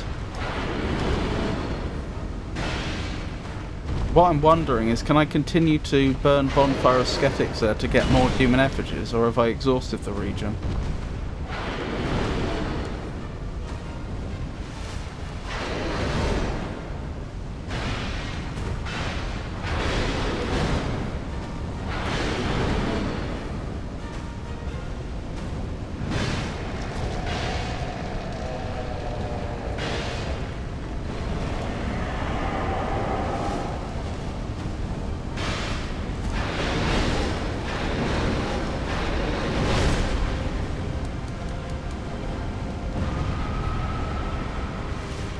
Lucky I got away there, really.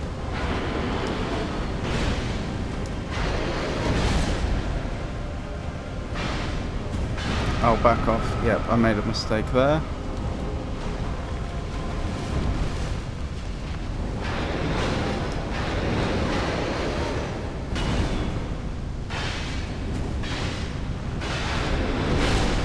Ow.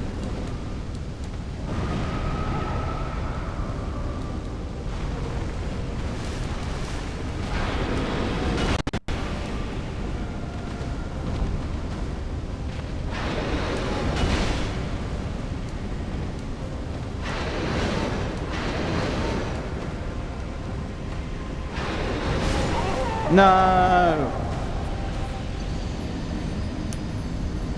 Yeah, as far as I know, there isn't a limit to how many times you can ascetic an area beyond the ascetics themselves.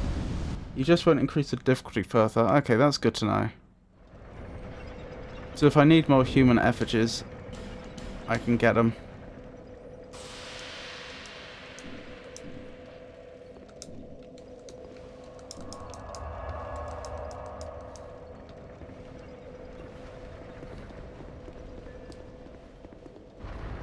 Wrong way.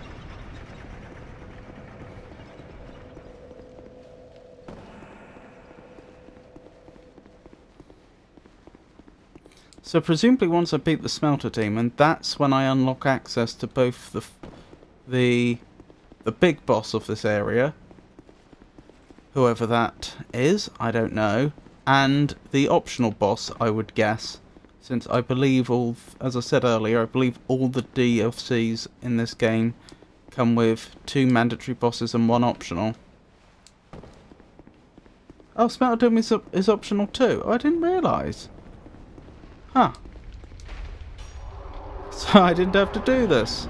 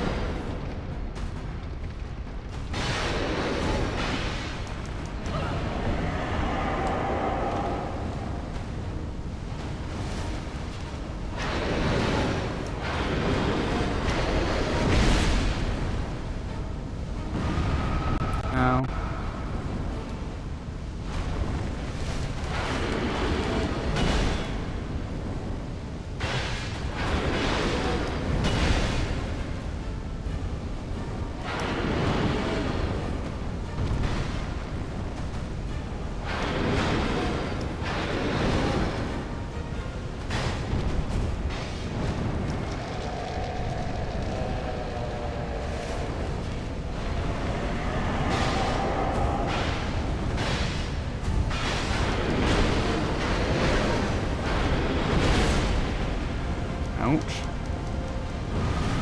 No! Oh, if I was 1 or 2 feet further back, I don't think that would have got me. Interesting. He only has, or she, possibly, only has 2 toes.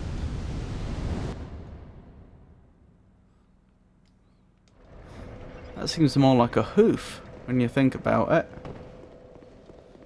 Broom Tower has 2 optional bosses and 1 mandatory boss, so you need to beat the non-smelter optional boss to finish getting Nadalia's soul.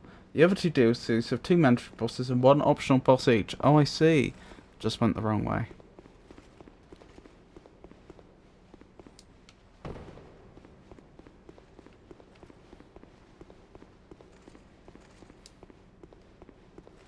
That's good to know, thank you.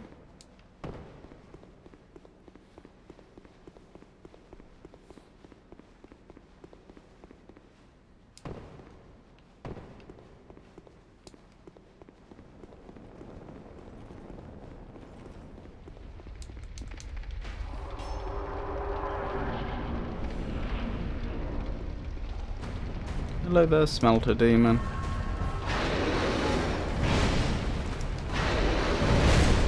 Ow. Ow, again. Not a good start.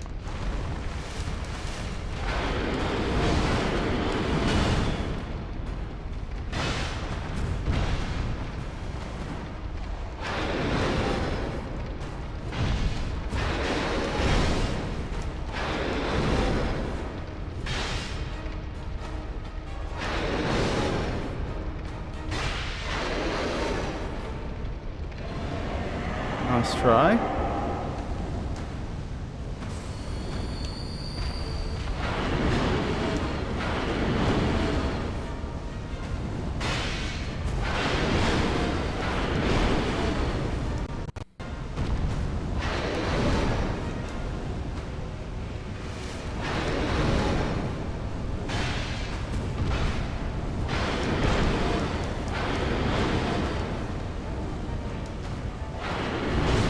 Ow.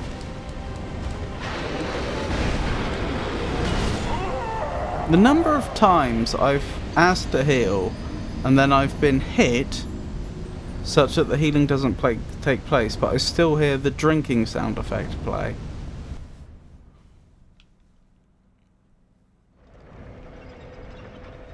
Actually, I suppose it's not quite drinking, is it? 'Cause it sounds more like a sort of sizzle. But the sound effect of Estus going off. Oh well, let's keep going.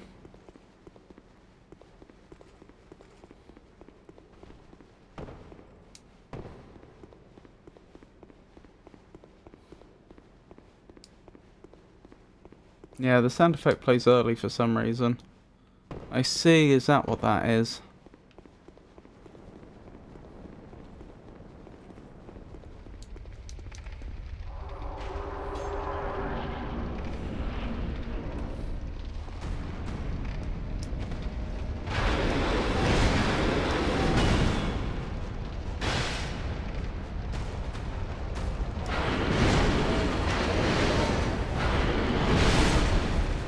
I think I'm dead. Oh no, they didn't do the follow-up attack. The strange aura thing they can do.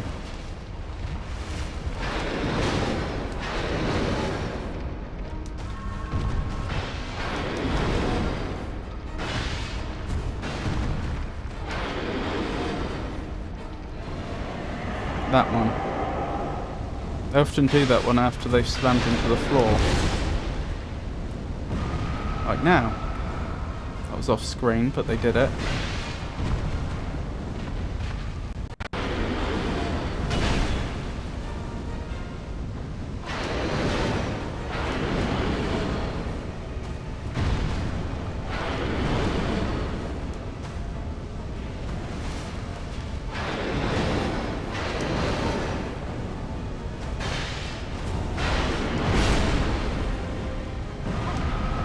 Ow.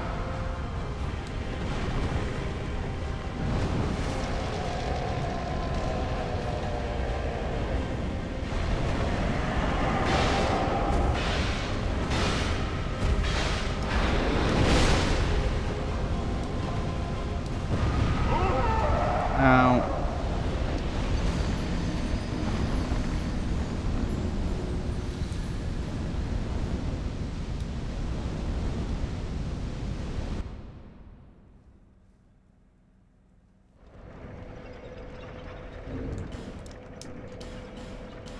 Another human effigy. Running low on them again.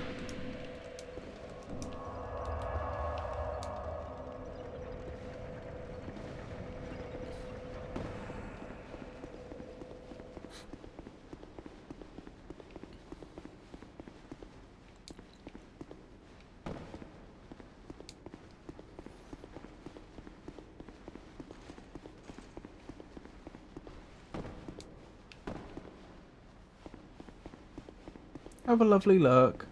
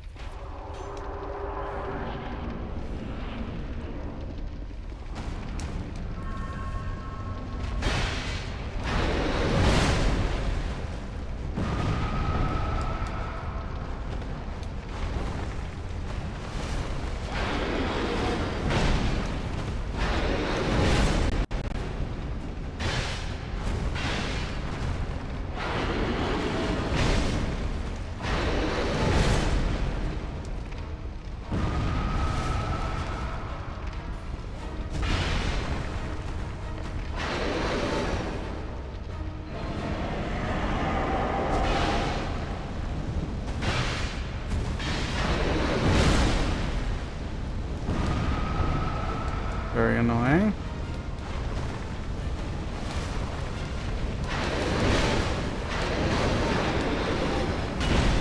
No!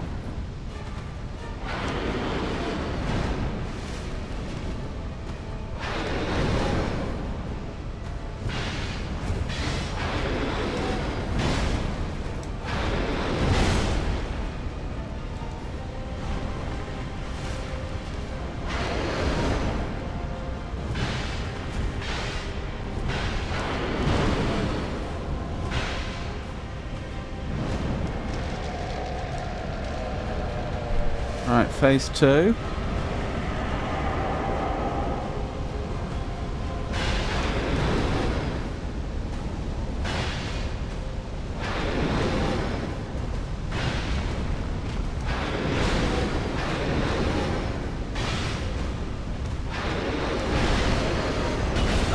No! I don't know how to back away safely. It's often safer up close than farther away, but I can't afford to heal. It's a problem.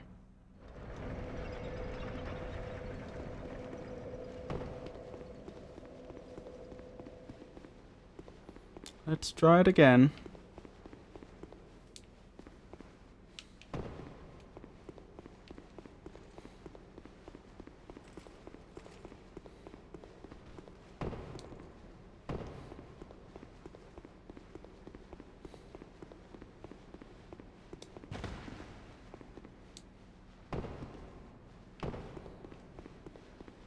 Invaded by Dark Spirit Farina.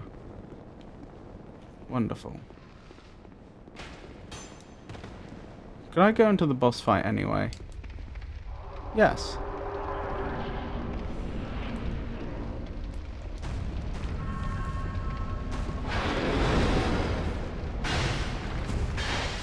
Farina has returned to their world.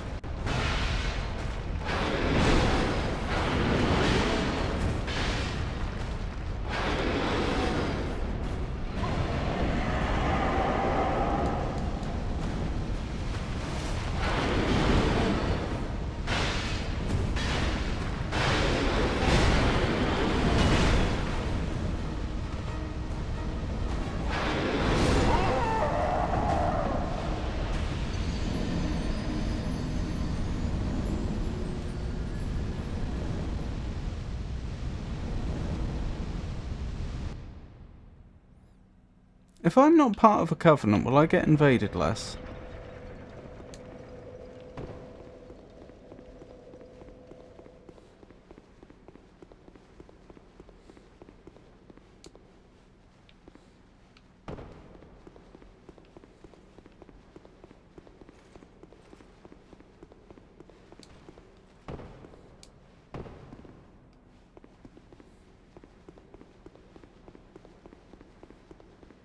What's up, Tato?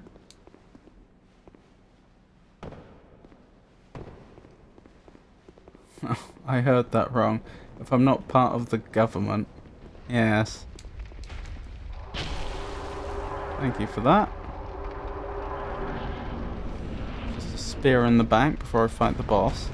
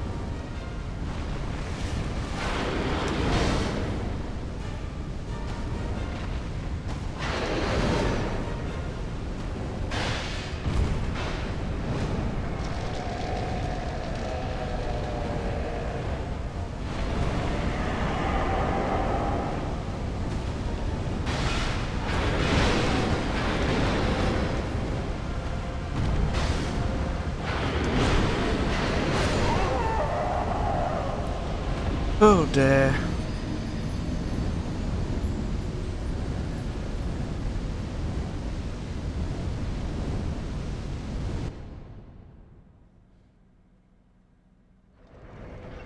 So, are we down to 1 human effigy? Which is fine, we can always get more.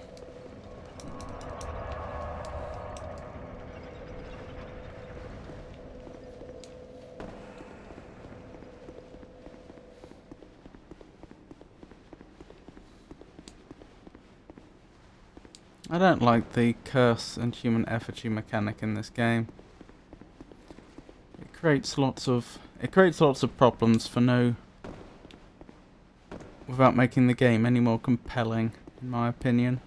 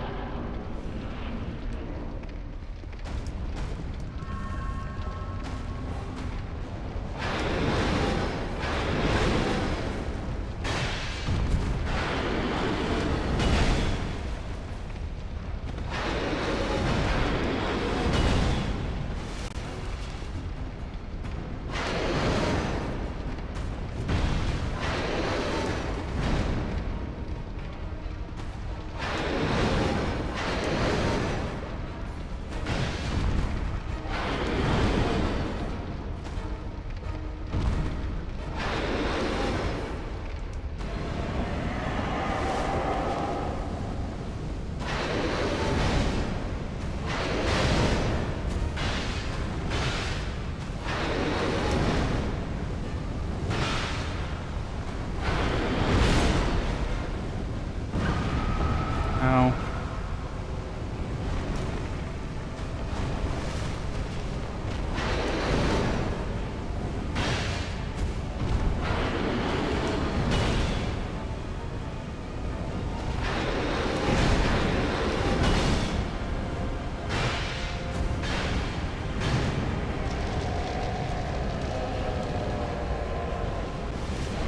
That was a bit early.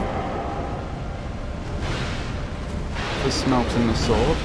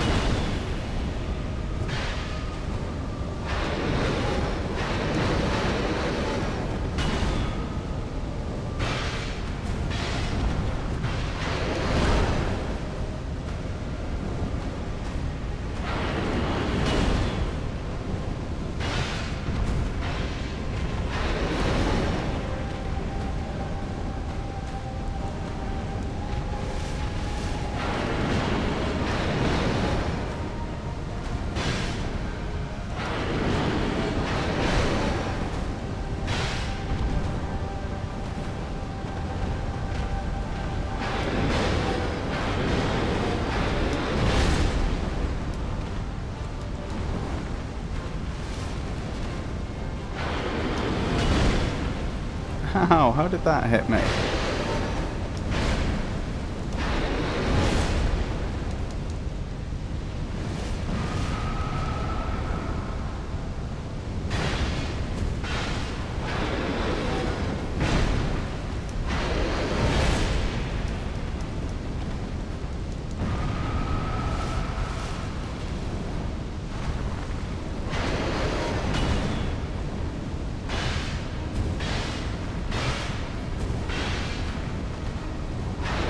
He's about 2 hits from dying.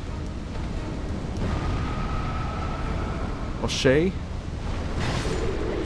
She's down! We got her! Smelter Demon defeated. Actually, would it be Demoness if it was a female? It probably would be, so I guess it was a him. Either case, they have been defeated.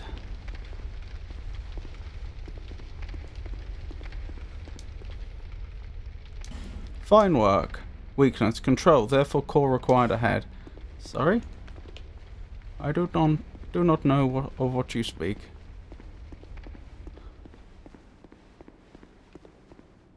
Okay, is this what we were working towards? I did it. Therefore praise the sun. Hurrah for tears. Hurrah for up. Pharos mask. What do I do with a Pharos mask? Is it a key item or a something to wear?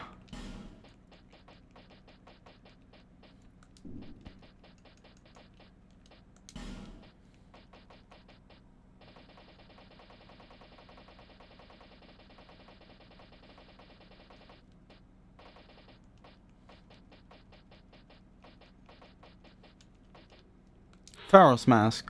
A mask depicting Pharos' contraption. Tears flow through the eyes of this mask, drenching its wearer.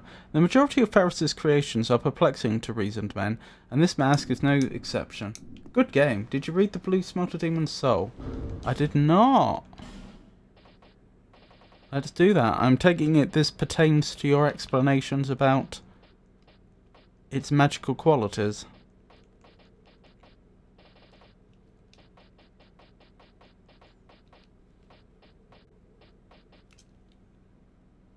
Oh, I just have 2 Smelter Demon Souls.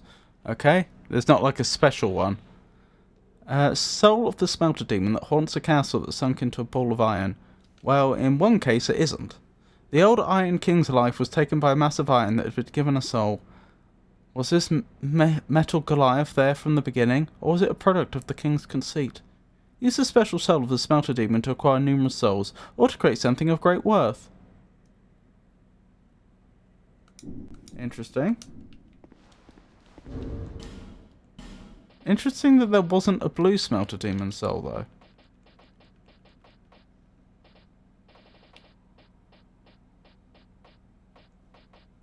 There really doesn't appear to have been. Huh.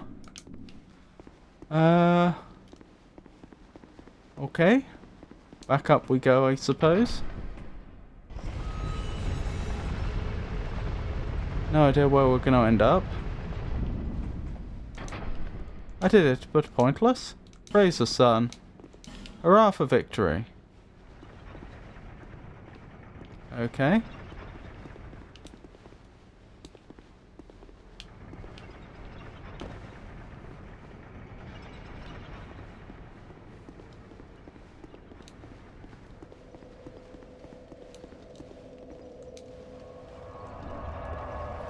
Right. We'd probably better stop there then for tonight. I hope you all enjoyed it. I should probably check if there's anyone I should be raiding, and if so, who I'll be raiding. No, I don't see anyone I should be raiding. We could raid Marine Mammal Rescue. Otters, all of them, everywhere. And an OCE? OCE? I'm not sure. Oh, I wonder if that's been cut off and it's supposed to say something like Ocelot. Not that Ocelot's a marine in any way. Anyway, I'll be streaming again. Oh, hang on. The Smelter Demon is the reason the old Iron King was away. You found him in the base game. He had been consumed by its flame and transformed into something else. It's the closest we get to a personality on the Smelter Demon. That's why I said hungry. It's a guesstimate, but my best guesstimate. I see. Interesting.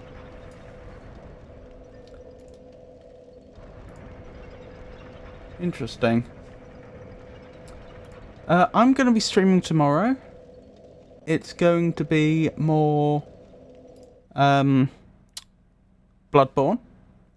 Wednesday, more of the Talos Principle 2. Thursday is going to be more Dark Souls 2. Friday is going to be more It Takes Two with the wonderful Pikachu. And then followed probably by some more Bloodborne. And then Saturday, that's going to be more of the Talos Principle 2. Thank you to Ezekiel435 for the follow. I do appreciate it. Hang on, I misspoke your name. Let me correct that. There we go. Have an excellent day. You too, Avon. I do appreciate you. I appreciate everyone that keeps me company in chat, and I appreciate everybody that lurks. And I do hope you have an excellent day, Avon. So let's go raid Marine Mammals Rescue, I suppose.